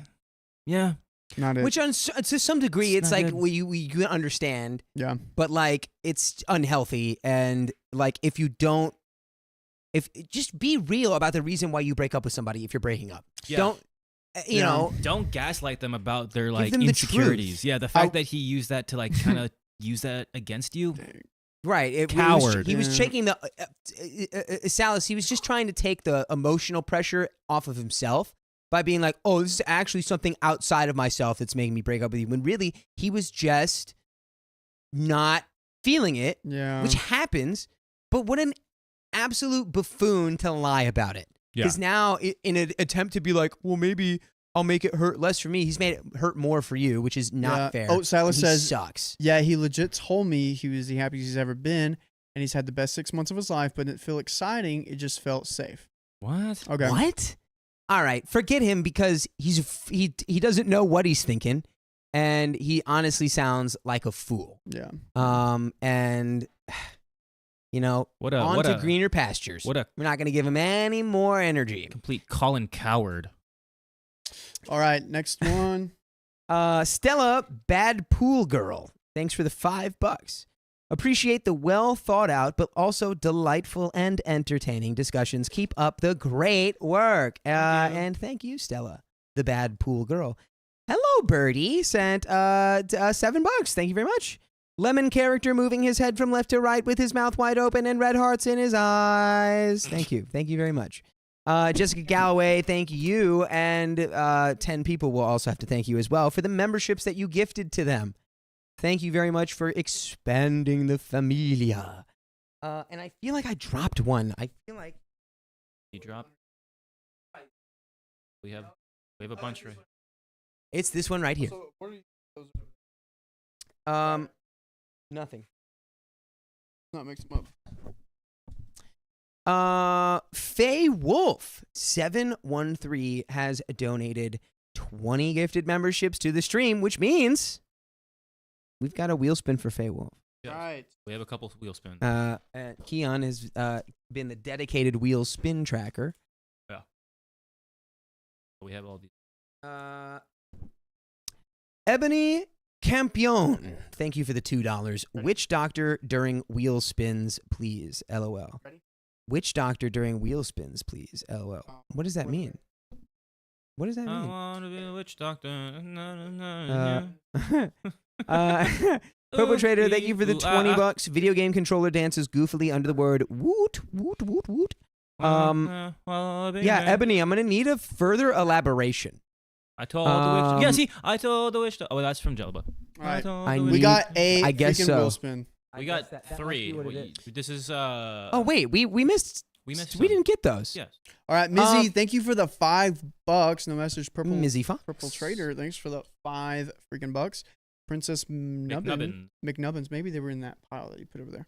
My mom is visiting me. Please say hi, Mama Cools. Hey, Hello, Mama Cools. Hi, And Mama Cat Cools. Mama 5617804 donated $5. My puppy Chloe just turned 1 today, this month. I really enjoyed these stories while she snaps. Aw, they are adorable. The adorable puppy. Let's go. Yes, yes, yes. And we got some freaking wheels to spin. You ready? Pinky, did you donate? I'm ready. Wait. Here we go. Hold Huh? on. We got Jen Campbell. Just more. Jen Campbell gave us 5 more. We're gonna Jen Campbell got Soups in the chat.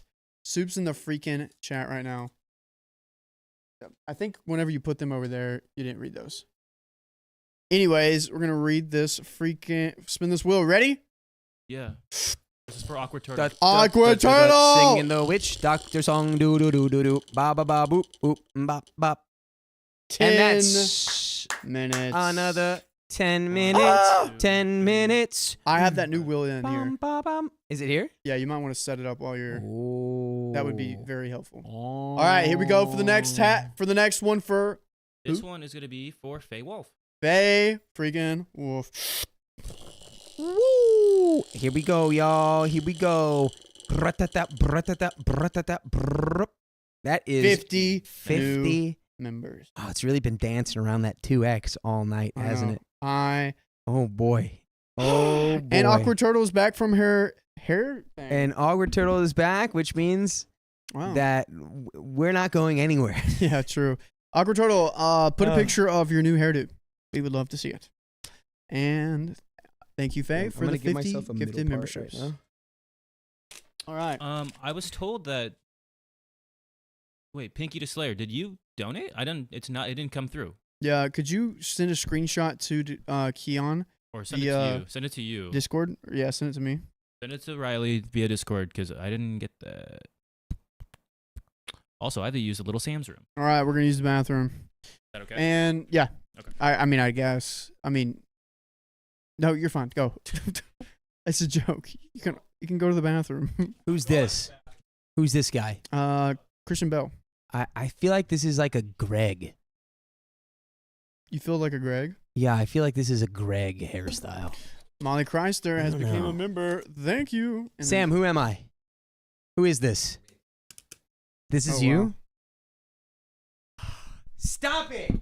It's spooky. They are wearing the same outfit. Why? Look. Okay, come here.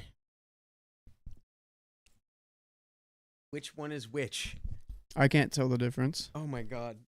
Are we secretly like why? Why are we secretly on the same delta waves? Look. Our baseline, yeah. You just jiggle physics. You just jiggle physics in the those. chat. You just jiggle physics your Ugh. pants. All right. Oh, they said I look like Johnny Depp right now? Guys, you cannot gas me up that hard. Amanda Perillo, you cannot gas me up like that. You look like Ryder Strong from Boy Meets World. Ryder Strong. It's the supporting cast member. in That Boy is Meets quite a World. name. Yeah. Ryder. Oh. Quite a name. Yeah. You want to take a break or you want to stay? Is the za here yet? The Yeah. pizza. The pizza is The coming in. pizza. I really do need to get some calories in me, I think. And I'll hop in. Ooh, wait. Oh, I have a little slice of deli meat.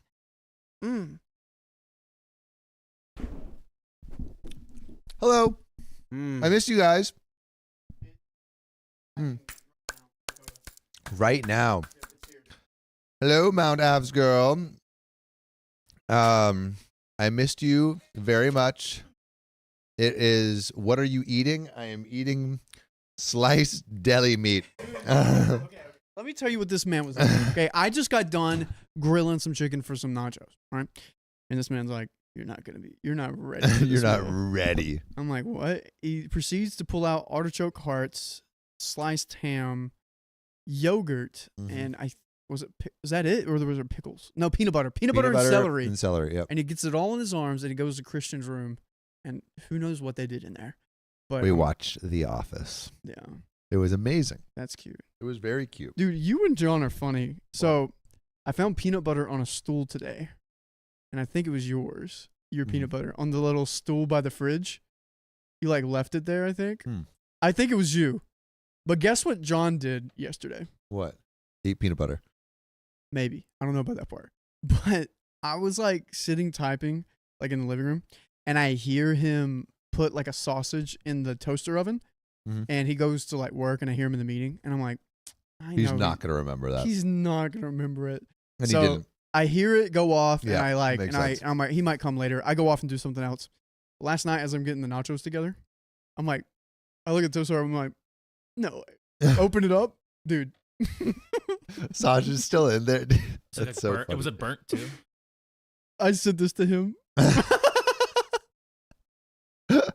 Oh, and, jeez. and he Oh. says, feel free to toss it. And you're like, dude, I'm eating that. That's the lonely. Eat He that. looked at me Eat this that morning thing. and said, is this still good to eat? Bro, he already did the work of cooking it. You might as well. Solo dolo. Oh my God. Hi Sam. Hockey on. Do we do the like spin? We have not. Would you like to do the honors, Me? my friend? Yeah, you. I would love to do the honors. That would be lovely. No, we're getting a new will. Like, it's getting delivered as It's we here speak. apparently. It is here. Is it just like, yeah, what's the deal? What has happened to this? Are like the bearings broken? It's seen better days. It's Let's been go with that. used, my dude. It's been used. All right, ready? Here we Yeah. go. Oh, wow. What happened? Well, you broke it. It didn't even like look at the little dongle. The dongle. All right, here. All right, let me try that again. We'll do Let me the try it 5 again. minutes. We'll do the 5 minutes. It was Okay. like on the 5 minutes. Do you want me to respin chat, or do you want me Chat, to? do we do respin because the dongle didn't land on anything, or we just take the 5 minutes? I say respin. All right, I'm gonna spin. Let's see what the chat says. Respin. Okay. Oh, That feels like it was meant to be 5 minutes. Let's yeah. give it- yeah, we'll- Yeah, that's All right, 5 minutes. 5 minutes. Wow. There you go. There you go, big chats. Well, it's lovely to see you once more. Yeah. What you been up to? John and I have been doing boring logistical stuff behind the scenes. So yeah, it's been great. No, it's been fine. I don't mind it too much, but they come up with new things and are like, you're gonna now do these new things. Yeah. I'm like, oh yeah. yeah, woo, So new fun. thing. Yeah, we're creating systems and processes. It's great. And I've been also going on dates. That's my Ooh. other big thing. When's your next one? Or what was your recent Good one? dates or bad dates? Good dates. I mean, well, honestly, just seeing really just one person at the moment. Oh yeah. Not like we're not like we're not in the commitment phase. It's not something we've talked about, but it is. No one asked you about the commitment I'm not- phase, my guy. We're not committed, okay? No one We're asked just you. seeing each You other. brought it up. I'm not bringing anything You up. brought up the I'm C not- word. I'm not bringing up the C You word. brought it up. No I one have else not brought no up one the in C chats word. anything. You're like, commitment? Anyway. Sam just wants love. Sam just wants to be cuddled and I snuggled. do and, want to be cuddled and snuggled. oh, and speaking of Uh-oh. cuddled and snuggled, Oh, get ready for the power of soup, Jen Campbell. Do we have a new? Do we have a new person in the chat causing chaos? Yeah. A new czar of chaos. a new Yeah. soup of chaos. We were like, just put soup in Sam, the chat. don't do raw in dates. Not all want raw ham. Ming Ming, what are you talking about? That's a lot of things going on. What? They see you and they've been quite all right today. What? Like not like too like outrageous. Yeah, no, they're reining it in. They're reining it Sam's in. here, so Anyway, changing. shall we get into this next story? Let's good. get My these beautiful last chats. of these donos, and then let's get into the All right. story. Jen Campbell, thank you for the wait. Oop, scoop. Jen Campbell, thanks for the $50. Hi Sam, get ready for the power of soup. Soup's in the chat, guys. Soup's in the chat. And Princess Tickatoo loves skis and got 7 forever. Has been a member for 13 months. That's Wow. a name. Hello everyone. Just been playing the new Assassin's Creed Shadows on my PS5. How is it? Is I it good? just took a break to say hello. It's the samurai. It's like the ninja one. It's the a samurai one in ninja Japan. one. The Yeah, the ninja. I'm gonna Japanese get that one. soon. After I'm done with Red Dead Redemption, I'm gonna get that. It looks good. I heard it's good, but it's not as Assassin's Creed-esque. I like Alright. the original ones, but I like the new ones too. I don't know. I like history. And Molly Kreisner, thank you for becoming a Kistler. member. Kistler. All right, shall we get into it? Next And story. Wingles, thanks for gifting 5 freaking Oh, members. and that's 30 more minutes. More Wingles. Is this That's the you. that's me? All right. My husband's friend never leaves. I just need a break. Sounds like a party of 3 might be happening soon. Sounds like a little parasite that's been sucking on you for way too long. You need to get him off. You know those like anyway. Whoa, what I just, was, I was gonna make a Nat Geo thing, but I'm not. what just happened? My husband and I just got into another fight because his best friend who comes over every Wednesday is again staying the night. Again staying the night. Hopefully, I wonder, what do you think the gender of this best friend is? I'm assuming male. I'm hoping male. I'm hoping. Just best friend. Because Don't I worry think it'd about be a What just different happened? title. Yeah, if yeah. it was- Agreed. Riley, what Agreed. just happened to the donation? Nam. I got you. Okay. My husband and this friend have a Wednesday night date where the guy comes over to our house to jam every week for the last 2 years. And I'm getting to the point that I want to hit the guy over the head with whatever is closest at hand every time he has around. By the way, this comes from MX. And if you want to submit your own stories, go to r/OK Storytime subreddit. So buckle up. This is going to be a long one. If you want make it through all of this, you are my hero. We will be making it through all of it. So We're your hero. we're heroes.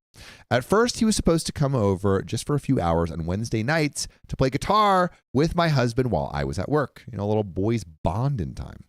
Over time, I have stopped working late Wednesdays, but the jam session continues. Ooh. They're jamming with each other. They're creating their jams. Strumming that drum. Strumming that drum, jamming that jam, which is fine. However, for the last year, they have barely touched the guitars.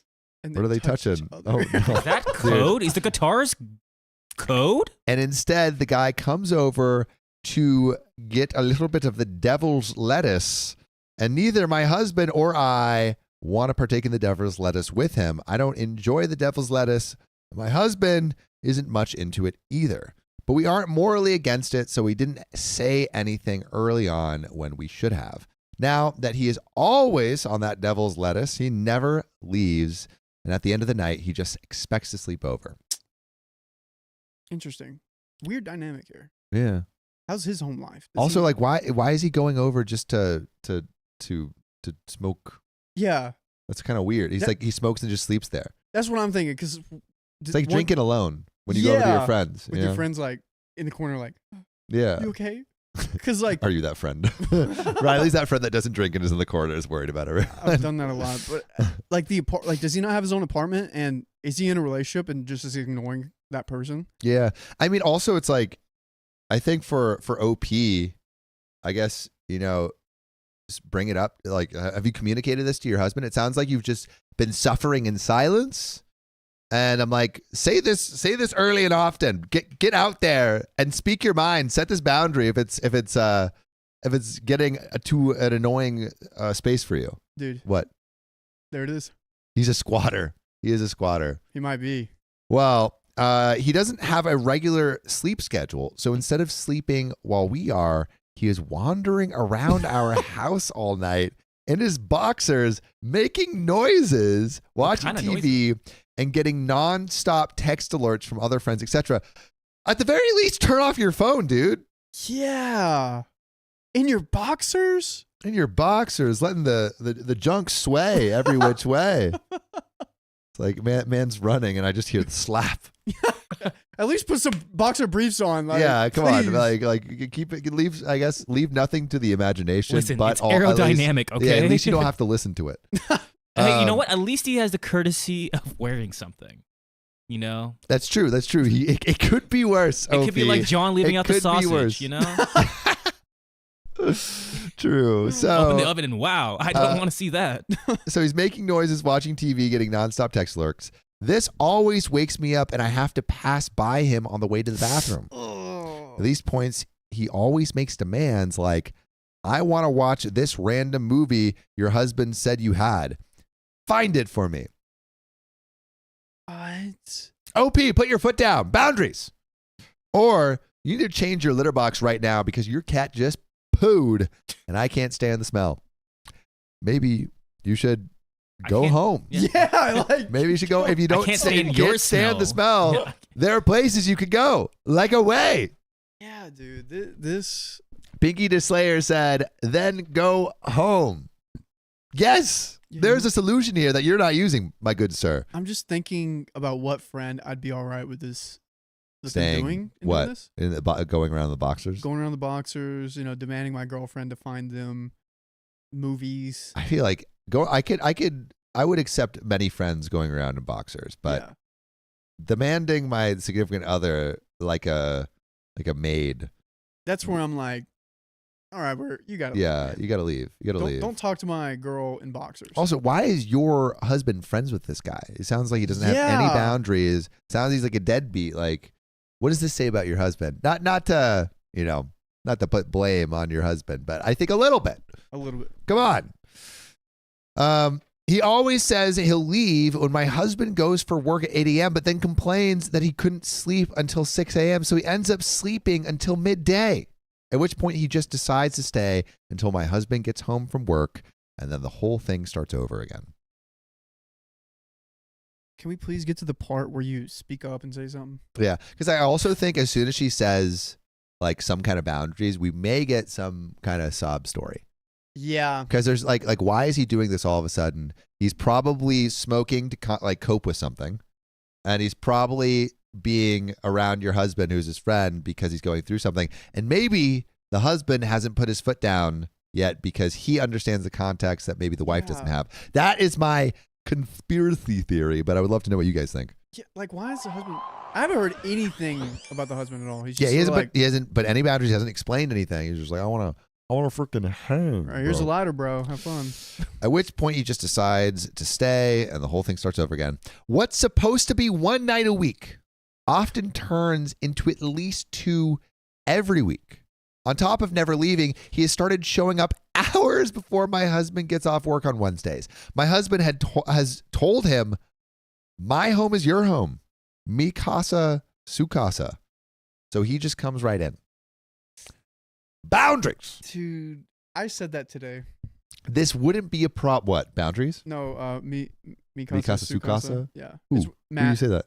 Matt was like waiting on the door. Oh, yeah, knocking. that's great, I'm like, that's dude, great. just come on in. Come on in. Mi Yeah. casa, su casa. Yeah, you can say that to someone, but Yeah, but if they start just wearing boxers, running around, and ordering your significant other like they are your servants, that's when you say, "Mi casa is mi casa," and get the heck out of my casa. because I know you. Casa. But no, he comes in and we'll just walk into our bedroom where I'm hiding. So sit down on the bed, take a hit of his crap, and start talking to me through whatever I'm doing / watching on TV. Absolutely not. No. Every time he is here, he eats a lot of our food, gets the munchies plus regular meals, but never once has had the courtesy to bring anything of his own or to share or to replace what he's eating here. He just goes into our fridge and pantry and eats whatever he wants because my husband told him our home was his husband. You guys have like a trauma bond to like go way, way back? Do you owe him something? Yeah, dude. Does he owe you money or something? What? Yeah. I wonder, not that this is, on OP entirely or at all, but like at what point I feel like OP is saying all this and still hasn't said anything. Yeah, where's the line? Because the line is where my bedroom starts. Yeah, the line has been crossed so much, and OP like, speak up for yourself. This is weird. You're proactively hiding from him in your own bedroom. And Yeah. he barges in. Yeah, it is like of all boundaries, your room should be the most pristine boundary that is upheld. Yeah. But he's bulldozing past that. He didn't even knock. He didn't even knock. Isn't it just the worst when You like could be having some personal me time. Yeah, go on. Flipping through those pages of that smutty book you're Strumming watching. that guitar. Yep, strumming your own guitar. And hate it then, when people and then your just- roommate, Christian, just knocks on the door. Yeah, we really need locks. I we bought need some locks for me and in our Sophia. house. You have a lock on your door. I need to use the lock. in my house. You have a lock. That's a lo- honestly on you, my guy. Okay, he knocked and I said You didn't say no. I said yo. You said yo. You didn't and say then no. he You kept said going yo. in and I'm like no. No, that's your fault. Your And first she's also word, like, honestly, no. Sam, I'm thinking about this now. This is 100% your fault. Because Christian was really excited to see that you were home from your trip. And he's like, "Oh, I just want to see my best friend," and that's really cute. because he saw your is really shoes. cute. It is really cute, and I And he appreciate walked up the stairs. it. He probably stomped up the stairs, I appreciate it. and he was outside your bedroom. And he But did if courtesy Chet knocking. Baker's playing, like, you got to know that. That's your go-to. Dude, I I love heard Chet all that Baker. happen. Yeah, I heard- Riley heard it intensely. I heard he's opening the door. He's like, "Hey, all right." The Christian's all right. Anyway, well, you know what? You gotta take that key off your lock too on the outside. what's the key? Oh, yeah. He has a that's lock true. on his door, and then the key It's is in the still lock. into the lock, and the key on his door. No, yeah. Kimberly finds Sam acting like Caesar the ape. Apes together strong. Ming Ming says, "Did Christian see anything?" Let's just say saw after too that, much. he's like, "I need to go on a date," And he did. and he did. He All did right. the very next day. He told me, And he then was, I walked in on him in the morning, Not like you, like not like in how the you midst walked in, of. But yeah. Anyway, Dude, I do have another story. While you were gone, Sophia texted me, "Hey, are you bouncing the ball in your room?" And she's like, "Oh, never mind." That's wild. And then I texted back, "Sadly, that wasn't me. I would last longer than that, and I think it was in Christian's room." wait. Christian had a date when I was gone. And then I asked him what was Another that. date? I asked him what was that noise, and he was like, "Oh, I was just playing with Chip in my bedroom." Uh-oh. Chip? No. Because what he would Chip do was is he here. would bounce the ball off the wall, and Chip would like go and chase it. Because Chip was there that week. During that week. Okay. Yeah. Okay. But I was like, Sure. all right. It's pretty consistent. Anyway, he just goes into our fridge and pantry, eats whatever he wants because my husband told him our home was his. My husband is always begging me to be nice and not say anything while he is here because he is lonely and needs friends. Okay, go to his house. Yeah. Also, he needs friends, plural, not friend. He needs friends that he can cycle through instead of staying at your place 2 days out of the week. He needs like 14 friends. Agreed. New friend circle. New friend circle. Because he is here to lonely. Except he has his other best friend living with him and is constantly going on weekend trips all over the country to visit his other friends. He has friends. Not to mention those nonstop text message alerts all night. Dealing with this guy is like hanging out with a 17-year-old stoner no stop. He farts, he burps as loud as possible, wherever, whenever. He's demanding and needy, but completely rude at the same time, saying things like, "Dude, you actually made your house look sort of nice for the week." Oh. That's like saying to someone like, "Oh, I love how you wear anything." Thank you. You look. Thank you. You look is crazy. You look. As I was prepping for Christmas, and so do you sometimes make an effort on your looks? Oh my God, he even said that thing. No. Do you sometimes make an effort on your looks? Stop it. Stop right now. You look. We're Oh done. my We're done. God. Husband, get him out, please. When I had gone somewhere nice and come home with makeup on, he also complains nonstop about the food I make, yet eats it all anyway. This year, for my birthday, we couldn't afford to get any gifts, so I asked my husband instead to line up his days off so we could spend 4 days just us together. Then, this guy broke up with his girlfriend, and my husband begged me to let him come over just for a bit on the first evening. Husband, you're not going to have a girlfriend or wife. If you keep this up, you're just going to have your stoner friend. If this happens, I'm packing up and going to my girlfriend's house. I'm like, I'm done. I'm going to my parents, girlfriends, don't care. I'm not spending an evening with them. Yeah. But I'm like, I would start just doing really weird crap in my home when he's around and just get him out. Like start making After like dumps on the before floor. or after you Yeah. have a conversation with them. But you should have the conversation. Have you heard of a conversation? I with haven't them? heard of a conversation. Yo, have we heard of a conversation? No. I'm not. All right, to be clear, this sucks. I'm not blaming OP officially, but unofficially, OP. Yeah. Talk to your husband. Talk to this guy. Set a boundary. Do you have to tell someone? Someone needs to know. Someone needs to know. Oh. Okay.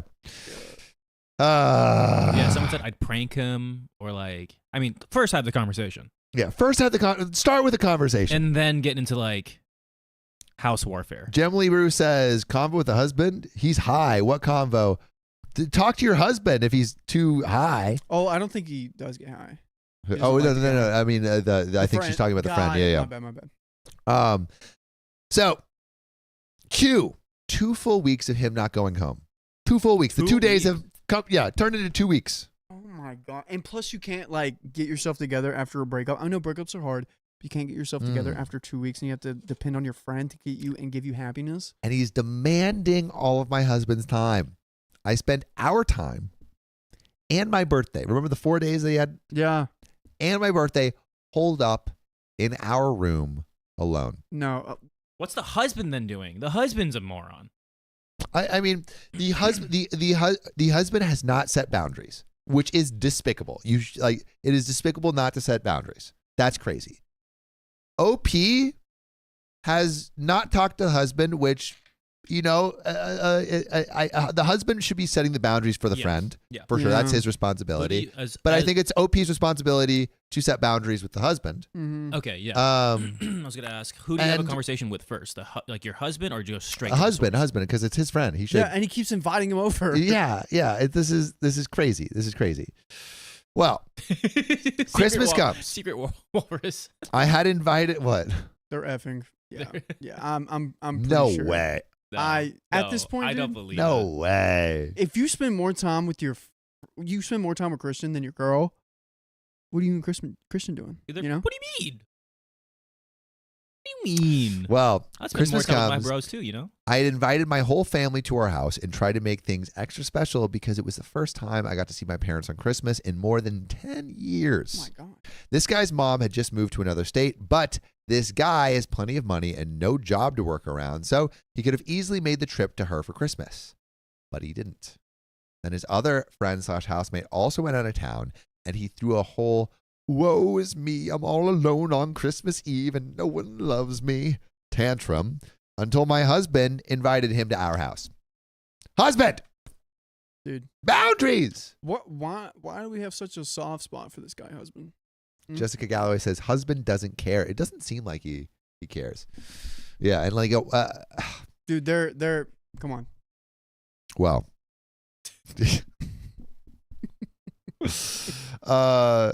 He shows up, gets high, and is a complete booty to everyone, then throws a fit when he decides to sleep over because he has to sleep on the couch in a sleeping bag.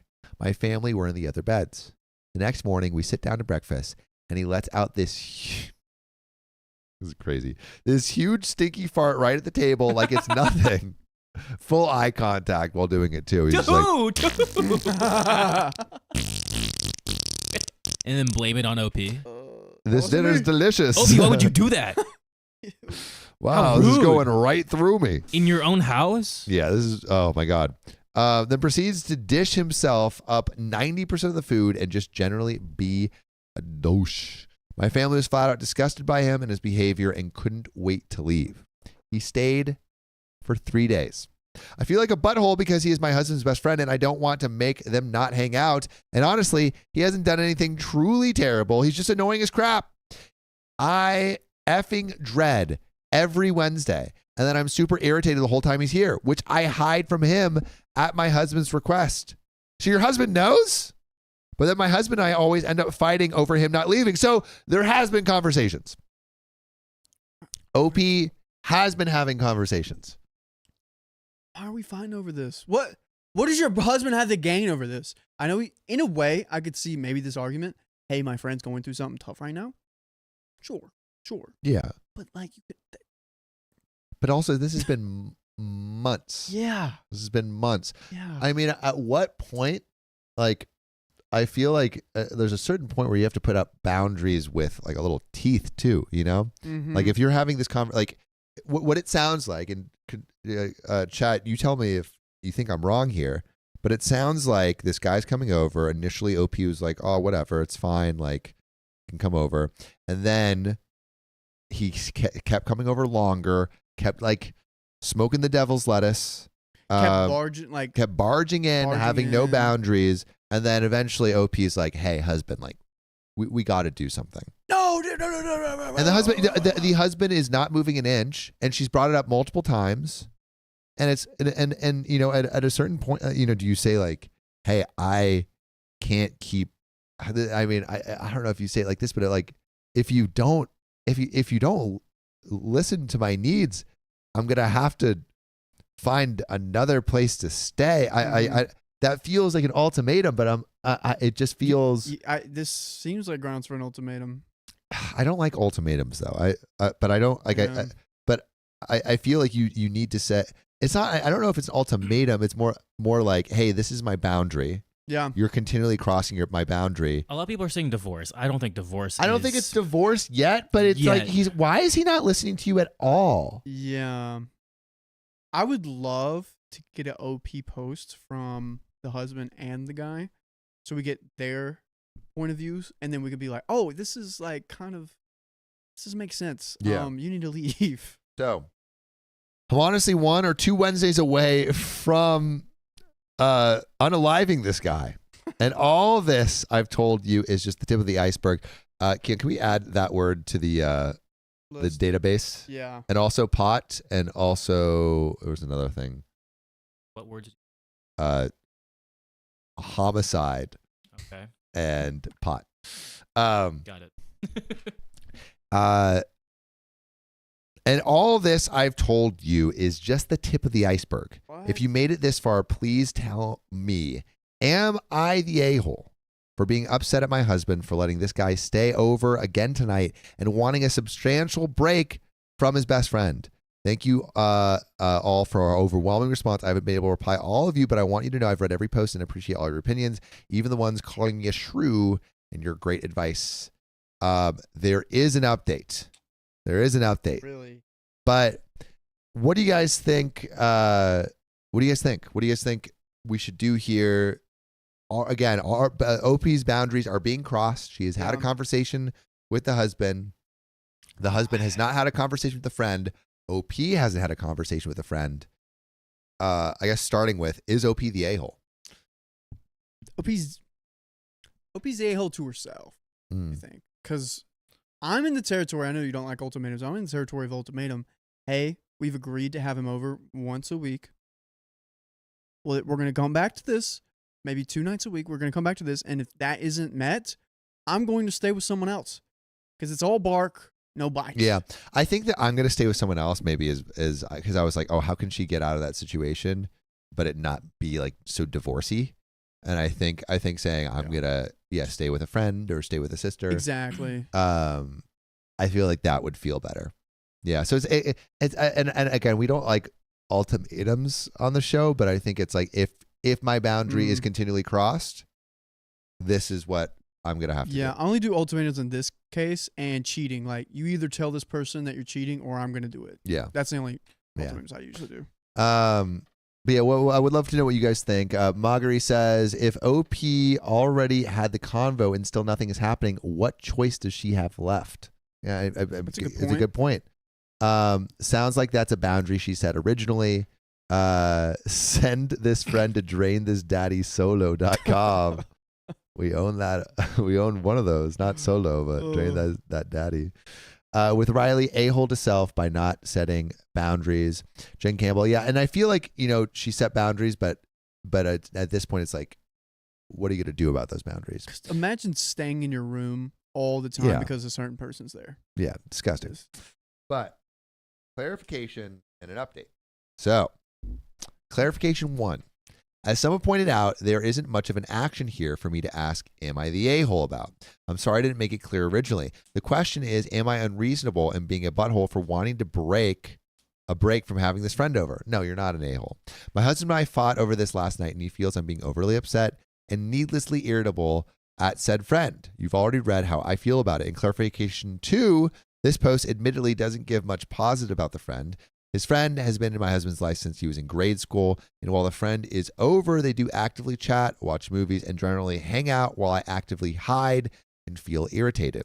All this stuff for sure could look like an exaggeration if it all happened in the last few days, but this is sort of my laundry list of the last 2 years of grievances, which have been building up over time. 2 years. Oh, dude, no. On a regular Wednesday, he is just baked, flatulent, and childish, which, while annoying, isn't really actively douchey. Also, let's add douchey to the list. He has done some very nice things for my husband, such as paying to take him to some very expensive concerts, and they both nerd out over their favorite guitar players live. I clearly don't like the guy, but my husband gets a lot of enjoyment out of their friendship, and I'm not just saying that he has to stop like being friends with him, just that I need a break. Also, my husband does have other friends. They just have lives, so he only gets to hang out with them once every few months. He's also in a band with other friends who he sees regularly Monday night. In clarification 3, my husband doesn't see a problem with how he speaks to me because, according to him, the guy just has poor social skills. That comment about your makeup was a compliment. In clarification 4, he has a vape-style pen, not a physical bud, which has less residual scent, and is why my husband told him he could do it in the house. Before he started using, I was okay with it. He had poor manners, but he wasn't nearly as bad as he is now, and he never spent the night or longer. Back before pot, I think let's change pot to devil's lettuce too. Back before the devil's lettuce, I even enjoyed hanging out with the two of them every so often. Oh, and I know my husband also occasionally imbibes with him, which isn't something that makes me mad. He just doesn't go overboard like his friend. Okay, so they're smoking a little bit together. After hearing these clarifications, maybe even a separation. You know what's really funny? What? I kind of have an okay story time for this. Really? Yeah. It was my dad's friend. Oh, And wow. my mom, like, it's kind of the same thing, but he wouldn't come like every Wednesday, but he would come like maybe, I would say once in a blue moon and stay with us for like a couple days. But he did smoke the devil's lettuce, and I was a child. So Oh, that's whack to smoke that around you. I wasn't smoking more so around me, but like he still had like the smell around him. Yeah. And I was like, why does it smell like skunk in the house now? When Uncle Russell comes through and Uncle Russell. yeah. So my dad's closest friend. My mom hated it. Yeah. My mom was like, Well, again, it's like crossing boundaries. You should agree on how all your guests should behave in your house. And if a guest is not behaving in a way that you think is good in your household, then they need to leave. So Also, the part where he's like, "Oh, he just has poor social cues. He's just complimenting you." Dude, I would be separating after that. I don't want to move to separation yet, no, what? Yeah, but I do feel, we're not making a lot of great moves here. home is where the heart is, and you don't want to be stressed out in your own home. Yeah. Well, we got an update. So when I woke up this morning, I noticed that my phone was buzzing and buzzing and buzzing. All these awesome comments kept pouring in. I have never had so much success on Reddit. So when I looked and saw how many comments there were, oh my God. Of course, my husband asked what was wrong. And I said, I told the internet the story of blank and asked if I was the butt for what we fought over last night. And he said, oh, and that was it. But then on his way out of the bedroom, he said, I'm going to get him up. By the time I was dressed and out of the room, the guy was out of the house, driving away. Hallelujah. I don't know if we want to sing our praises yet, because that's just one time. Is this actually going to change, Yeah. Did he clear the house so he could have a fight with you? That's what I'm feeling. 40 minutes later, when he got to work, I received a text message telling me how I was his best friend and that he loves me more than the world, etc. And we texted back and forth. This is the husband saying. And he said, I really feel like we both contribute to it. I feel like you are overly grumpy on things pertaining to blank, but at the same time, I invite him to come up extra days or stay the night without running it by you. I feel we could both do better and relieve a lot of stress and frustration. Do you agree? How do we feel about that? Are we having a productive conversation about the situation? I think this is more productive. I But feel like pointing he's the like, finger somewhat. yeah, at he's LP. like, Like, it's on both of us. it's on both of us. And I I'm don't know. like, Well, how do you guys feel about the on both of us? I don't know if It should have been on me first. yeah, and then let OP say, oh, I'm overreacting. your Don't speak boundaries. for her. Yeah. No. Yeah, Yep. yeah. I feel we could both do better. Do you agree? He then called a few minutes later, and I told him that I know I'm grumpy, but I feel like it's reasonably so. I also told him I don't want to force them not to be friends, but I just need a break from that friend. And if you ever need a break from your friends, come be friends with us by listening to full episodes with stories just like this. Go to Spotify, Apple Podcasts, or your favorite podcast app and search OK Storytime. There's another relevant update. But what do we think about this apology in quotes? Hideous Cactus says, feels manipulative. Yeah. Yeah, I just... It doesn't. It's the gaslighting. Yeah. Yeah, I don't know. I don't want to just jump into the gaslighting term, but what it does feel like is it feels like he is not fully accepting what he's done wrong, and he's pointing blame on OP, so he doesn't have to fully just apologize. It doesn't feel like like if I go and say, oh, like it's a Riley, half-butted apology. yeah, it's like sorry for eating your peanut butter, but you left it in a place that I was going to eat it, And I could reach and it. I think we both could do better. You can put it a little higher, and I cannot eat it. It's like that's not an apology. That is how it sounds like. That's not an apology, Yeah. right? Then I gave him some possible solutions, such as hanging out at his house every other week, or have set time that the guy needs to stop doing the devil's lettuce in order to drive home later. Thanks, guys. Great suggestions. And he agreed to consider other arrangements with a hangout time so that I could have some time away from the friend. And we agreed to talk more about it when he is off work tonight. Although I can tell he still isn't seeing a problem other than my attitude. Again, thank you to everyone who has commented. Hey, you know what? Not great, but better because of the communication. Better. It's not great, but it is better. It's not the attitude thing. I mean, the reason you feel this way is because he's always around and he doesn't respect. Ugh. I don't know. I just hope he doesn't come back as much. Yeah. Ugh. Jasmine says husband's actions are disrespectful and dismissive. I agreed. Sabia Rishi says it's no apology. It's definitely not a good one. Yeah. My ex, Ambird says my ex would have apologized by still putting part of it, even when it was all him, on me. This is avoiding responsibility. It's definitely not a good apology. Yeah, I agree. Yeah. This is BS. Yeah. C says 9030 says he's gaslighting her. I just don't like. Gaslighting just feels like I have personal beef with gaslighting just because it feels like it's used all the time now, and so I just want to describe what it is instead of using like an umbrella term. The way you described it, though, I was supposed to be like, that is gaslighting. Yeah, I know, but I don't even know the meaning of the word. I don't know. I feel like it's overused. You were like, instead of putting the blame on himself, he says it's her fault and doesn't put him on him. And people are like, that's gaslighting. I know. I feel like, I don't know. We'll get you a new term. I just don't like. It's so overused. Yeah. So overused. Just no one these days knows how to take accountability. Yeah. True. It's always like, oh, I'll take part of the blame, but everyone's at a fault here. And like, no, take 100% of the blame. You just can't own up to it. Yeah. Gross. But that is where that story ends. Sweet. So let us know what you think in the comments below. We're going to do dono time. Dono time. And I'll get our good friend. I'll get this set up. Ooh, dono time. You want to read the next one too? When did I stop? I came here at 7. Yeah. Let's do one story and then I can hop back in. Cool.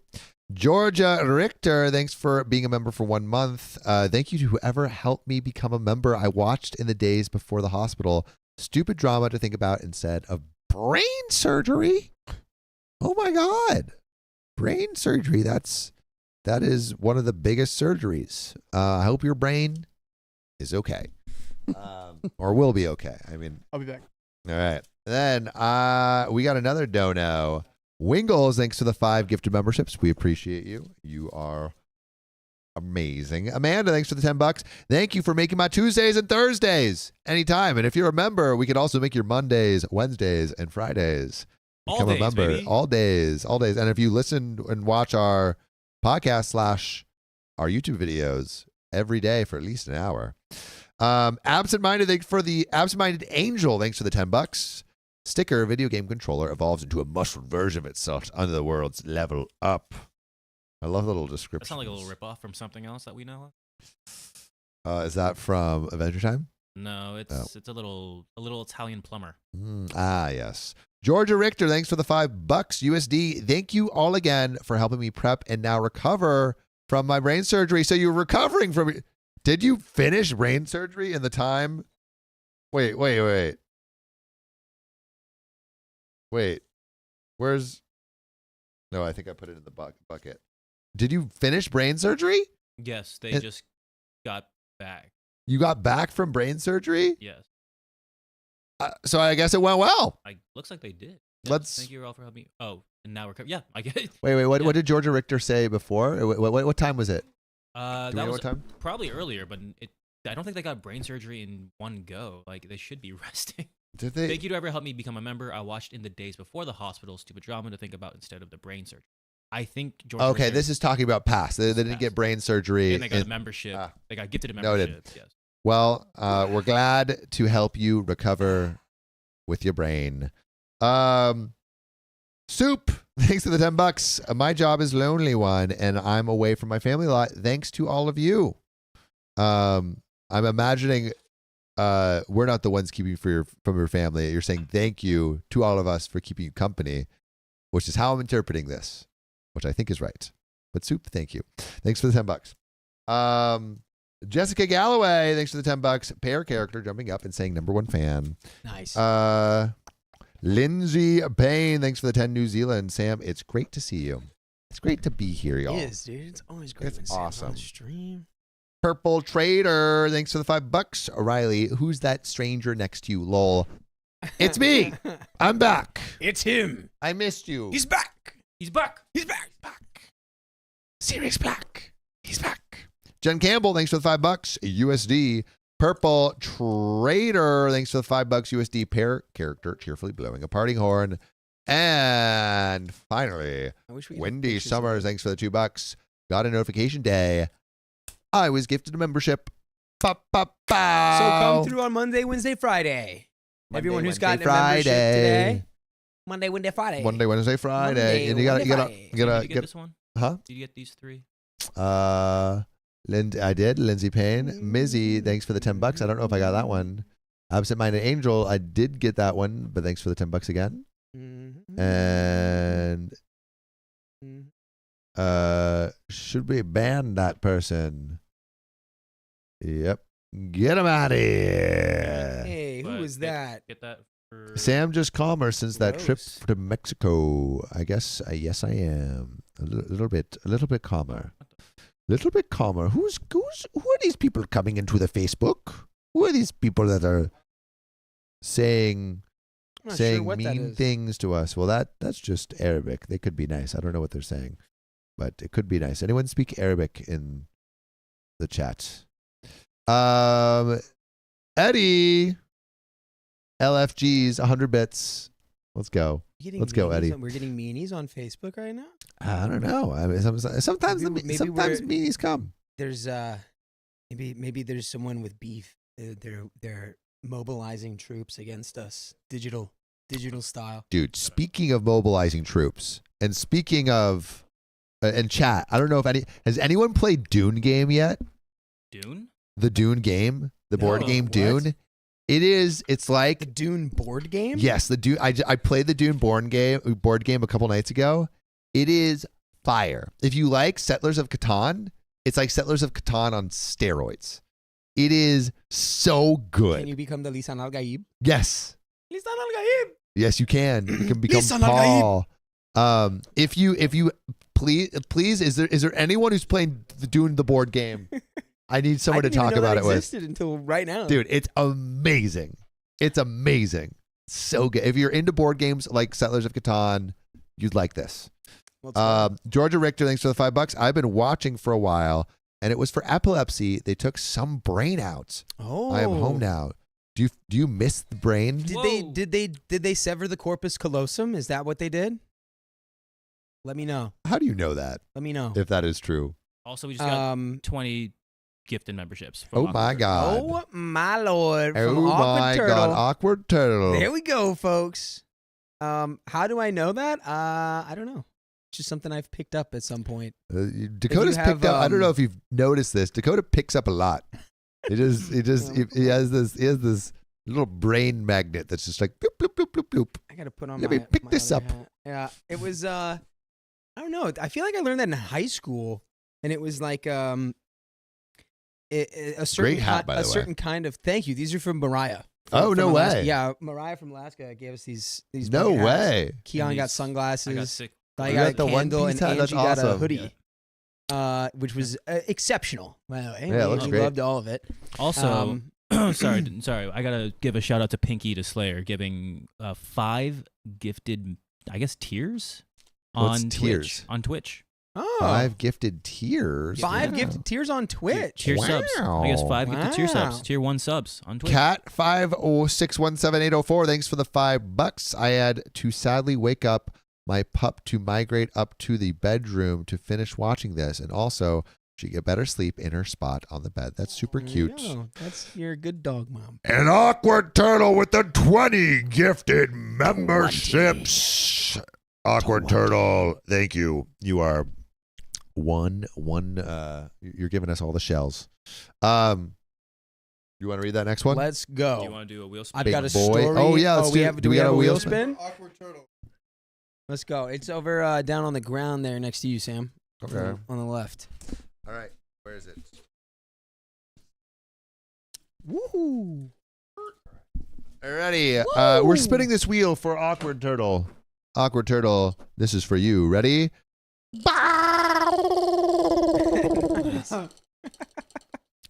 And it is 1.25 times. 1.25. 1.25. Dakota, read me a story, pretty please. Sing me a song. Sing me a song that I love to hear. All right, here we go. Sing that song ready? We ready? inside my ear. My friend made me feel left out for years, so I won't include her at my wedding.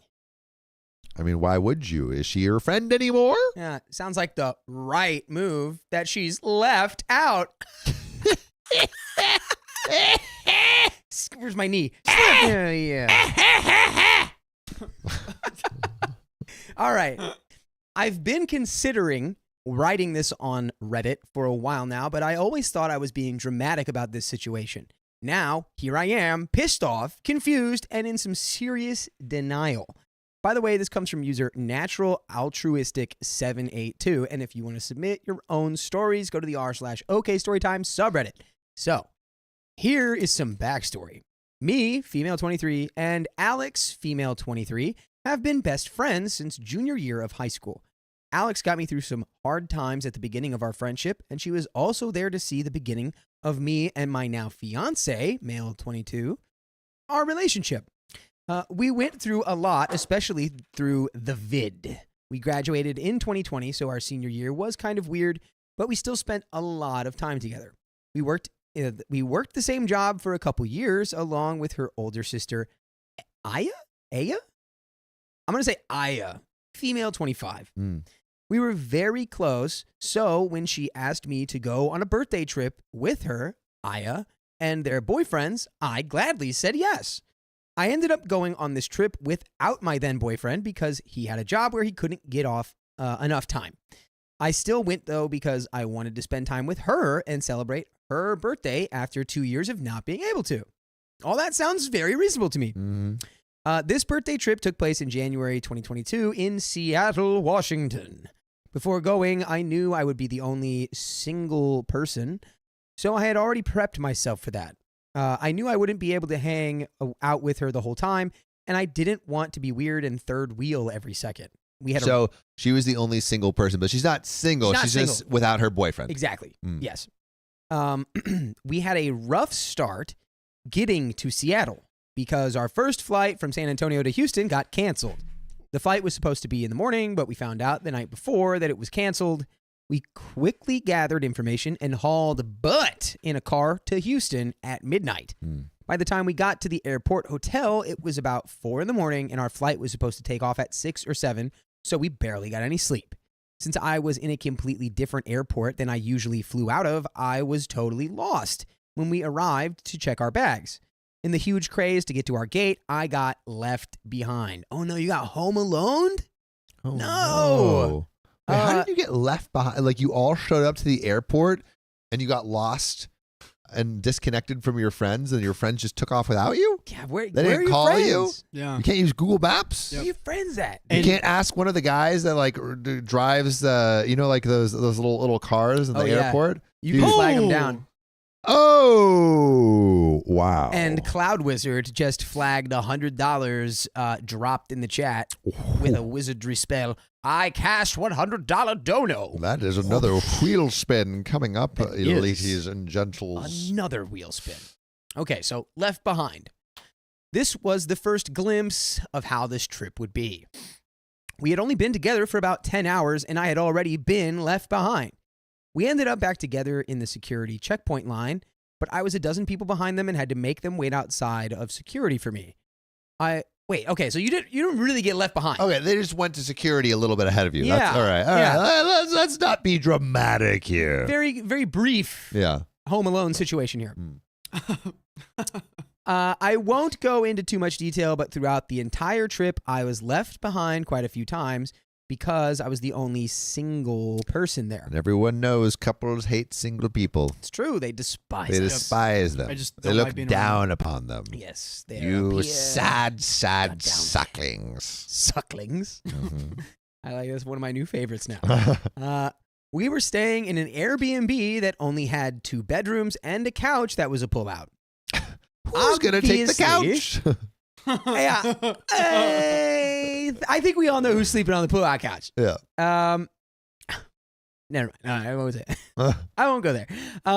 Obviously, I slept on the pullout couch while the couples each got a Pulled room. out. I mean, yeah, got a room. Exactly. Right. Yeah. It's funny that the only person who doesn't need to do that right now is sleeping on the pullout couch.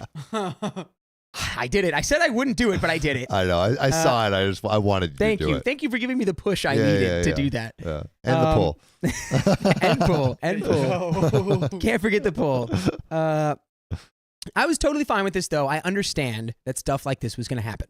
What I didn't expect was that every time we came back at the end of the day from exploring the city, all 4 of them would go to their rooms, shut the door, and leave me in the common area by myself every night. I feel like OP is on the pull-out couch and just hearing Yeah, just hearing a lot of applause. a lot of They're applause. like, they must be really liking what they're watching in there. OP, Can you didn't. I watch? Did you really not? Did you really not expect some degree of that though? Yeah. I mean, it is kind of whack that it's like there's no like group communal time when they get Yeah. back. Now there's a little bit of a hang at least before they go. I you think know. it's also rough because OP doesn't have their own room, and I imagine the walls are thin, and the living room is echoing, could be and be so a bit of an echo in you're there. hearing like bongos going on both sides. You Yeah. know, Just a little bongo recital. So I had to sit there and listen to them laughing and giggling together, which sucked. oh man, Another time, everyone wanted to ride the Ferris wheel, but each cart only carried 4 people, and there were 5 of us, so I literally sat out while they rode it together. no, That's so dude. sad. That's so sad. I mean, maybe you could have just, rode in one by, with 3 strangers and made new friends. Yeah, that's And true. then you could have gone back to their hotel while they leave you alone in the pull-out couch. Eiffel Tower. About 2 days before I was supposed to leave, I reached out to Alex through text late one night. I wanted to tell her how I was feeling without making a big deal about it in front of her boyfriend or anyone else. In the message, I told her I was sad about being left out. I was there to celebrate with her, and I wanted to be a little more involved with everyone because the trip had been really sad for me. I tried not to sound aggressive. I just wanted to be honest with her, as I thought I could be because she was my best friend. She had already fallen asleep by the time I sent the message. It was probably about 2 a.m, so I just went to bed. Since I was sleeping in the common area, literally 5 feet away from the kitchen, I was awake when she got up the next morning and started making coffee. I didn't want to be awkward or too forward about the text, so I waited for her to say something. She walked right past me, went back to her room, and shut the door. Oh, she doesn't want anything to do with you. Dude, yeah, that's man, that's so unfortunate. Sucks. My stomach dropped. I waited for her to come back out Oh. alone and asked if she had anything to say about my message. Without looking at me, she said she didn't want to talk about it, Oh. that's so unreasonable. Also, like, Why? have a little heart. Have a little. I mean, this is your friend. It's the coupled up energy. I It's know. Like, they're just like, get away, you little pawn scum. yeah, Ugh. oh, your gross singleness trying to force your It's gonna single values infect upon me. me. You're not my boyfriend. Get away from me. That's like, I know. I thought I was your best friend. What the heck? So I didn't say anything, and I just started getting ready for the day. As I was putting on my makeup, I started festering Oh, no. with anger. I mean, OP did the right thing by communicating early. But now I think if like it's I feel like they've shown you that you're not wanted both before you brought it up and after you brought it up. So I think honestly maybe cut your losses and leave. Or go explore things on your own. I feel like maybe just try to, leaving would be, I feel like it would amplify everything that's happening right now, which, I mean, it not right or wrong. It's just, it is what it would do. But then, like, just trying to enjoy your trip, like, on your own, being like, well, and if they get mad, like, well, you just went off and did your own thing. I'm like, yeah, because I was being just left behind anyway. So I was just trying to get out of your way, I guess. Mm-hmm. So, festering with anger, I ended up throwing a fit. Not necessarily saying anything directly about what had happened, but my attitude definitely changed. I was louder, being extra, and honestly, I'll admit, I was being a bit of a witch. We finally finished our trip and headed home on a flight to Houston and then drove back because of the whole situation that happened at the beginning of the trip. We didn't get home until 1 or 2 in the morning, but I told my boyfriend he had to come pick me up because if I had to sleep with them one more night, I might rip all my hair out, which, it can boil over. Yeah. Not the best reaction, OP. I understand why you're having this, but in a way, it almost sort of reaffirms that you were / are or whatever you are, whatever your status is right now with this person, best friends. Because only when you're like best friends with someone can they bother you to this degree. Yeah. You know what I mean? Like, and also like only with those best friends can you be an open and active witch. Yes. Yeah. And it's just like, fine. Okay. Yeah. Anyway, not condoning to do that. Just saying. Yes. He understood and was there as soon as we arrived. I didn't say a single word to anyone when I left. I didn't talk to Alex for 6 months after that trip. Oh, 6 months. 6 months, half a year. Did Alex talk to OP? I doubt it. Hmm. But I missed her a lot. And I was the one who reached out asking if she would meet me at my favorite coffee shop. Wait. So you didn't talk to her for 6 months and she didn't reach out at all? Yeah. That's not your friend, bro. Not anymore. That is not your friend. That was not your friend. Oof. Yeah, 6 months. That's a long time. It's a long for this time. to just boil underneath the surface. Yeah. So after I sent that message, I received what I now see as a half-bootied apology. But back then, I was okay with it because I missed her. Well, Fast forward to the end of the year, she was planning another birthday trip, this time to Nashville. She invited me, but I told her no. I've only seen Alex once since 2023, and it was by accident when I ran into her at the same coffee shop. I still have the birthday gift from 2023 that I was supposed to give her. It's a journal that I now write in about her. Is that your burn book? I'm feeling a little. There's a little petty vibes going on from OP. 100%. I don't think you. I think obviously you've been hurt, but I also don't think you are 100% not the a-hole. We're not. Yeah, clearly there was a-holery on both sides. Yeah. Although it started with your friend, then you leaned into it and kind of dished it back. Yeah. So, which again, understandable. Is it good? No. Having a burn book for your friend in the journal you were gonna give her for her birthday, it just sounds like you're just holding on to it. A cesspool of negative yeah. energy. And again, she wronged you, but that negativity in that burn book is just gonna hurt you. It's like self-care over petty revenge. Do what's gonna be good for you and you moving on instead of just holding on to that and it corrupting your soul a little You are bit. wronging yourself right now.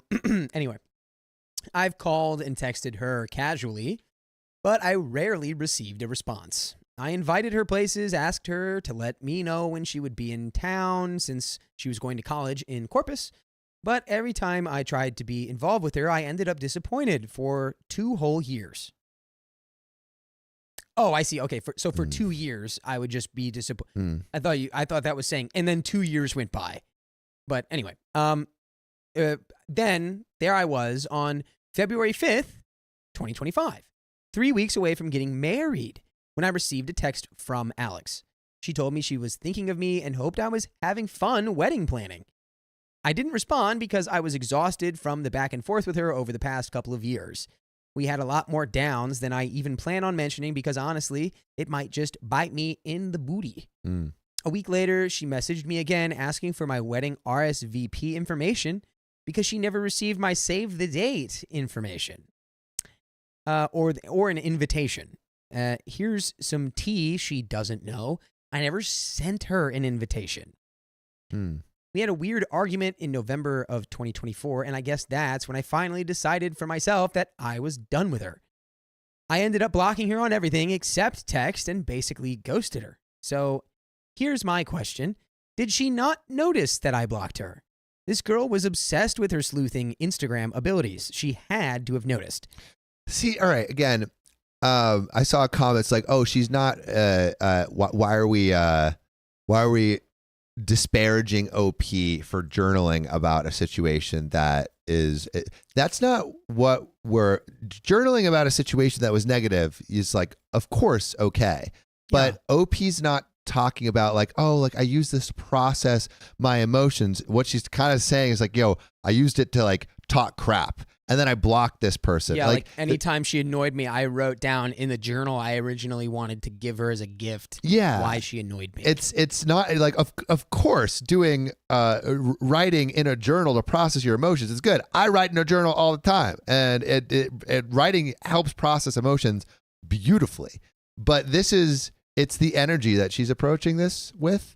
That is a little bit, it feels a little bit petty and holding on to it, like, that I think's hurting her a little bit. The aura around this journal would not be like a bright, warm yellow light. It would be like a dark, wriggling, like it's black like, abyss. Like the the venom little yes, what's it called? Venomous, it would have little venom tendrils around what's it called? The alien? The symbiote. Yes.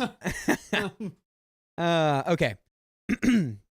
To me, the text about not receiving the invitation was her pulling at straws to stay in my life and force me to explain myself to her. She had been playing with me for years, and it took me so long to see it because I thought she could never do that to me. So I finally whipped out the text message I had been saving in my notes and sent it to her. It basically summed up how I had felt for the past couple of years and told her not to message me. I feel like a crime has been committed against us for you not putting that text in your post. I want to know exactly what you sent. Yeah. Yeah, because I'm like, there's no, based on what I've heard so far, I don't know if it is the most tempered text. Yeah, and I know you could have put it because you said you had it saved in your notes. Anyways, OP continues, but that wasn't clear enough for her. She took about an hour to respond, and her text was full of lies and gaslighting.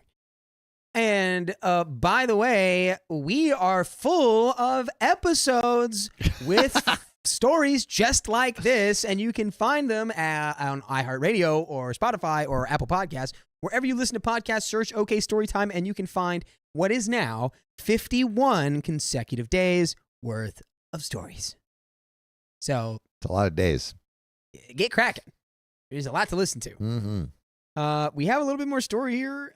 Do we have any finishing thoughts here? I think it seems like OP was wrong, but it also seems like OP is a little petty, and I just don't know if she's going about it in the least a-holy way possible, which is just going to hurt her more. It just feels like she's holding on to a lot. And I'm like, again, self-care over pettiness. Yeah, if I could revise history here, what I would have liked to see OP do would have been like, after the trip, you don't wait 6 months to talk to your friend, and you just go, hey, like, I feel like we definitely did not have a great time together on that trip, right?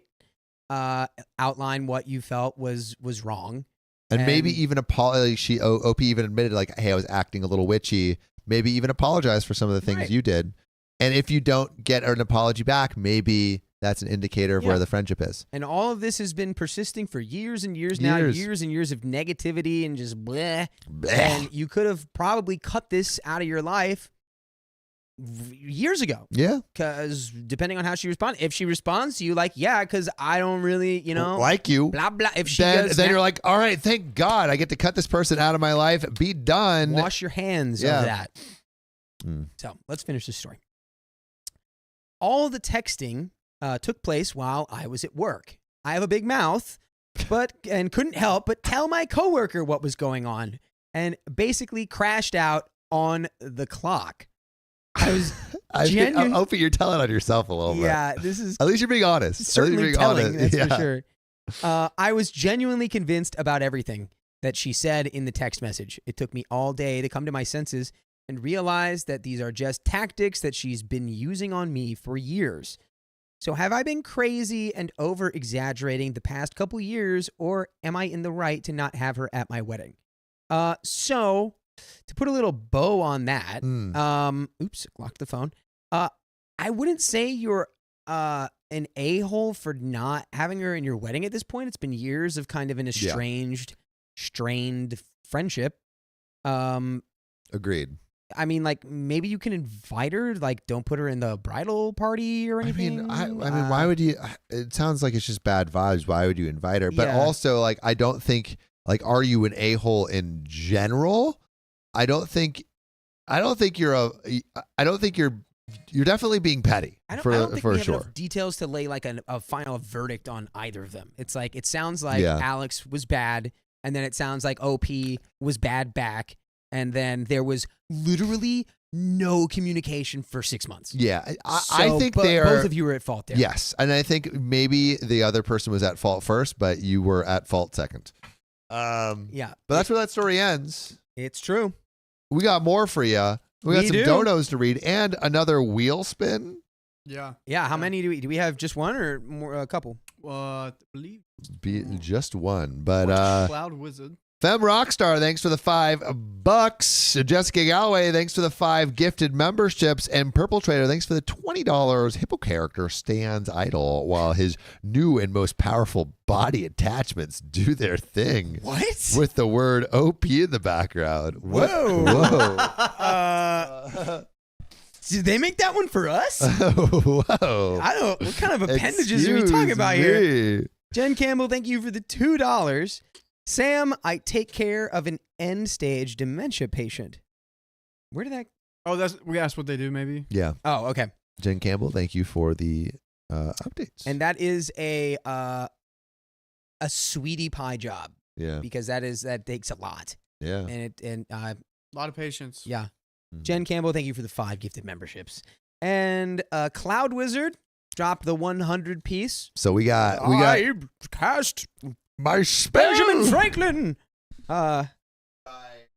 And should I spin said wheel for Cloud Wizard? Right after I mention Roy OK 001 gifting 10 memberships. Could you read this one real quick? And Caitlin Van Campen, Sam, please say, "Oh boy."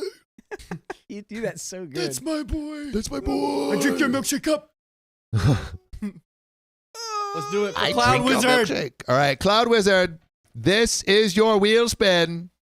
Are you ready? All right, here you go, Cloud Wizard. And 15 more minutes. 3, 2, 1. Spin that wheel. And it is 2x for 5 minutes. It was an accident. It was because I was. It was an accident. I'm actually going to take the blame for that because I started singing the Lord of the Rings music. For I'm Cloud sorry. Wizard. The power was too great. Damn it. I wasn't thinking. I wasn't thinking. You have to stay now. Oh my God. Do we have more to read? They won't do anything. They won't do They anything won't do crazy. They won't do a darn thing. Do I need to read anything else? Any other donos, or should I go Can you to stay this? for one more, or you want to head out? You know what? I do need to get on that call. Okay, let's let me get Keon in here, but you're good to go, my dude. All right. Yeah.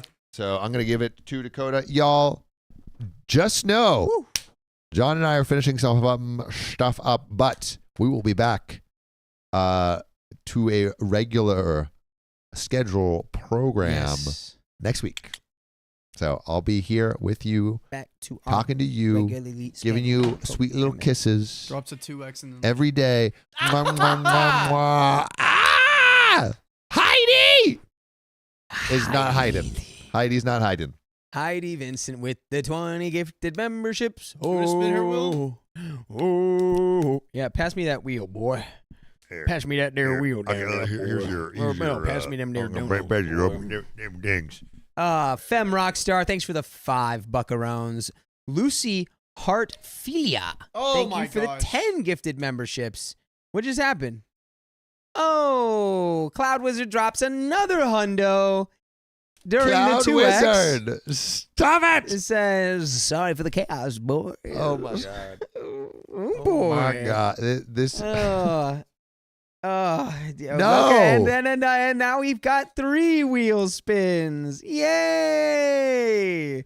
20 gifted memberships from Awkward Turtle. Woo! That was a good Oh. wheel spin, Sam. You did it.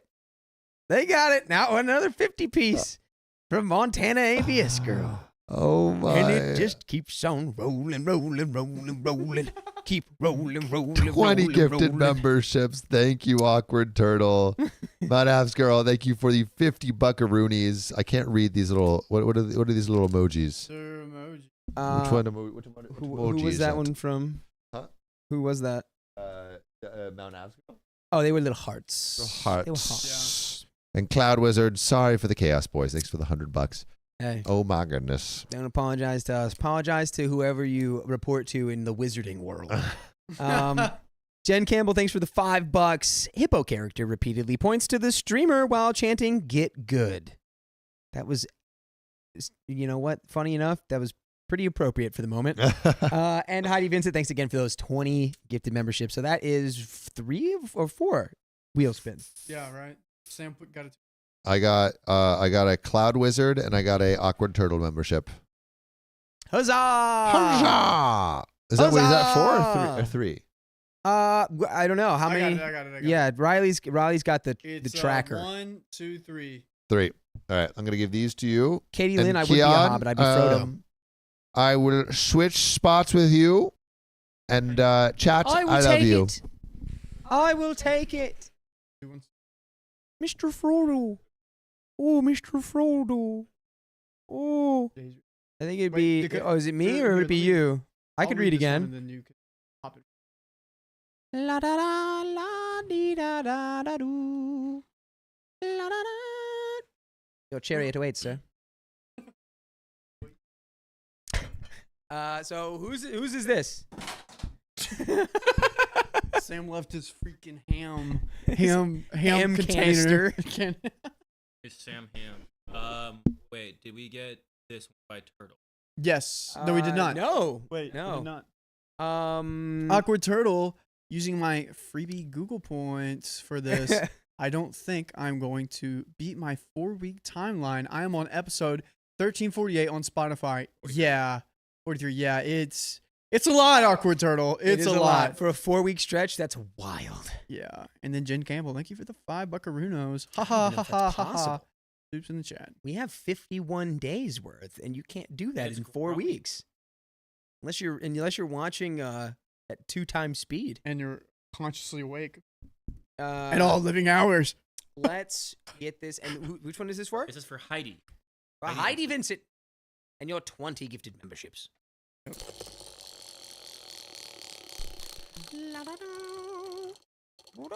Got an hour 43. 1.25. Just as the 1.25. that's there. I don't know Espanol, Yeah, guys. that was not. Honestly, when we were in Colombia, you were doing a great job with your Spanish. Vindication. I was doing what I could. you do great. Should we I do another appreciate one? it. Yeah, we have 2 more. Let's do one. Well, let's do Let's Cloud just do- Wizards. Maybe for next Actually, one. no, because Next we one. already did one. Yeah, we already and did then one. we Oh, you did got one? the Oh, I two walked X, in on So it. now we just did how you Vincent, so we'll save those two. Yep. Gotcha. Oh, So we is have this? Gotcha. Gotcha. Okay, it's going. Gotcha. Come on, 3D printing going on. Gotcha. You're I'm live streaming Dude, that thing's moving. a 3D What do you printer. live stream? That thing's How do you- moving. He's That's live- why I asked you to turn on my I lamp. figured. I was like, I went in there. I was like, Yeah, Right, I'm live streaming my 3D printer. print, so I know. So you know if it's messing up. Yeah, I've had. So whenever I go to the bathroom, I'm actually like switching out like the. So wait, is that reloading when the you've been filament. like, I'll be right back? Yeah. No way. Yeah. Actually, I gotta be right back. I gotta grab like a aspirin or ibuprofen really quick. Okay, he's gonna I gotta get get ahead of ibuprofen, guys. But yeah, I'm live streaming my 3D print from my room just so I can like figure out if the print's going well. It's going all right. It's happening. I need to get music or something underneath it, but it's just so I can monitor it. I don't want anybody to watch it. I just want to watch it myself. I used to stream it through Twitch, but then the Fire Nation attack. no, I just hated setting it up and all that stuff. And I was like, Espanol. Espanol. Dude, okay, imagine. What am I printing? Guys, okay, so I'm printing this. Dude, Keon, you're going to like this. Keon, I cannot freaking wait for your house party or whatever because I'm going to bring the welcome. I'm going to bring so many great things to your house. So, Okay. pot, I'm not gonna say no. dirt, stems, leaves. Leaves are magnetic. Leaves are coasters. You take the leaves off, Oh, put it underneath. you've shown this to Boom. me. Yeah. Yeah. Yes. Yeah, I'm cool with that. Yeah, I I like that. tried to make a canister so you can put your thing in it, and that's the thing I was working on. Didn't work. I actually found someone in our Discord that does 3D printing. I don't know the name off the top of her head. Let me look here. I've been like chatting with her. She's been like guiding me.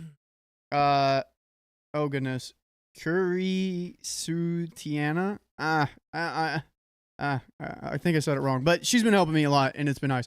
If you know 3D printing, please contact me. Please reach out. Please something. I need help. I need to understand everything. Please. So Looks like you ate it like that one guy from what's it, the haunted house or whatever, where he like grabs it and just puts it in his mouth. What's Monster House? From Monster House, where he just goes. and Catherine Keller, thank you for the $5. All right, and that's Awkward Turtle, which We'll have to go check on it in an hour, 38 minutes. Ready? Normally putting new chair. are you reading or is Dakota reading? Who read last? Oh, you read. You want to sit in this chair? All right. You ready? Yeah. Wait, go back. I'm ready. Wait, are you sitting like that? Because you're tall. I Again. don't know. Yeah. Man can't move around in the comfort of his own workplace.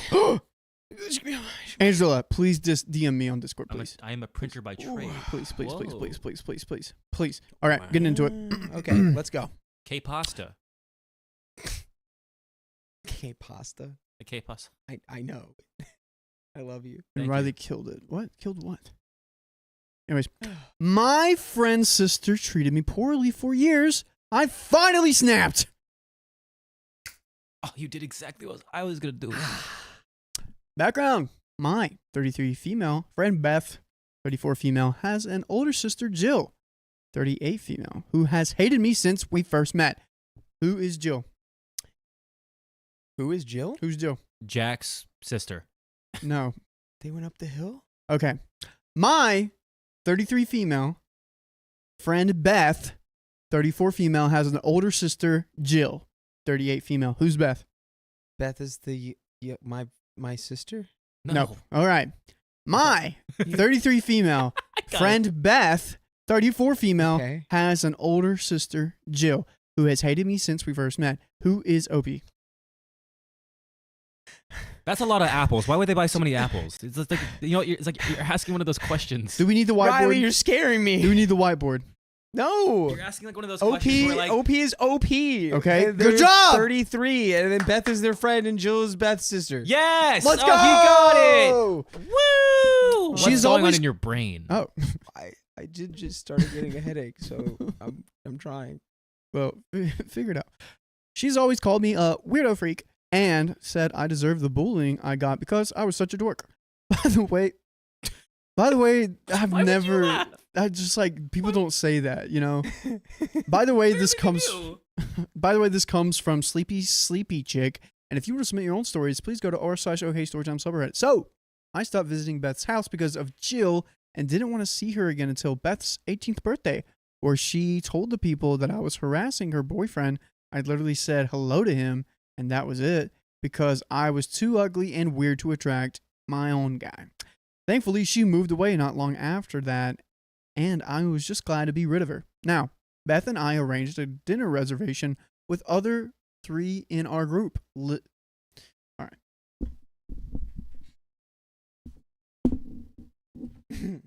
You handed me? Okay. Guys, we got the whiteboard out.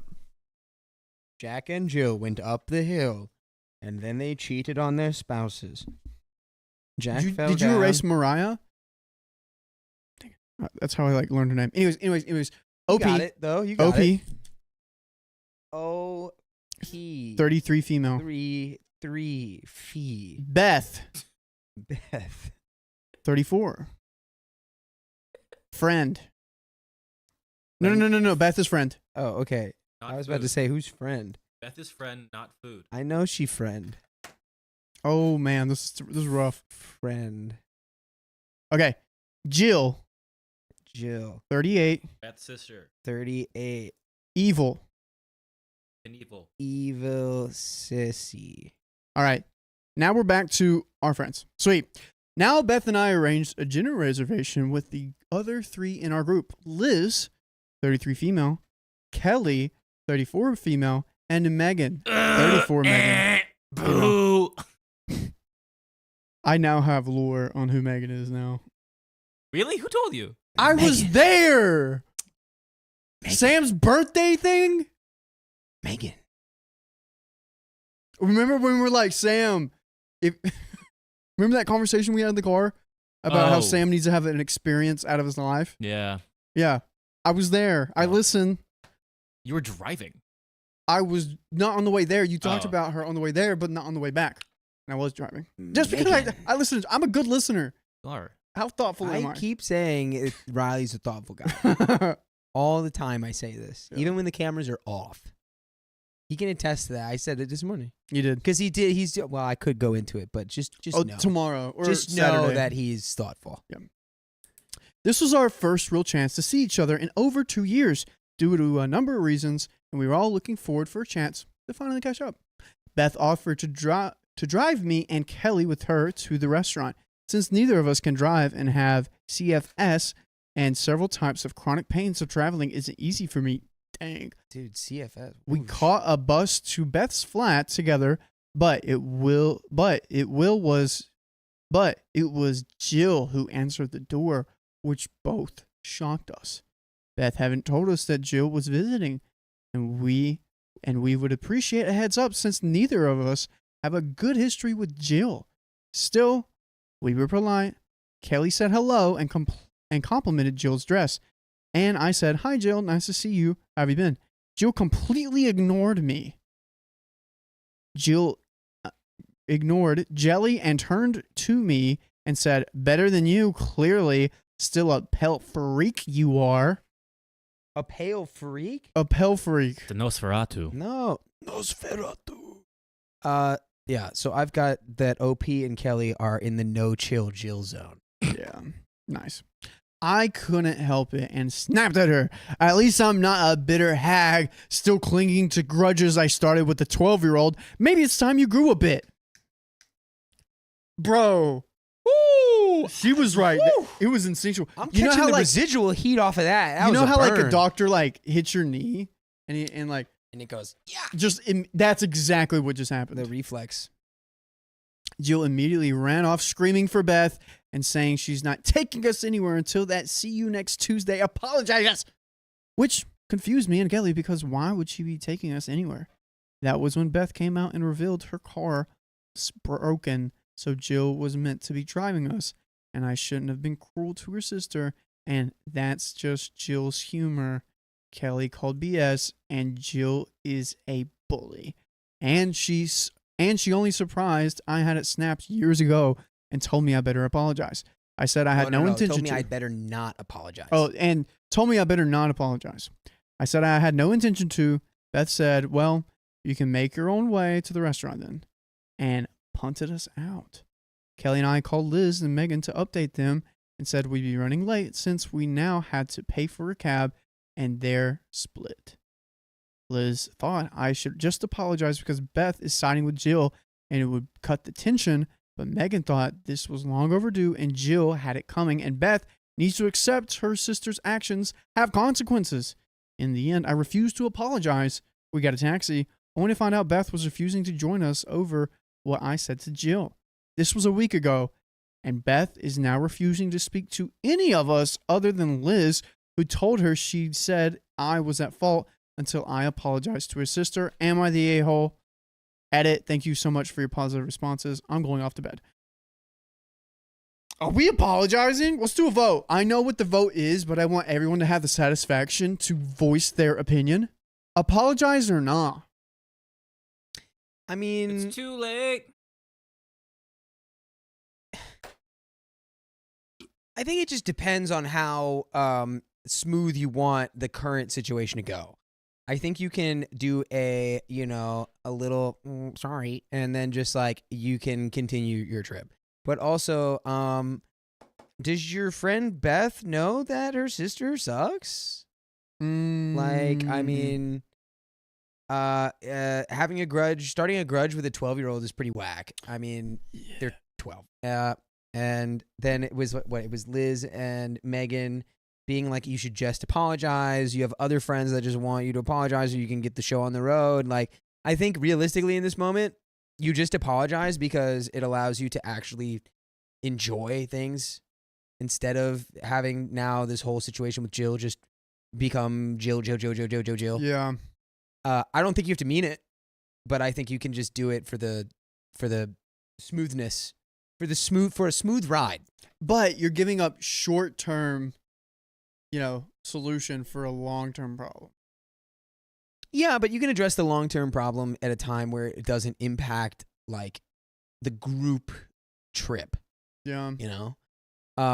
We've got our cast here, and then this over here is just the no chill Jill zone, and it's Kelly and Duchess. OP. And then they are in a team up right now, and these are the Fwens. When? Okay. Now we all know now. Duchess says politely progressive, petty, passive-aggressive apology. It's too Right, late. I'm yeah, sorry yeah. you feel that way, Jill. You're just a dirty hag. Whoa.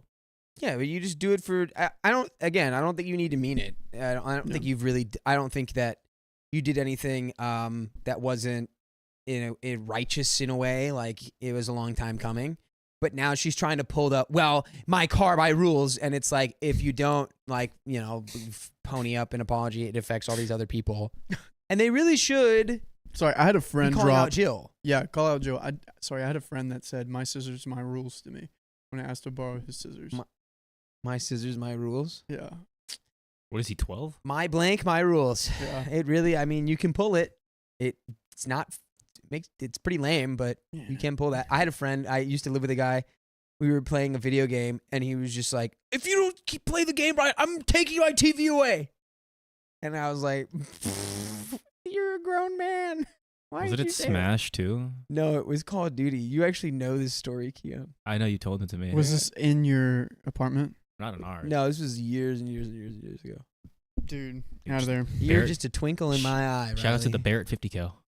All right. Yes, Updates. exactly. Update. Hi, folks. A lot of you have asked me to update after my last post, and I decided to. Thank you for all the commenters, blah, blah, blah, blah. Liz and Beth's instance that I apologize was making me second guess myself. So I appreciate your help. Most of you also pointed out Beth's reaction was enabling Jill, and Liz's reaction was expecting me to roll over in the name of keeping the peace. I also saw a comment that Beth sounds like a 2000s B-list villain. Like But what's she your sounds like a. actions? She sounds like a. Who? Beth or Jill? Beth. Beth.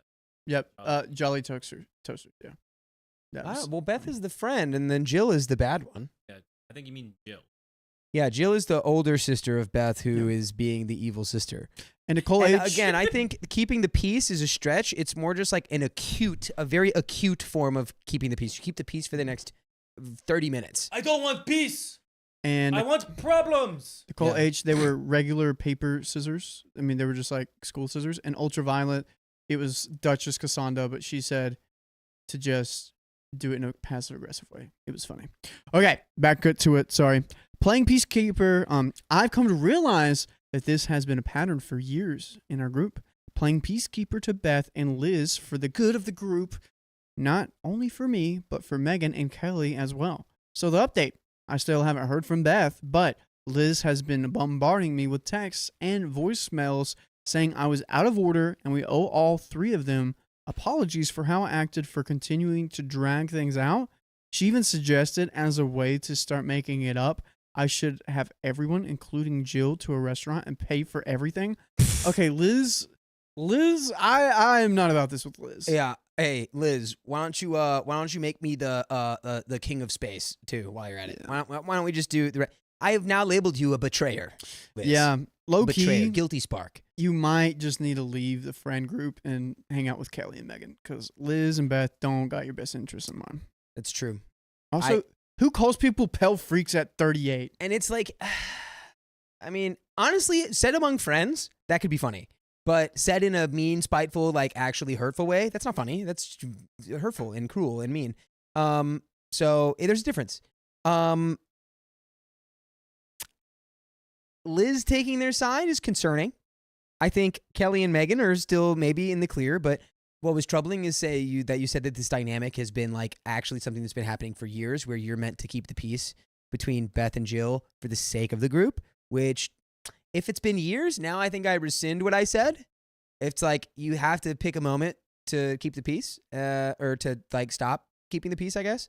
And this would be actually a good one because you'd be like, this isn't me. Jill insulted me. And now what? I have to apologize. What she's really doing is holding all of our trip experience over our heads and forcing me to basically be in a corner. Yeah.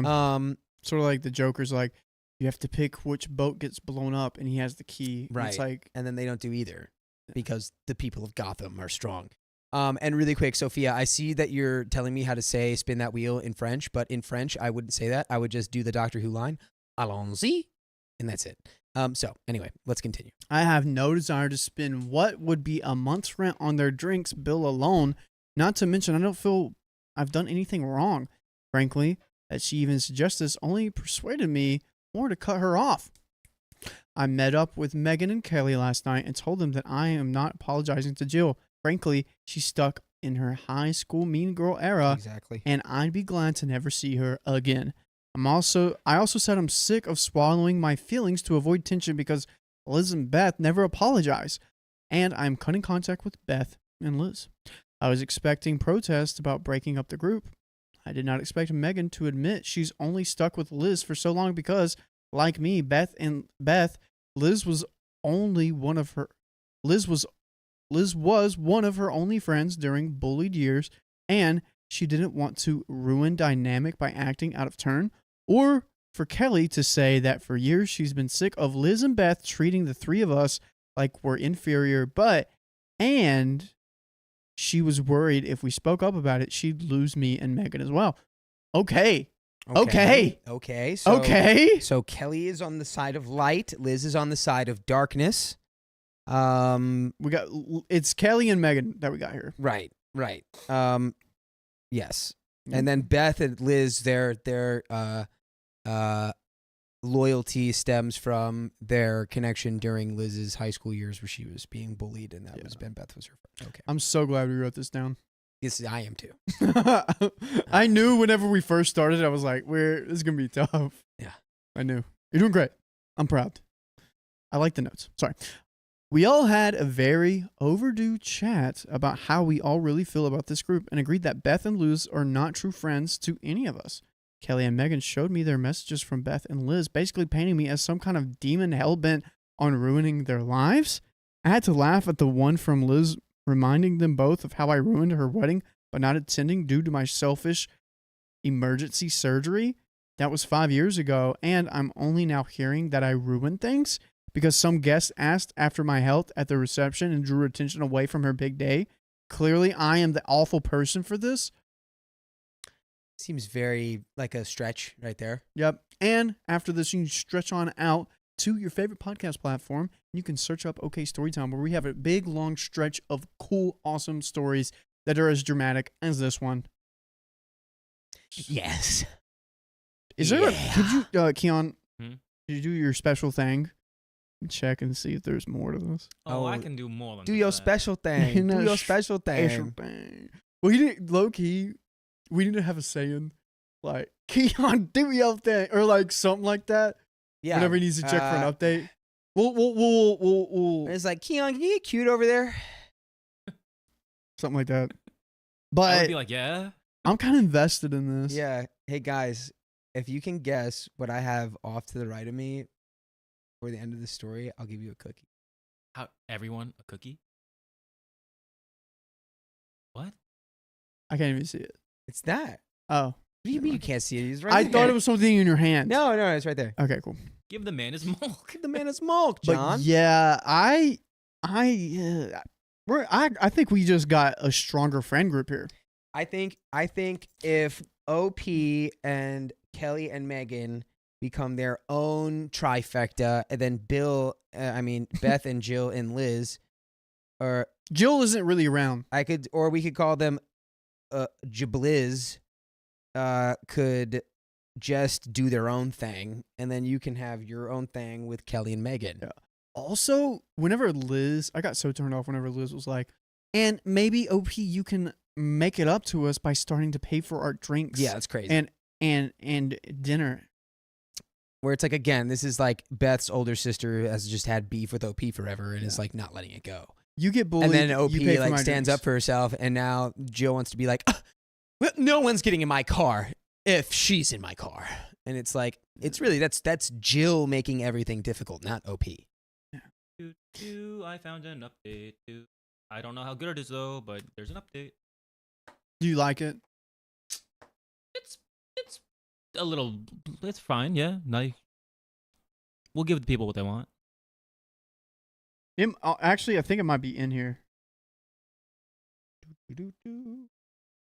Oh, is it like a long rant OP has about? Yeah. Yeah. Okay, I got it in here. I'm sorry, Keon. I did not realize. I'm sorry. We had you You know get what? cute Don't for apologize. no It's reason. Ah, Here, put the camera over to you so everyone can see how cute you are. Hey, what's up? this guy. Anyways, we are completely cutting contact with Beth, Liz, and Jill. We've saved our messages just in case, because I don't see Jill, Beth, or Liz disappearing quietly from our lives once they've realized we're not going to play ball. But in the meantime, we're planning to do a zoo trip next week, so we'll enjoy a day free of drama.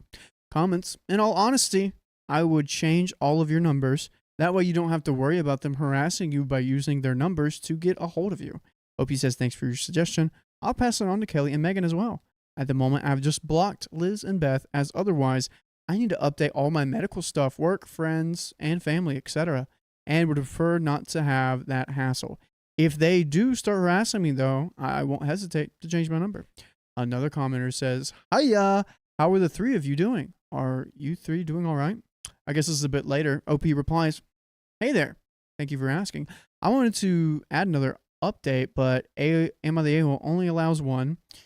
Technical difficulties. I did a mini update a few days ago because sadly things have gone a bit nuts. Basically, I had to change my number due to Liz and Beth constantly barrage of voicemails and texts, which started with attempted guilt trips but turned vicious when I didn't respond, plus loads of unknown numbers trying to harass me on their behalf. Oh my God. After I changed my number, I think they must have realized how serious I was because Beth tried to ambush me at my hairdresser's last week, a place she wouldn't have been seen passed away in. Joe literally stood outside like a creeper the whole time staring at us. Luckily, the owner has known me for years, realized something was wrong much instantly, and kept us separated at opposite ends of the salon. Beth did try speaking across the salon, but I just said I couldn't hear her very well since I didn't have my hearing aids in. And she can call me later if she wants to catch up. She looked very angry at that. When I was meant to leave, the owner asked me to come to the back, allegedly to find my coat, but really so I could tell her what's happening. She was pissed, to put it mildly, promised to track down how my appointment was leaked, no answers yet, and snuck me out the back. I love her. That was all last week, and I updated my family and Meg and Kelly that we've officially entered stalking territory. Oh my gosh. Thankfully, Meg and Kelly have no similar stalking attempts, though they have both changed their numbers and blocked a fair few people from the social medias due to harassment. Meg also told us her parents were approached on Liz's behalf a few days ago by Liz's own parents. Meg's parents shut them down flat, and Meg was extremely gleeful when telling me and Kelly about it. So that was one positive, I guess. I also spoke to the police last week to try and press charges about the stalking and harassment, but they said there's nothing they can do. I'm still keeping a record of everything we have, cameras too, in case things get worse. My brother has spotted a strange car near our house a few times. My God. Though it hasn't been able to see the driver, I'm really hoping it's not connected, but at this point, who knows? Sorry, this isn't exactly a positive update. The three of us are still hoping Beth and Liz realize they have gone off the deep end and back off, so we will see. Oh my gosh! Woo-wee. Dude! Wow. Who knew? I've got a bit of an update here. So we've got happy face for OP, another happy face for the friends Kelly and Megan, and then we're gonna just go ahead and cross out those three and have them go to jail. Yep. Go to jail. Yeah, for being stalkers and stuff. That's not cool. What the heck? Yeah. Dude, that came out of nowhere. It got so extreme. Like, how come they just can't let it go? Yeah. It's over. It's over. You three can be best friends. And then Kelly and Megan and OP can be best friends. And you guys can just love each other instead of hating. Yeah. Mm-mm. Dude, what the heck? Yeah, it's just, what? That is literally the definition of I don't want peace. I want problems always. I called it. You did. I don't want peace. Want the problems? I didn't I know want it would get problems always. that out of hand. You know, sometimes it does. Golly, dude. Ay. Whew. Well, that is the end of that story. And nobody guessed what I have. It's a whistle hammer. Is that what it's actually called? Yeah. Whistle hammer. Whistle. It's the little Japanese hammer that it sounds like a clicking noise, but it's really just a little whistle.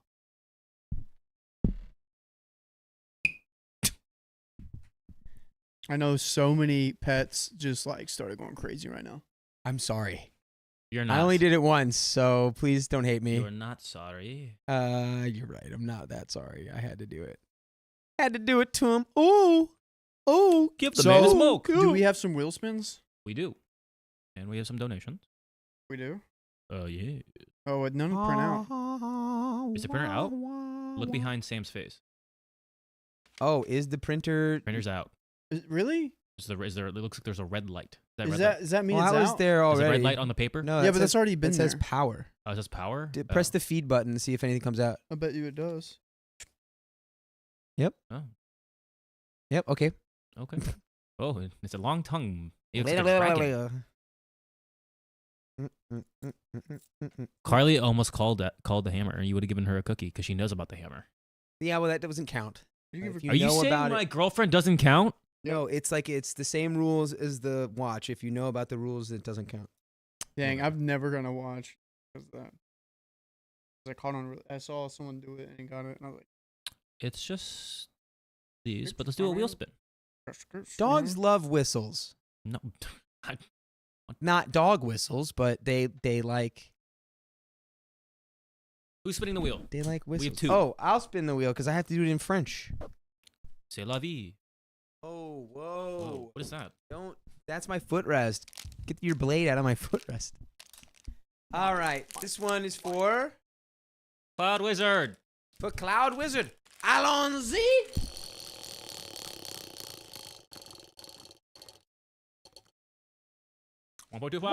1.25 for Cloud Wizard. Go ahead, spin it again. Indeed. And this one's for who? Turtle. Turtle. For Awkward Turtle. Here we go. Turtle. Power. Power. 10 more minutes. So basically, the last 10 minutes of our lives didn't count.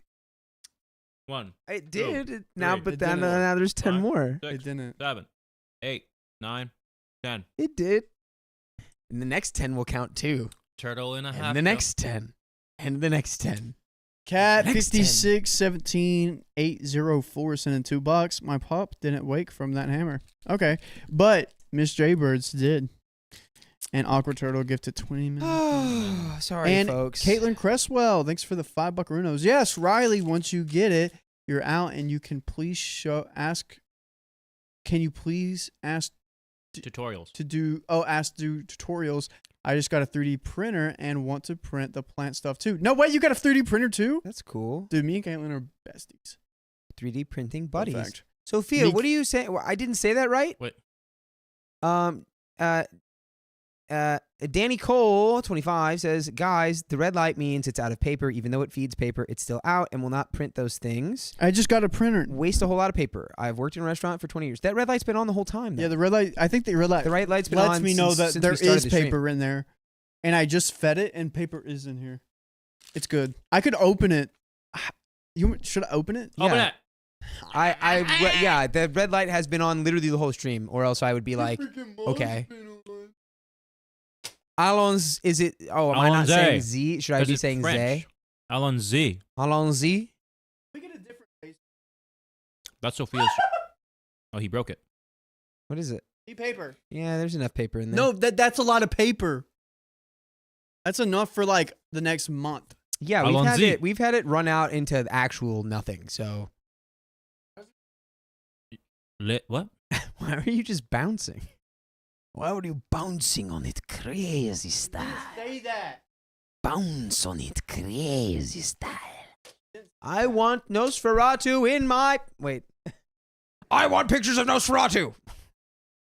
I'll give you this. Give me pictures of Nosferatu. So, Working. so everybody, look at Dakota's upper lip.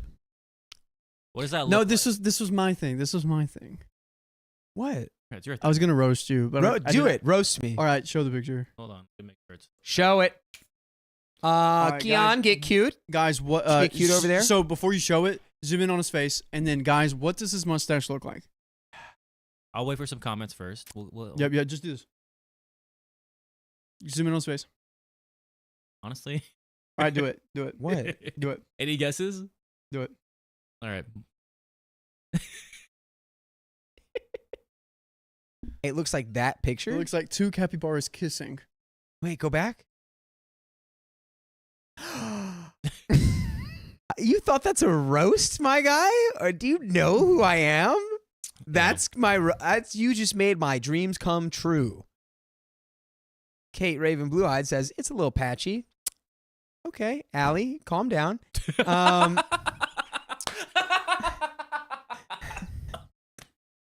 We killed Keon.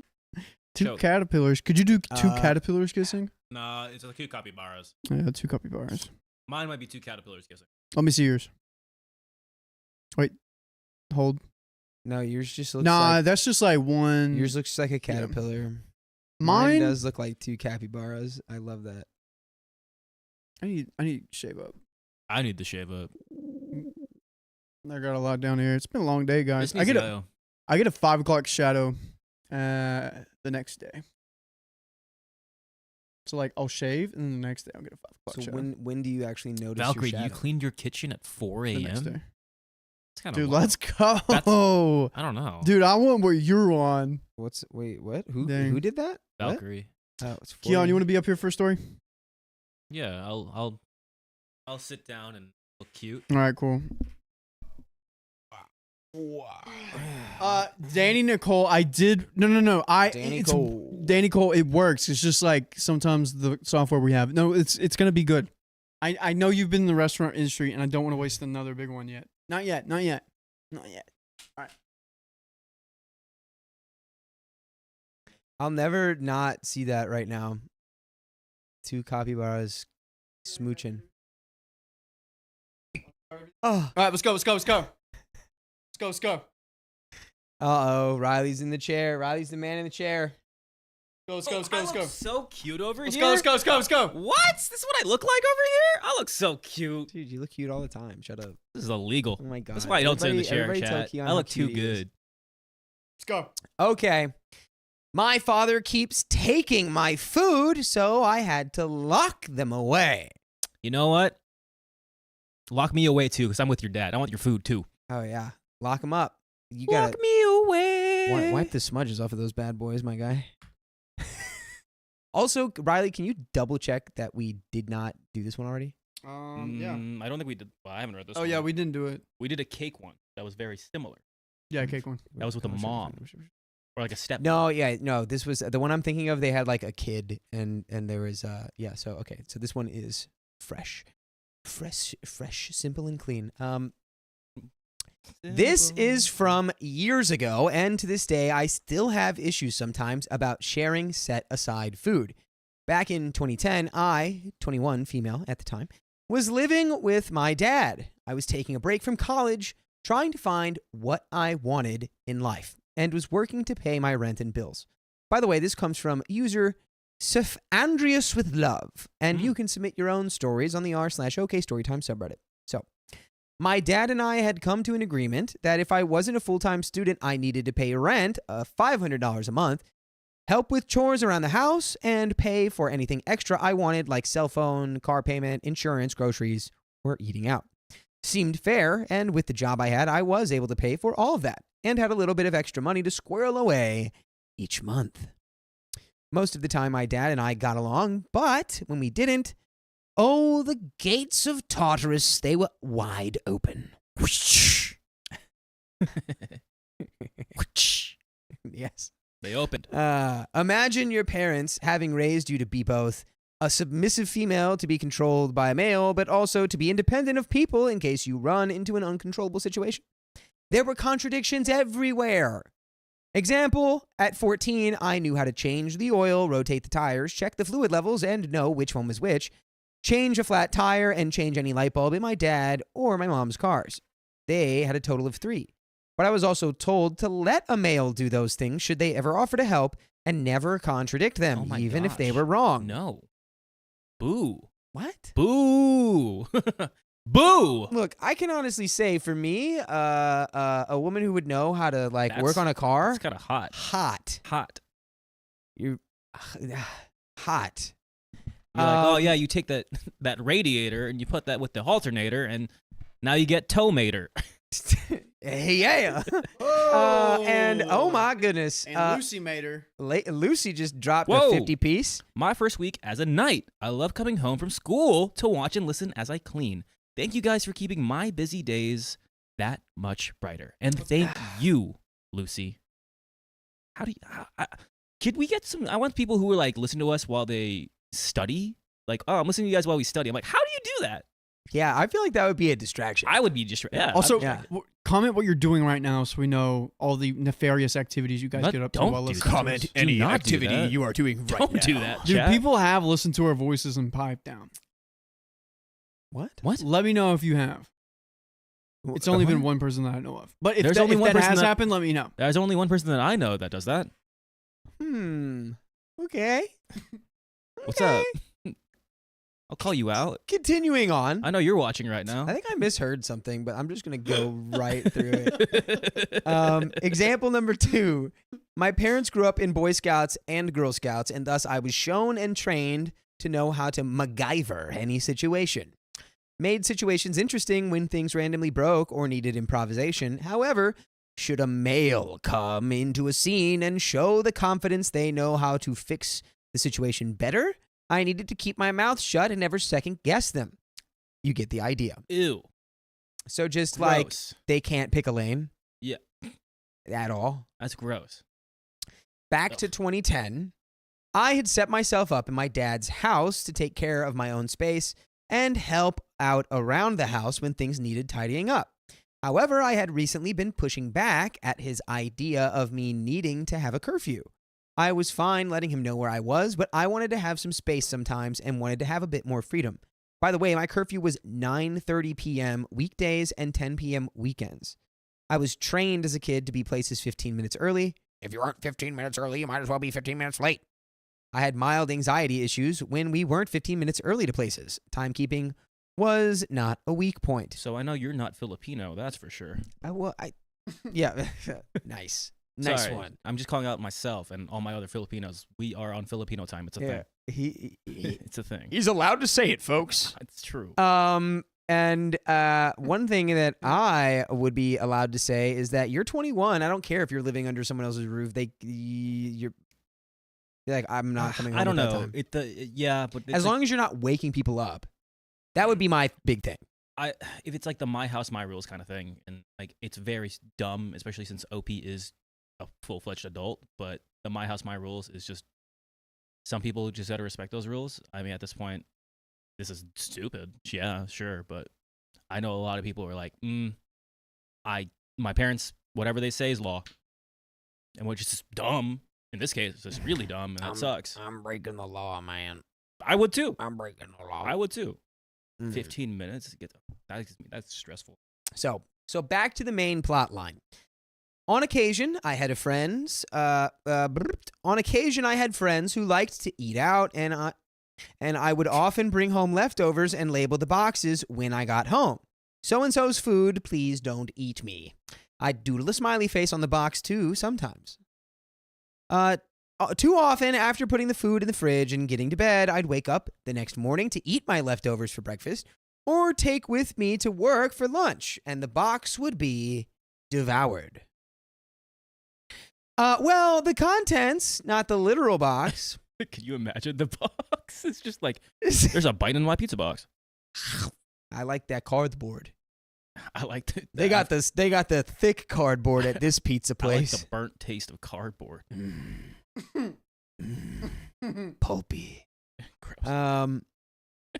I'd try calling my dad if it was after 8 a.m. since he'd be at work himself at that time.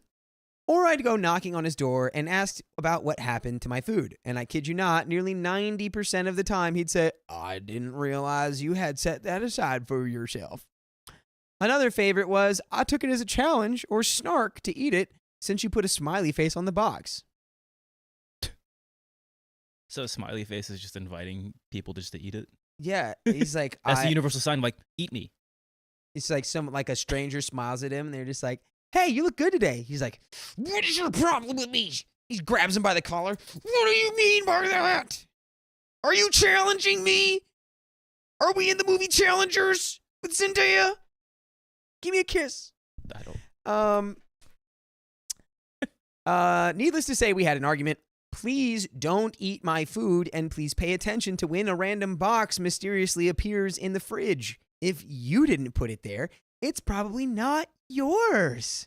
I didn't have a huge budget to eat out frequently, and when I did eat out, I like to budget myself enough to indulge a little bit and enjoy the food the next day. This fighting came to a head at one point when I had made a birthday cake for a friend of mine. Oh, no way. Oh, He's not going to eat that, right? He couldn't possibly eat the cake that says happy birthday, not the name of OP's dad. Right? Right? Wrong. I just thought it was an extra one left over. I don't know. So, I like to bake, and I'm pretty good at it. I didn't have a lot of bakery tools like piping bags or tips or anything fancy, but I knew how to bake a cake, frost it nicely, and present it with decent lettering for my friend. I had mentioned to my dad I was going to make a birthday cake for her, and I wanted to keep it in the spare fridge in the garage overnight. I was going to surprise her after I got done with my work shift. He nodded his head and asked if he could have a slice after the party. I said, sure. I said I'd save him a small slice.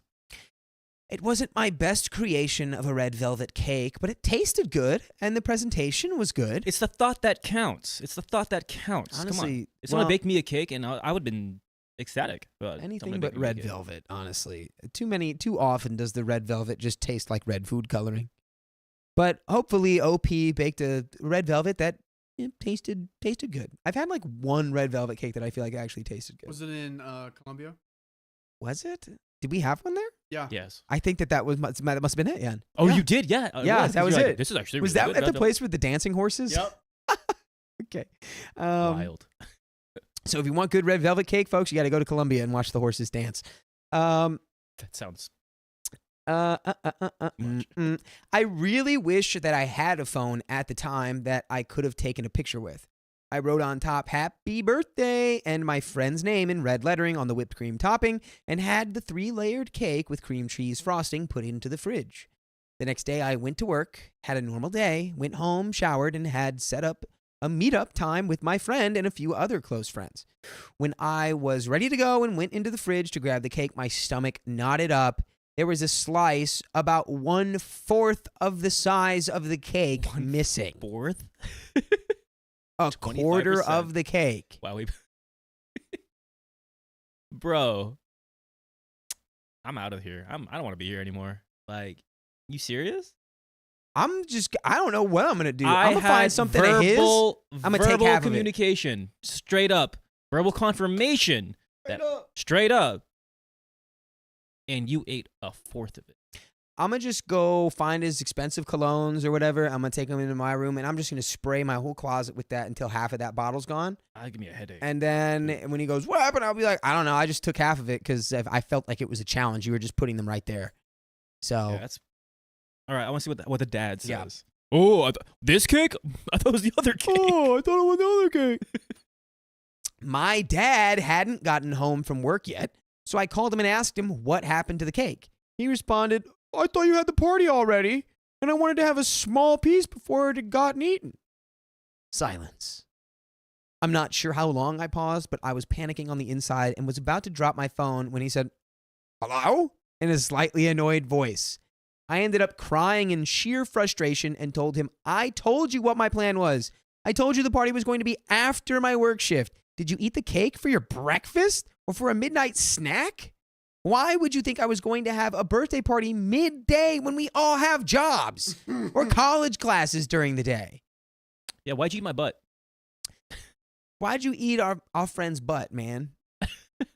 To edit this narrative into a slightly shorter story, he got defensive, yelled at me for leaving it around for him to eat, and told me to next time label it, which we've already shown.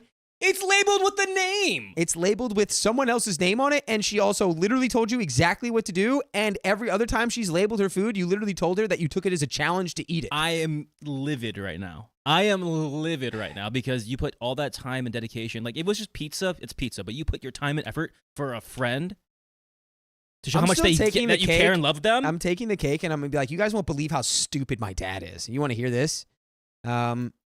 So that's it. Yeah. On a side note, my dad has diabetes.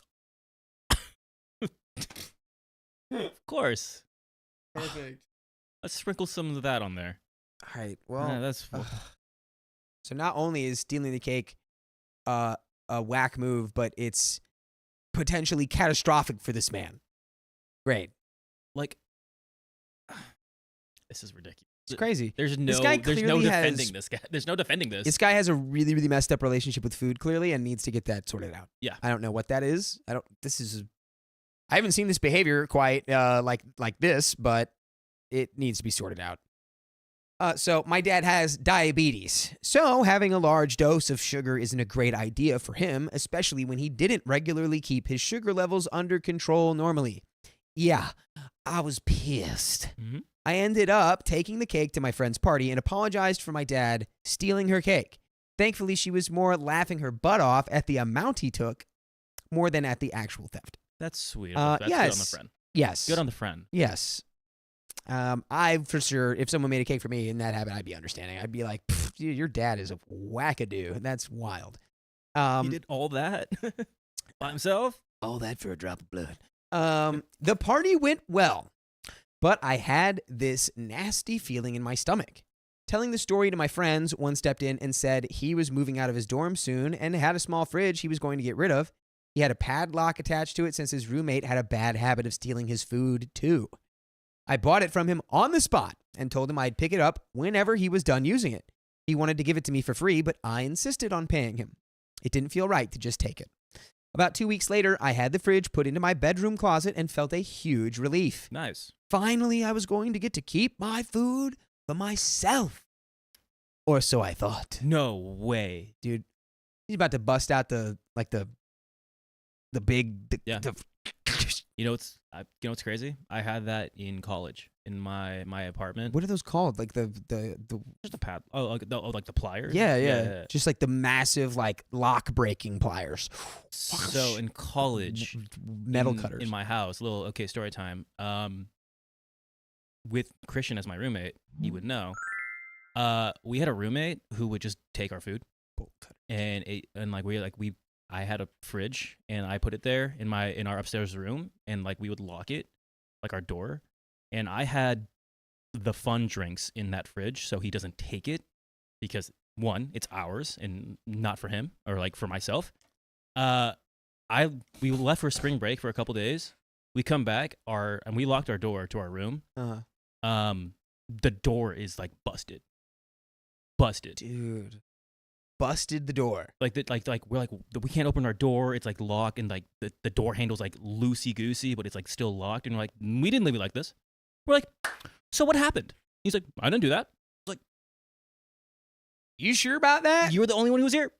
You mean the ghost? You mean to tell me the ghost came here and tried to do that? Is the ghost that did this in the room with us now? And he was like, no. So he's like, I think my friend tried to go in there, and I think he knew you had like fun drinks in your fridge, and he really wanted something, and like, I think he wanted that. I was like, just own up to it and pay for the. Did you do this? Oh God! Oh, P.U. That lie stinks, man. Oh my God. I stared at him. I was like, no.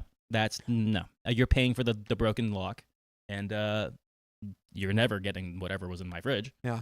It wasn't even anything crazy. Boys will be boys. So I managed to keep the fridge hidden for about 3 months before my dad did a random room check and found my fridge in my closet. Why is he checking your room? I don't know. You're 21. What is he doing? What is this, like a RA? Yeah, this is crazy. Random room check. I didn't know he was doing inspections in my room. I thought he respected my space. We had people live in the house before, paying rent, and so forth. And to my knowledge, he never did room inspections with them. Anyways, I guess he noticed I wasn't leaving treats in the fridge anymore and decided to snoop. And boy, howdy, did he get mad. My dad normally keeps his cool, but when he gets into a volcano-style rage, you're done. I came home from work to my fridge being in the middle of the road in front of the house, banged up, and what looked like a saw had been taken to the padlock. Some words were said, tempers had flared, and I ended up throwing away my fridge since it was no longer working. Less than 6 months later, I had given my dad a 30-day notice I was vacating the property, and I would no longer be paying rent. Good. Excellent. He thought I was joking.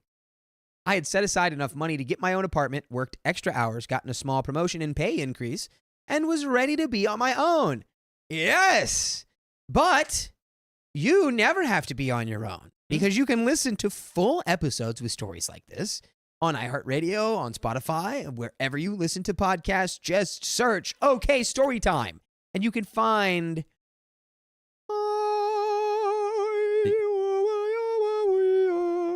That's the sound that plays when you find the archives.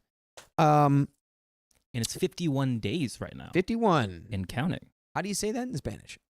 51. Cool. Minored in Spanish over here, everybody. By the way, He's old enough though. we've got a little bit of story left. Boo that joke. That joke's not funny anymore. I like where we're at. You've moved in silence like a real G. Like I joked. And yeah, you can move out of this. That's absurd. I like. Why would he be so mad?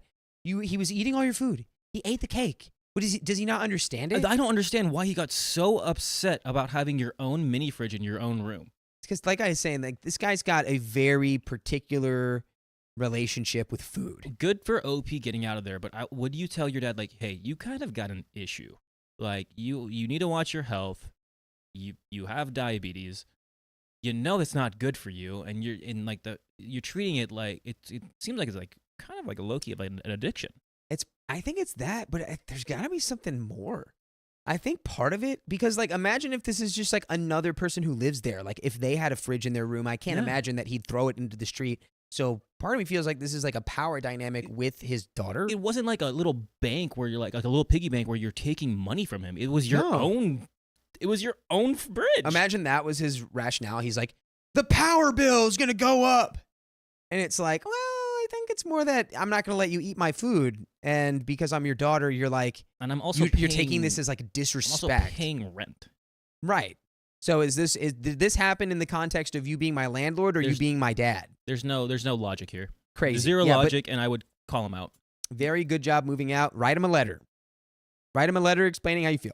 And send him like a because he can't argue with the letter. No. He can't shout down the letter. You just sort of rip it up and throw it in the middle of the road and stomp on it and throw a bit.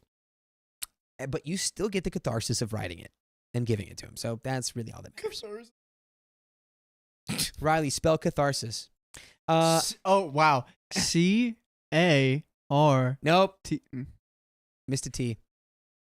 I'm sorry. Now I feel bad. Okay. I thought you were just gonna lean into the joke. I okay, like that. It's okay, Capybara. It's okay. No, you call me Cappy Blappy. Call me Cappy Blappy in Cappy these streets. Kisser. Cappy what? Anyways. Kiss your copy Can you guys hurry up? I gotta go change some filament in my 3D printer. I Okay. can't do it until the story's done. I told my dad I loved him, but his disrespect towards me needed to stop, and I was happy to continue spending time with him. But there needed to be better boundaries. He mostly blew it off until the day I rented a small moving van and put my things in the van. You can't do this. You were serious? Yeah. He said. I replied, yeah. Yeah. Stop. I replied, yeah, I am serious. You don't understand how hard it is when I can't talk back to you without feeling like I'm the worst person on the planet. How frustrating it is when I've worked hard and treated myself to something only to have it eaten and poo-pooed off like it was no big deal. Poo-pooed caught me off guard. That is the chain of command there. First you eat and then you poo-poo it away. Good job. Yeah, thank you. I'm tired of asking you to respect my boundaries. This is my solution. Am I the a-hole for having a hidden fridge with a padlock on it? And that is the end of the story. Yes, you are. Absolutely not. No. Yeah, you are. And honestly, he being 21, living at home, he should have respected your autonomy more. He shouldn't have given you a curfew. Or if he gave you a curfew, be like, don't be like, you better be. It'd be like, I'd prefer it if you were home by like midnight or 12:30. Like an actual communication. Like, right. Okay, listen, weeknights, fine. Weekends, how about we do this and see how you feel about it? Like, I'll be quiet. I won't do anything crazy. Right.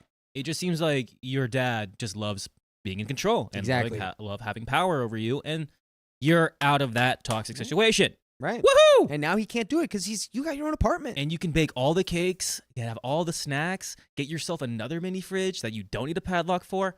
You are gonna be thriving. Imagine he just starts doing B&Es to continue to steal the food out of her fridge. He becomes a master thief. No, he's too Master thief, type 2 master thief. master thief. What are you doing in my room? Giving the Covenant back their bomb. Yeah, boy. All right, we have a couple donations here. Oh, this is. Oh, Dude, I'm so glad that we both hit that at the same time. which one? The master thief sounded like Master Chief. Yeah, that's what I'm saying. Yeah. Give it the Covenant back their bomb. I want you to be mine again, Baby. Yeah. Oh, Danny Cole, thanks for the $5. Donating to prove nothing is printing. Change the role. Hey, I don't mean to be that guy, Danny Cole. They printed. Oh. Don't worry, it's still going to go. Whoa! It's still going to go into the ball. All right. Lucy has donated $50. We read this, but we're going to read it again because we love you.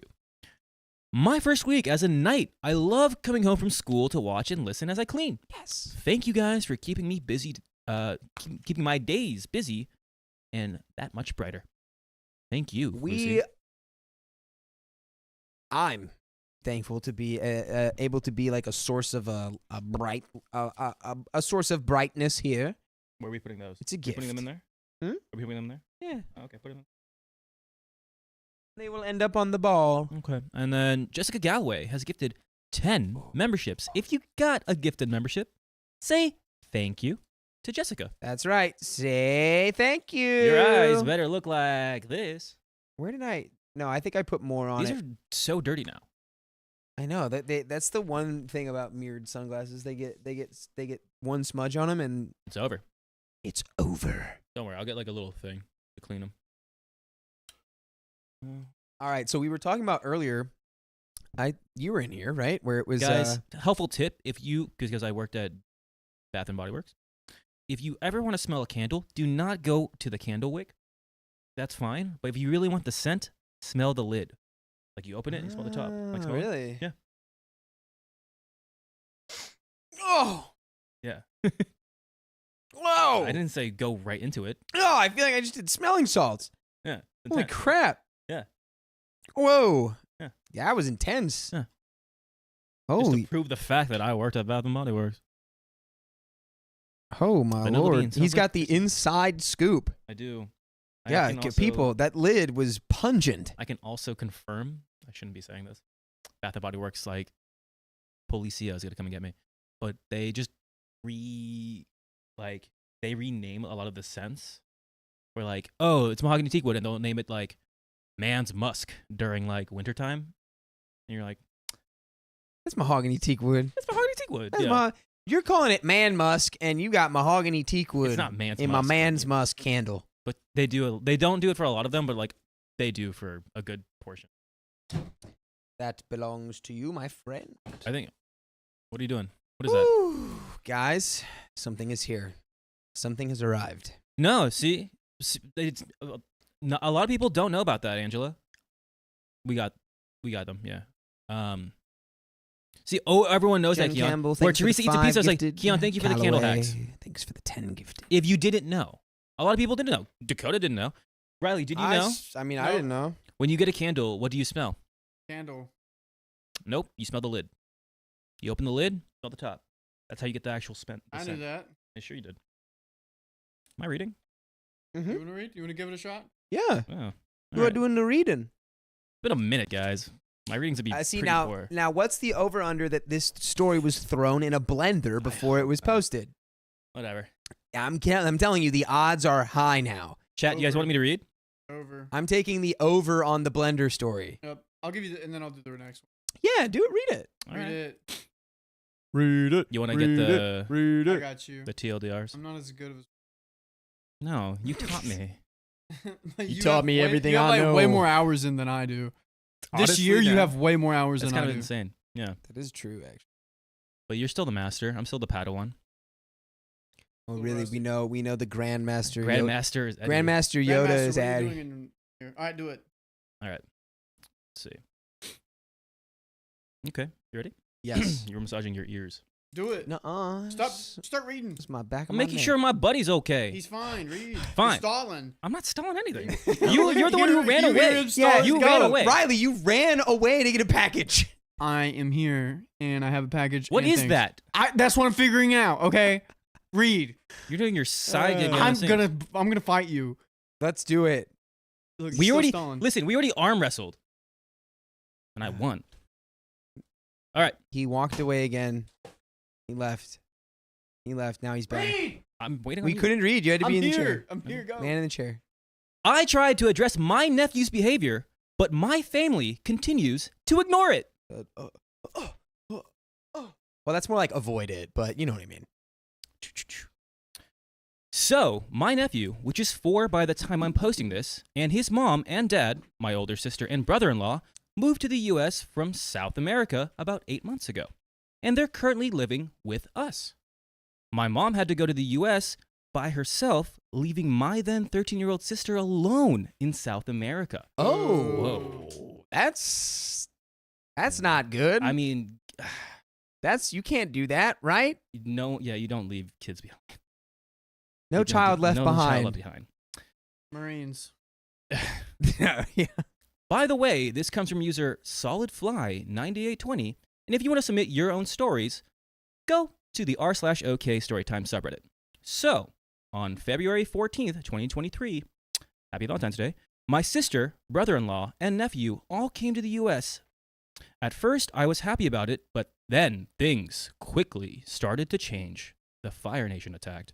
Oh. Soon, my sister, brother-in-law, and dad had to go to work, leaving me, my mom, and my spoiled nephew at home. I was supposed to be at school, but since I was being homeschooled due to health reasons, I would stay home. My nephew was also supposed to be at daycare, but he somehow got traumatized due to them not letting him have much screen time and making him take naps. I'm traumatized. Where's my Coco Melon Clips channel iPad? You know what's crazy? Nap time sounds so good. Dude, I wish I could go back and just like naps. Yep. I love naps. Nap times and eating well and going to bed early are luxuries now. Yeah, can I get nap time, Riley? Can we add that? No, Oh, not anymore. okay. Maybe soon. Okay, please. Me and my mom had to babysit my nephew until my brother-in-law came back from work. At first, I was like, sure, I don't mind. But then my nephew's personality really started to change. He became more into his iPad. Basically, he turned into an iPad kid. I was about to call that. Bruh. Whoa. Oh, bro. Oh. I sounded like an iPad kid there for a second. Bro. You got games on your phone? Basically, he turned into an iPad kid. He would attack his mom and dad, scream at my mom, and steal my stuff. This is a 4-year-old. Who is this, Chucky? And this is a kid that's 13? 4. Oh, they're 4? Yeah, Oh, my sorry. I nephew thought is this was the other nephew for a the second. sister, leaving my then 13-year-old sister alone. Yeah. So it's like, Yeah. so hence the nap time and screen time. I would not be giving my kid an iPad. Yes. Etch a sketch. Go outside. Go play with Also, nature. Pokemon People Go. lie to your kids, all right? Say it's illegal for you to have this until you're older, okay? You have to go play outside and you have to play with the Etch a Sketch. It's a harmless lie. Or go play in the sand. Would you I don't rather know. than be an iPad kid? I kept bringing it up to my mom, and she said, he's just a little kid. He doesn't know what's right and what's wrong. Next, I told my dad, and he said just to ignore my nephew. I tried following both their advice, but my nephew would just get away with what he was doing. I tried telling my sister, and she said the same thing as my mom. My brother-in-law gave the same answer. At this point, it was hopeless asking them for help, so I just dealt with it. This is not how you raise a child in any way, shape, or form. By just ignoring it? One, he's going to be he's already a spoiled brat by getting what he wants, by crying and whimpering and hitting everyone around until he gets what he wants. 4 is a tough age, though, but I agree. It's like if you're not checking the behavior, it's just going to get worse. It's going to get worse, and he's going to get in the mental habit, because if you start him off young, it's just going to grow into that. Then yesterday, my nephew threw the biggest tantrum I ever saw him throw. Since I'm homeschooled for now, a teacher from my school comes by every week to give me homework that I have to complete. Then, as a belated Christmas present, my teacher gave me some puzzle art. My nephew immediately laid eyes on it and said, "For me? For Liam?" Liam is my nephew's name. And I said that not everything he sees belongs to him. After my teacher left, I started to work on the puzzle. 20 minutes later, my brother-in-law came back from work. I had finished making the puzzle art and wanted to show it to my mom.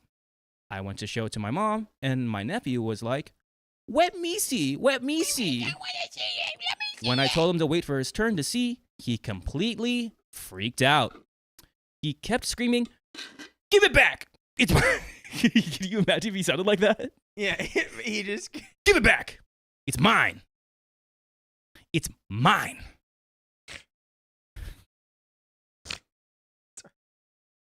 Imagine. A 4-year-old. 4-year-old child. Give it back. My brother-in-law noticed and told him, "Why would you behave like this? Now you don't get your iPad back." Oh. Oh. My nephew had too much screen time, so to reduce his screen time, my brother-in-law took his iPad with him. After my brother-in-law said those words, my nephew turned red, screaming while throwing everything in his way to the floor. Honestly, at this point, I'm just like picking the kid up like that. Like I'm just holding it in front of me. Yeah, Like, no, we're not doing this. There- I'm just gonna wait till you get tired. and they'll get tired eventually. Yeah, no destroying. This wasn't the only time my nephew had one of his explosive temper tantrums. However, one time on my most recent birthday, December 5th, I was going to blow my candles.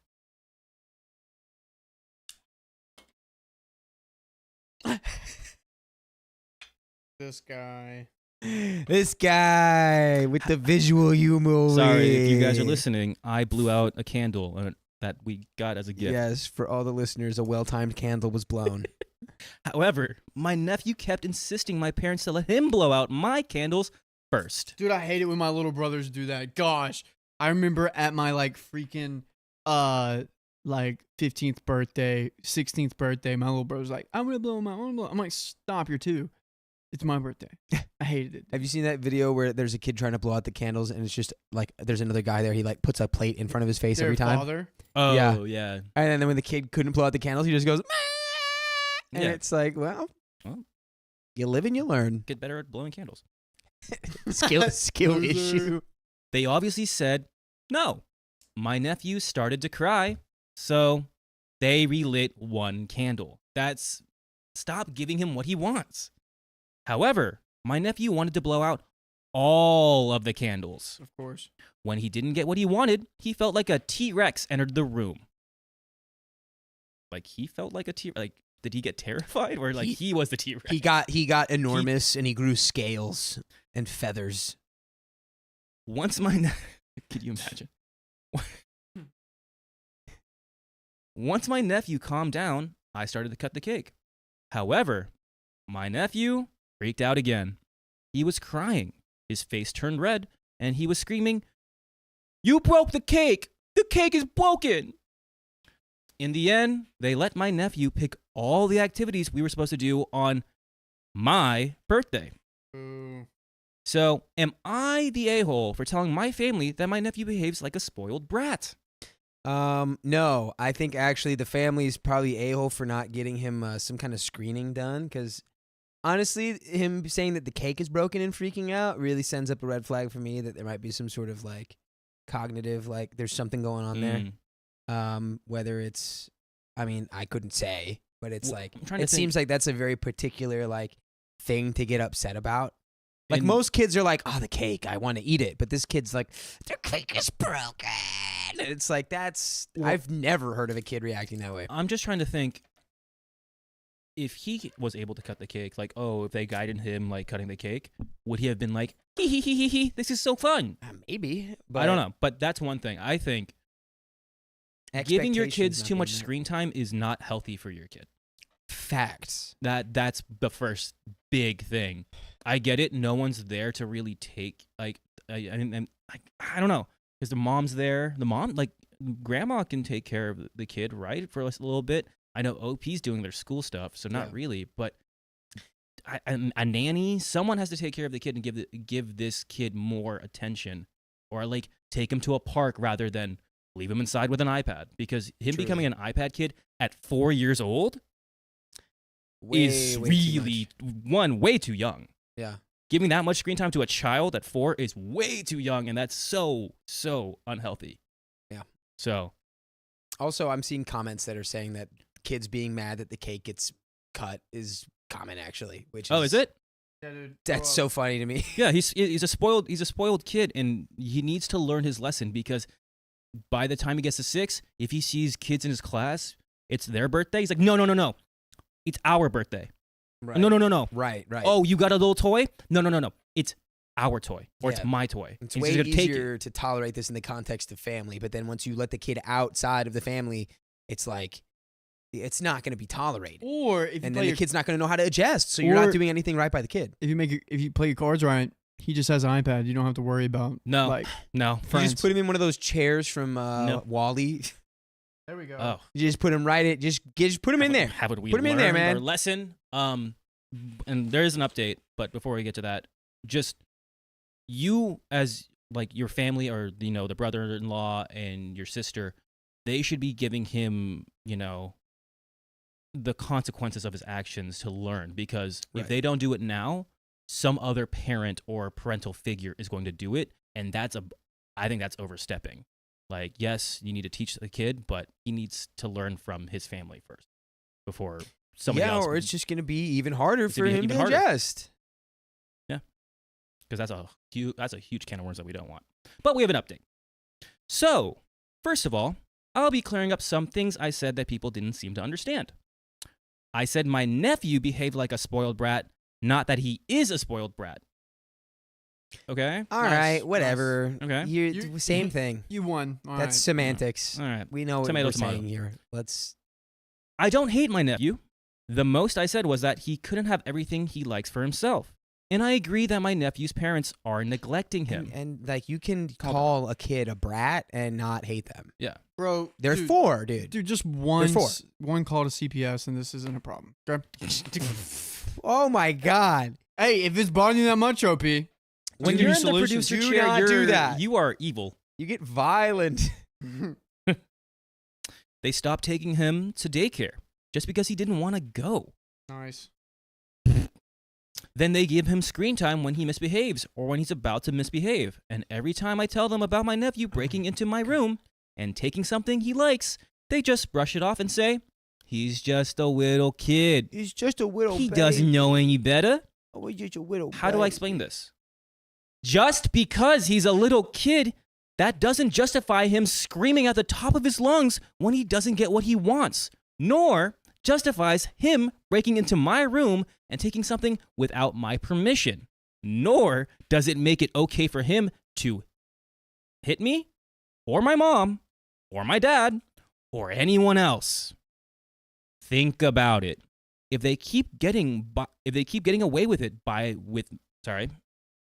if they keep getting by with the excuse he's just a little kid, when he turns 5, 6, 7, 8, etc., they're gonna let him get away with anything, even if he steals money from someone else. Murder. I mean, you know what? Maybe this kid has actually figured out the cheat code of life.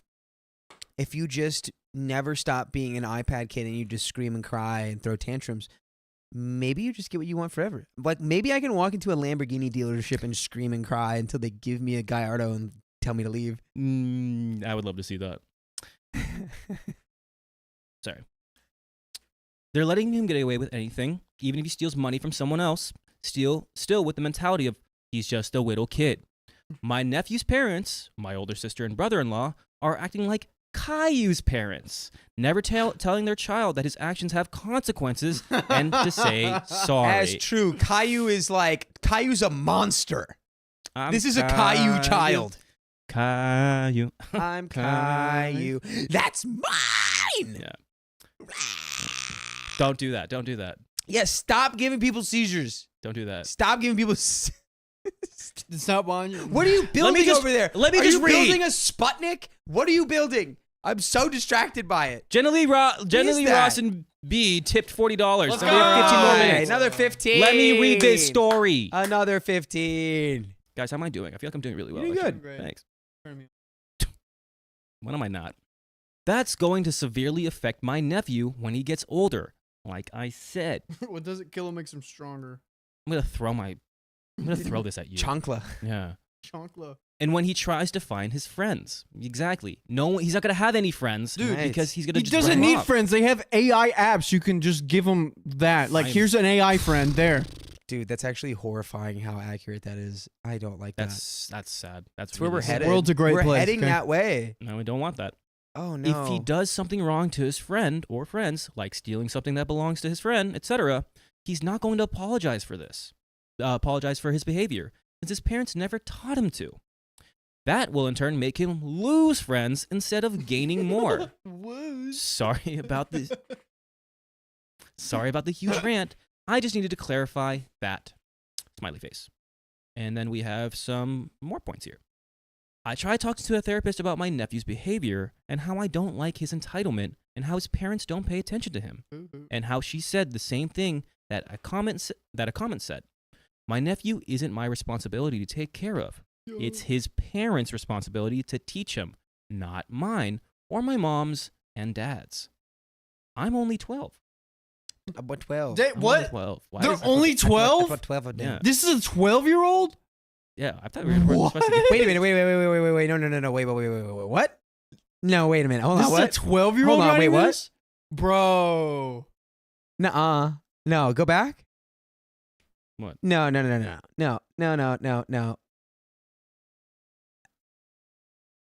Yeah, like I said, Dang. All right. You go, OP. That's a well-spoken 12-year-old. this is a very well-spoken You're 12-year-old. a well-spoken 12-year-old. All right. Wow. I'm only 12, so I can't take him out of the house, to the park, or somewhere else by myself. Figure it out. It's also You got a Reddit account. You could probably take Yeah, him outside. buddy, you shouldn't be on Reddit at 12, first of all, but I guess, this is the world we live in. okay. It's also winter, full of snow where I live, and my mom's car can't start up due to the freezing temperatures. Excuse. The most I can do from a shut up. Man, Riley has it out for this 12-year-old. The Riley most, will not let this 12-year-old breathe. let me read this story. The most I can do for my nephew for now is spending time with him. I tried multiple times spending time with him, either by reading books, doing a puzzle with him, building his building blocks, playing with both our plushies, drawing, coloring, singing, dancing, even trying to watch a movie with him. I did not see at all playing on his iPad with him. You probably could do that. Riley, Does this look right? did you inhale fumes from your 3D printer while you've been running up there? Can someone, Josephine, clip that, please. That's my new profile picture for Riley. Thank you. None of those activities worked. He's just glued to his screen. This is a result of his parents raising him with an iPad as a parent. I even tried asking my mom if I could play and spend time with him, and she said, let him enjoy his screen time, which is not what we want. He's on it the whole dang time. The whole ding dang It time. says dang. It says dang. I was thinking like Luffy right there. Gum. Never mind. Dude, my brothers are Yeah. 12, and it's hard for me to realize that they could read this. Oh, Josephine's write sleeping? No. Dang. Oh. Well, I'll have to. Okay. Let me finish this.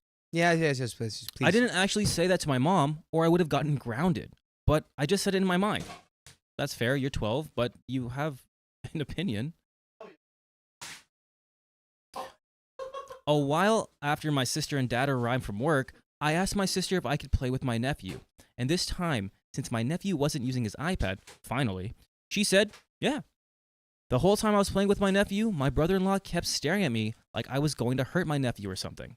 Bro, I'm just playing with your child. Anything wrong with that? I like how Opie's a 12-year-old and then just goes into straight like, bro. Dude, eloquent 12-year-old. Yeah, really. Man, they are getting smarter. Those were the things I wanted to clarify. Now, here's the update part. Oh. So, Riley is showing us the big wheel. that's a big wheel. So, I've decided to take that is big. So, I decided to not take much responsibility for my nephew. You're 12 years old. You shouldn't be taking You responsibility shouldn't for your have nephew. any responsibilities, dude. You're 12. Sure, he's my nephew, and I'm his aunt, but I'm also not his mom. I don't have to be responsible if he does something to himself. I can't teach him what's right and what's wrong, nor am I responsible if he throws a tantrum just because he wants something I have. He's my sister's and brother-in-law's child, not mine. So, really quick, I'm going to be maybe. I hope this isn't controversial, but OP being a girl makes the eloquence make a lot more sense at 12 years old. Oh, yeah, me at 12 years old, I was like, Yeah. I'm Pretty like, much. this kid sucks. I don't like him. Like, Yeah. but this is like, it just makes, it clicks. That makes sense. Yeah. No, OP, you are, again, you're a child. You should be, enjoying Ooh. child stuff. Maybe OP's been parentified. Oof. It's a level of eloquence that you just Ugh. don't see out of someone who's only 12. They matured. They have matured due to so many reasons. Hmm. So, also all about the young ones going to therapy. I agree. Oh, I for think, sure. Yeah, but this is again on the parents. You are not the parent, OP. You can give your advice and your input, but guess what? They're not going to take that critically because you are also 12 years old. 100%. So, and which we've gotten in this story, which is so crappy because even as a person, like a 13-year-old, I'm like, I have a voice, and like, no. Ooh, that was good. That was kind of cool. That was good. How'd you do that? Don't do that again. Thank you. If my nephew did something to himself, why should I take the blame when I didn't do anything? When he throws a tantrum, when he doesn't get what he wants, why should I take the blame when I didn't do anything? It's like a Horrid Henry situation. Who's Horrid Henry? Henry gets blamed for everything. Perfect Peter does. Henry gets blamed for everything. Perfect Peter doesn't, even when it is Peter's fault. I should have watched my nephew? I did. How the heck am I supposed to stop him when he's about to do or doing something wrong when words don't work and he pushes anyone and anything that won't let him do what he wants? I should have given XYZ to my nephew? Maybe I would have given or let him borrow it if he had asked nicely and didn't just throw a tantrum when he got caught taking something out of my room without my permission. I can't even call his parents when my nephew misbehaves because my mom says, "Oh, it'll worry them." Well, it's supposed to. I'm altering you that your spawn is misbehaving. Oh, I'm alerting you that your spawn is misbehaving. And that you should worry that if you don't fix this, your child is going to have problems when he's older. After all, it's his parents who raised him to be this way, not me. The only thing I wanted to be, and was to him, was a playmate or someone to play with. The most I ever did in teaching him was telling him not to hit other people. But since I see that none of my nephew's parents want me to teach or do anything related to him, I don't have to take responsibility for their child. You raise your child to be this way, not me. I tried offering you help, which I actually told them that their child misbehaves, but they either responded with, "He's just a kid," or they just listen with an annoyed face. But if you don't want to hear the off-key notes of your music, take constructive criticism from someone who babysits your child 24/7. Dude, I can't help you. This is not a 12-year-old. There's the lawyer princess has a perfect comment, which is it makes it worse on the parents because they're blaming a 12-year-old for their child's behavior. Yeah. And also on the flip side, OP This can 12-year-old chill This 12-year-old is because blowing me out of the water I don't right think now. OP understands at 12 what a 4-year-old is. A 4-year-old is simultaneously Yeah. one of the cutest things ever and an absolute monster from outer space. I mean, sometimes kids can have those episodes, and that's fine. That's a kid being a kid. They're Yeah. not going to be perfect sweet angels 24/7, The iPad's not helping. but the iPad's not helping. And you know what's not helping here? None of the adults. Right. All the adults are just brushing whatever pretty much onto OP and letting the child just be a demon. This is the amount of accountability the parents are taking Yeah. for their child's behavior. And I feel bad for OP because she's not experiencing what a 12-year-old's life should be.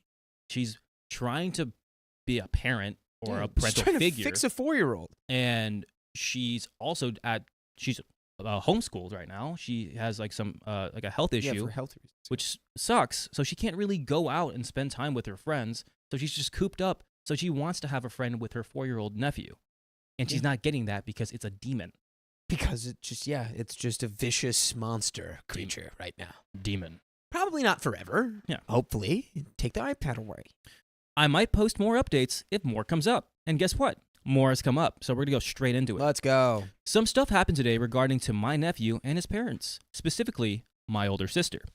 So while I was talking to my mom about my nephew misbehaving, him breaking into my room and taking stuff without my permission, and him hitting other people, etc., my sister happened to hear our conversation and asked if she could talk to me.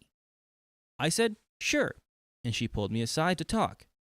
Then I told her how her son wasn't behaving well, how he kept taking my stuff out of my room without my permission, how they always let him buy whatever he wants. I'm not kidding. Just a few days ago, as I was at the store with my mom, and my nephew wanted everything in the toy section, and ended up getting a Squidward plush and a SpongeBob-themed ukulele, both of those now thrown onto the floor. How both her and her husband let him use devices, phone, TV, iPad, when he starts misbehaving, and how they have no discipline towards him, basically almost everything that my nephew did, and how it made me feel. My sister listened quietly, and when I was done expressing how I felt, every time she and her husband went to work and my nephew stayed with my mom, she said that my nephew would go to daycare this week going forward. Yippee! I told her that going to daycare was the best for him, since he'll get to interact with other kids his age and actually learn instead of just being glued to a screen all day. And she agreed. Good. Hey, that's progress. But, so was a but. But she still kept the excuse. He's just a little kid. He doesn't know any better. When I told him about him screaming when he doesn't get what he wants. Oh, he's just a little kid when he doesn't get what he wants. Sorry. In a way, I kind of understood him being a little kid and not knowing how to reason. By the way, I want you to reason with us. Right? Right? You can listen to full episodes with stories just like this. Just go to Spotify, Apple Podcast, or any of your favorite podcast app and search OK Storytime. That's right. What would you find, Dakota? That's right. You'd find 1,224 plus hours How did your eyes just do that? of stories. Do that again. what? Your eyes. Can I do that? I can't do that. What? Look up. Just look up. Cross your eyes and look up. Try to look right here. What you got to do first is put your fingers together. Fingers together. I can go. Both of I your- can do both- that. both of your- Yeah, no, fine. put both of your fingers together. Put both my fingers together. Yeah, Like Look that? up. Stick your tongue out. Say ooh. Say ooh. You're supposed to say ooh woo. Ooh woo. Ooh woo. Really quick. It's like, yeah, Yeah. he doesn't know better because he's 4. He's 4 years But old. you need to start teaching him to know better because he's 4. Yeah, he needs to. There we go. It's there like- we go. If this He was needs an to learn. infant, it'd be different. If he was 4 months old, crying and screaming and pooping his pants, it'd be like, well, he's a 4-month-old infant. You can't really teach the He's infant 4 years old. anything. He can form sentences, and he at least can learn. That was my point. You just brought it back. It's like he doesn't know any better. Yeah, freaking right. He has learned that he can get what he wants when he behaves this way. So he has learned. Yeah. He knows exactly what to do to get what he wants. This is ridiculous. It's fine. I don't know what clicked for the sister, because again, OP's gone to her sister and countless times like, your son is not okay. He's misbehaving, and you are just letting him misbehave. And like, no, he's just a child. But then she overheard you having a conversation with your mom, and was like, oh, it's serious. I don't know what like clicked in her brain. Yeah. I'm happy something finally clicked, and they're like, okay, we'll take him to daycare. But the excuse of he's just a child is definitely gonna wear out very soon, like you said. But let's go ahead and finish this story. Let's go. With the soundboard, Riley is going nuts tonight. This boy is going to turn into a Dan. Yeah. boy. However, what mind boggles me is if he's just a little kid, how does he even know what hitting means and how to hit? Oh, you learned how to hit it too. He even said one time, "You hit me, I hit you." I'm not joking. He actually said that. Hammurabi. The part of her still hanging on to that excuse ticked me off a bit. But overall, I was still glad that my nephew wouldn't have to be my responsibility anymore. As I said in my last update, I'm not his mom to raise or teach him. I'm his aunt. So, yeah, that's the update I have for now. Thank you so much for all the support and your comments. They made me realize that my nephew wasn't my responsibility to take care of, and that his parents are the ones who need to teach and take care of him. Once again, I'll post more updates if something comes up, and that is the end of that story. Well, hopefully that kid grows up to be a real leader and contributor to his community. The nephew, joke's on you, Yaya, is 4 years old. Yes. And you know what? I think it's gonna happen where an adult. I said parental figure earlier, but an adult is gonna say something to the parents like, "Hey, your son is out of line. He needs to seek some guidance or some therapy for sure, or something where he needs to learn because he's misbehaving a lot. We're putting him in timeout zone, and that's not working. We're taking away the screen time. That's not working. Something needs to change at home, before it turns into something even worse." Yeah, in all reality, it's probably going to take him getting, behavioral problems in school. Yeah. Him getting into incidents with other students. Yeah. Whenever he ends up in a communal setting before the parents start to do anything. Yeah. And then I bet you my money is on that they'll be like, I can't believe the kid is doing this. And it's like, hey, dummies, it's your kid. You made him this way. Yeah.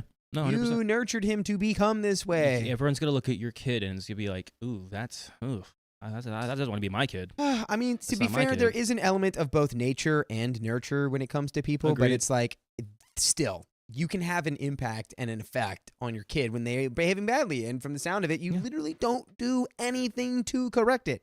100%. 100%. So that's on you. But that is the end of that story, and we have some donations. Riley, do you see that? Yeah. Speaking of little kids, what?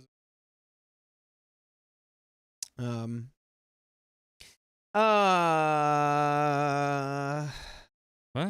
man.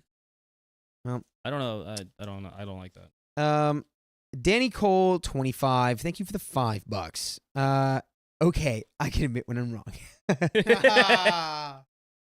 Nice. Thank you, Danny. Why, Chad? Why? How come every week there's at least one thing where you guys just want to let's just butt heads? Yeah. Last week it was the story where you guys were like, we read this story, we read this story, we read this And we're story, like, we haven't. and we're like, We Sophia didn't for do sure it. read this story, and Sophia's like, I did not read this story. Where did you get this information? And then we were like, Well, she said it, folks. sometimes we'll admit that we're wrong. Sometimes most of the time we're right. That's right. Just kidding. And that's right. I know that's right. Jenna Lee Rawson B has donated $40.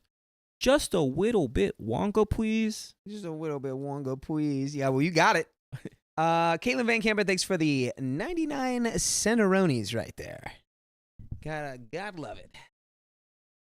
Purple Trader Trader. sent $10. Sheba, dog squeezing a big red hot. It's me. I'll squeeze a big red hot. Squeeze that dog. Or like the this. next story. Wait, hold on. Sophia said I have to listen to her voice memo. I think this is probably Can someone line up the next story? this is going to be telling me Can how someone line up the to. next story? This is Okay, really okay. important, Riley. She's teaching me how to speak French. Okay. All right. Parlez-vous? Okay. Je here we m'appelle go, here we Keon. go. Oh wow, you're like Oh. French. Yeah, she's French. What did you... No, I thought. Yeah, I know she's French. You know what's crazy? I have not done this in a while. Allons-y. That's honestly, that sounded like the So Google it's more like Translate. allons-y, not allons-y. It's Allons-y. allons-y. Was that story 1 or story 2? Oh, what the heck is this? This company started making fashion out of anime. They have JJK jacket and pants set. What? See, now it's so hard for me. I can't ever buy clothes online. Or when I do, I don't know. I bought a couple things online, but I only buy t-shirts. If it's something really specific, I feel like I have to wear it first before I know, because I just don't want to wait and then be disappointed.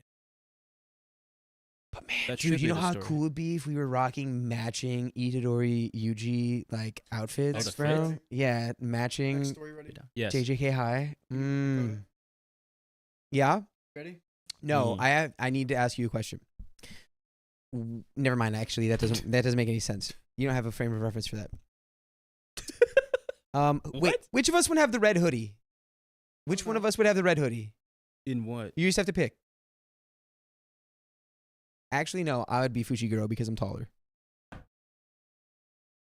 If that's the easy way to pick. Audience.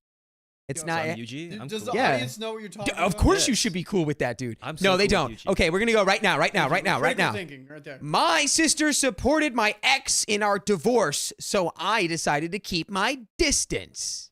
How about you just get away from him and just cut that all off? How about we do that? Well, No distance. Yeah. No distance. Just bye. Bye-bye. Bye-bye. Bye. Bye-bye. A little background. I am the youngest of 4 kids. Elizabeth, 45. Elizabeth. Mary and John, twins, who are 43. And myself, 40, female. Not to be dramatic, but I've always been the black sheep of the family. My dad told my mom to terminate me when she found out she was pregnant with me, and I've always been treated differently. Well, by the way, this comes from No More Use 38 for 38. By the way, this comes from No More Use 38540. And if you want to submit your own stories, go to the r/OKStorytime subreddit. So, for example, my dad refused to come to my high school graduation because he'd booked a vacation he refused to reschedule, even though I begged him to come. Okay, I'm going to put a trigger warning right now at the beginning of the story. There's going to be some very clear parental neglect in this story. And if you don't want to hear anything about that, you probably don't listen to it. All right. I always felt different in the family and was definitely the one to act out and behave wildly. In my mid-30s, I started to mature and did some traveling, gained some life experiences, and spent a lot of time in therapy. That helped me to start to settle. I went back to school, got a degree, and began a career instead of a job. Let's go. Proud Let's of you. go. I was really proud of myself Yes. and how much I had grown. I still wasn't close with my siblings, but that's also on me since I was learning to be independent and didn't reach out much to my family. They knew I would do whatever I could to be there for them, but we didn't actively seek each other out to do things. My sisters hang out together, but I wasn't invited unless I asked to come along. I met and married a man, Zach, 45 male, and for a while things were fine. I started to get closer to my sister, Mary, and her husband would spend time with my husband and I. Mary's marriage wasn't the best, but I knew it wasn't my place to give her my opinion, so I stayed out of it and just listened and supported her when she would complain. In time, Zach and I were spending a lot of our free time with Mary and her husband. I kept my marriage issues to myself. My mother had a tendency to exaggerate problems and share issues with the rest of the family. And after a situation where she shared something personal with my siblings, I made the decision that any issues with Zach would not be shared with anyone in the family. As far as they were concerned, my marriage was just fine. Except it wasn't. I was deeply unhappy, and Zach and I weren't able to work through our issues. He thought I was cheating on him. I wasn't. And I realized that I couldn't stay with someone who didn't trust me. And this isn't the only reason we divorced. This was the last straw in many years of unhappiness, and I couldn't take it anymore. The day before I asked for a divorce, I called my eldest sister, Elizabeth, and told her what was going to happen. I asked if I could come see her after the conversation to give some space and have time to decompress. Elizabeth was very supportive, and she said she was happy to have me over. I asked her not to tell anyone since I knew how close Mary was to Zach, and I didn't want him to hear it from anyone except me. I felt he deserved to hear it directly from me, since that is the adult thing to do. Okay. Correct. Agreed. Elizabeth kept silent, probably from that corset she was wearing. I can't breathe. Sorry. That's Jack. Just a casual Pirates of the Caribbean reference. Back to the We're story. gonna do it. This isn't. After I asked for the divorce, I knew Zach would. That. Sorry, was it that? sounded like there was something like slithering over here. That You afraid of snakes? No, so, I'm sorry. I'm sorry. I'm recentering myself. I got freaked out for a second. Give me a second. Great snakes. Yeah. After I asked for the divorce, I knew Zach would run to Mary and her husband to spin some sort of story. I called Mary and explained in a very calm, very demure manner what was going on so she could hear it from me. She said she was sorry to hear this, but she said that she was there to support me if I needed her. As predicted, Zach spun a story and told them I was cheating on him. Of course he did. To solidify, Mary and her husband would stay on his side. Zach told Mary that I had some very negative things about her that I'd said, and she believed it. Mary called our mother and told her Zach's side of the story as well as the negative things I said, which again, she didn't really say, and she and my stepdad also believed him. My brother, John, is Mary's fraternal twin, so he just goes along with whatever Mary says.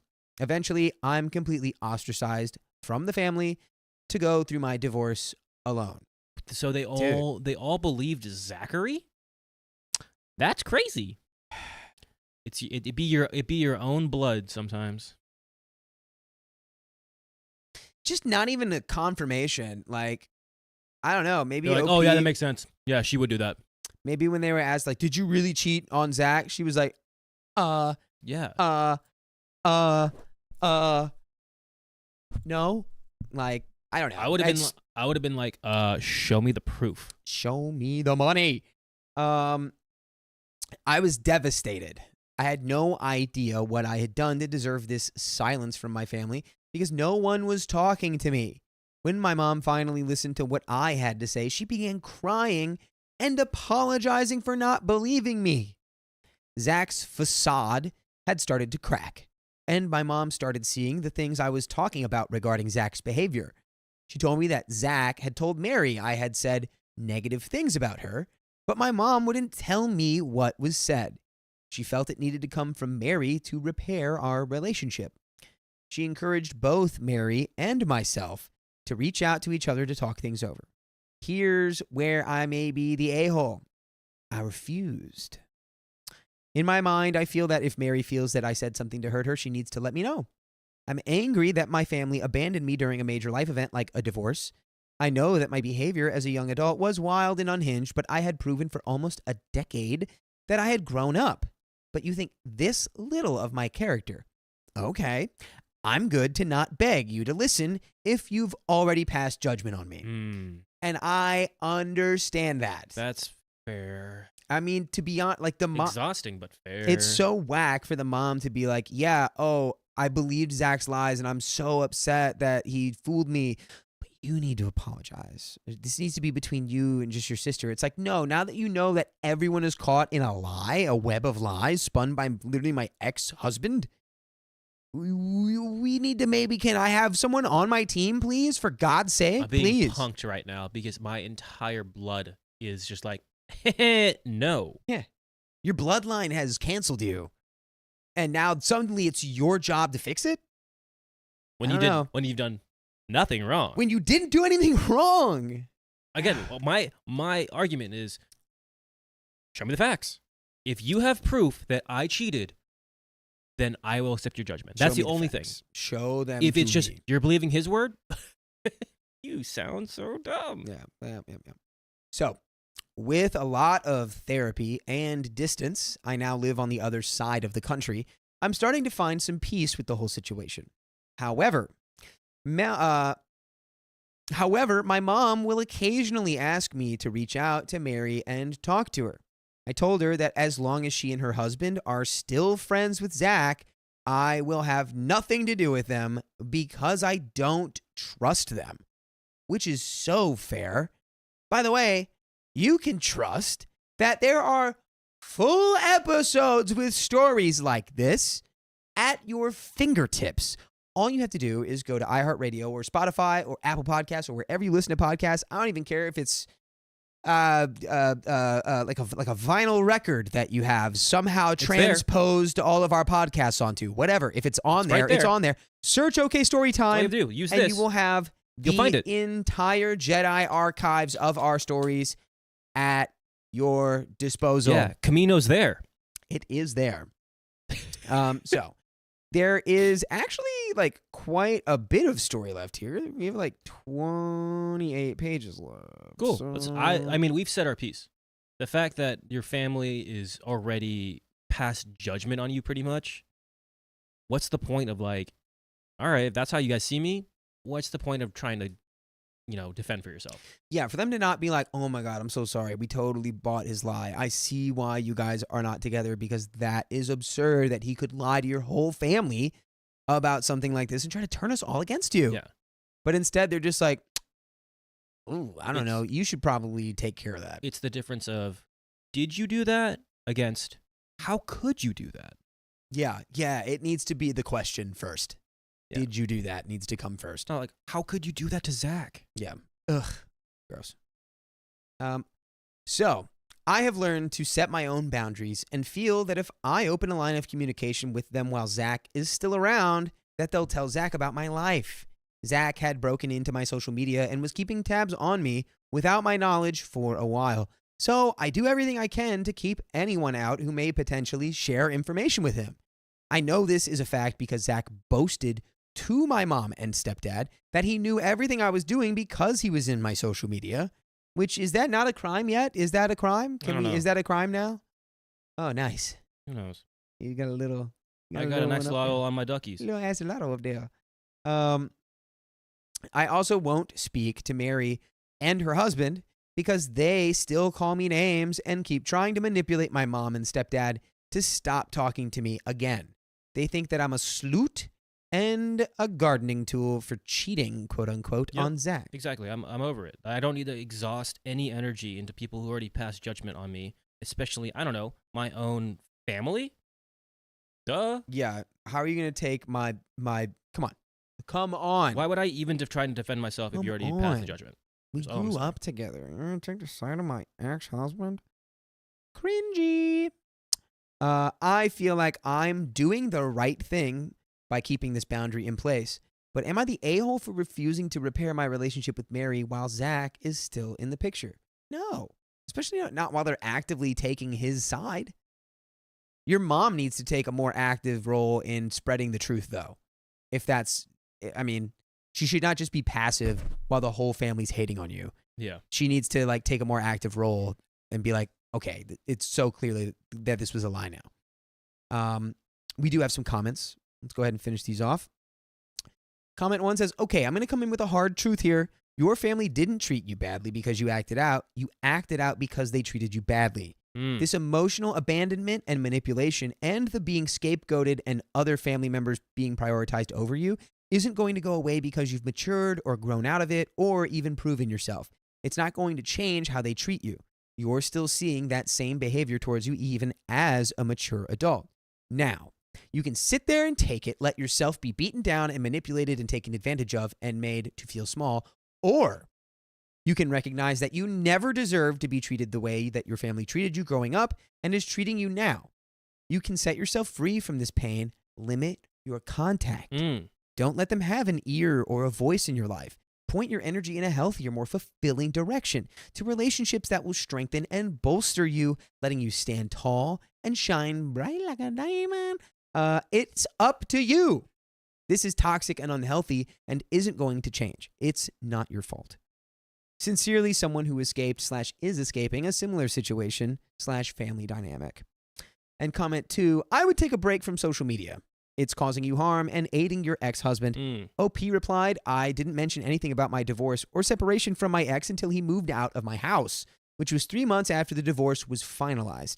After he left is when I found out he was invading my social media accounts and keeping tabs on everything I was doing, and I immediately changed all my passwords and reset my accounts.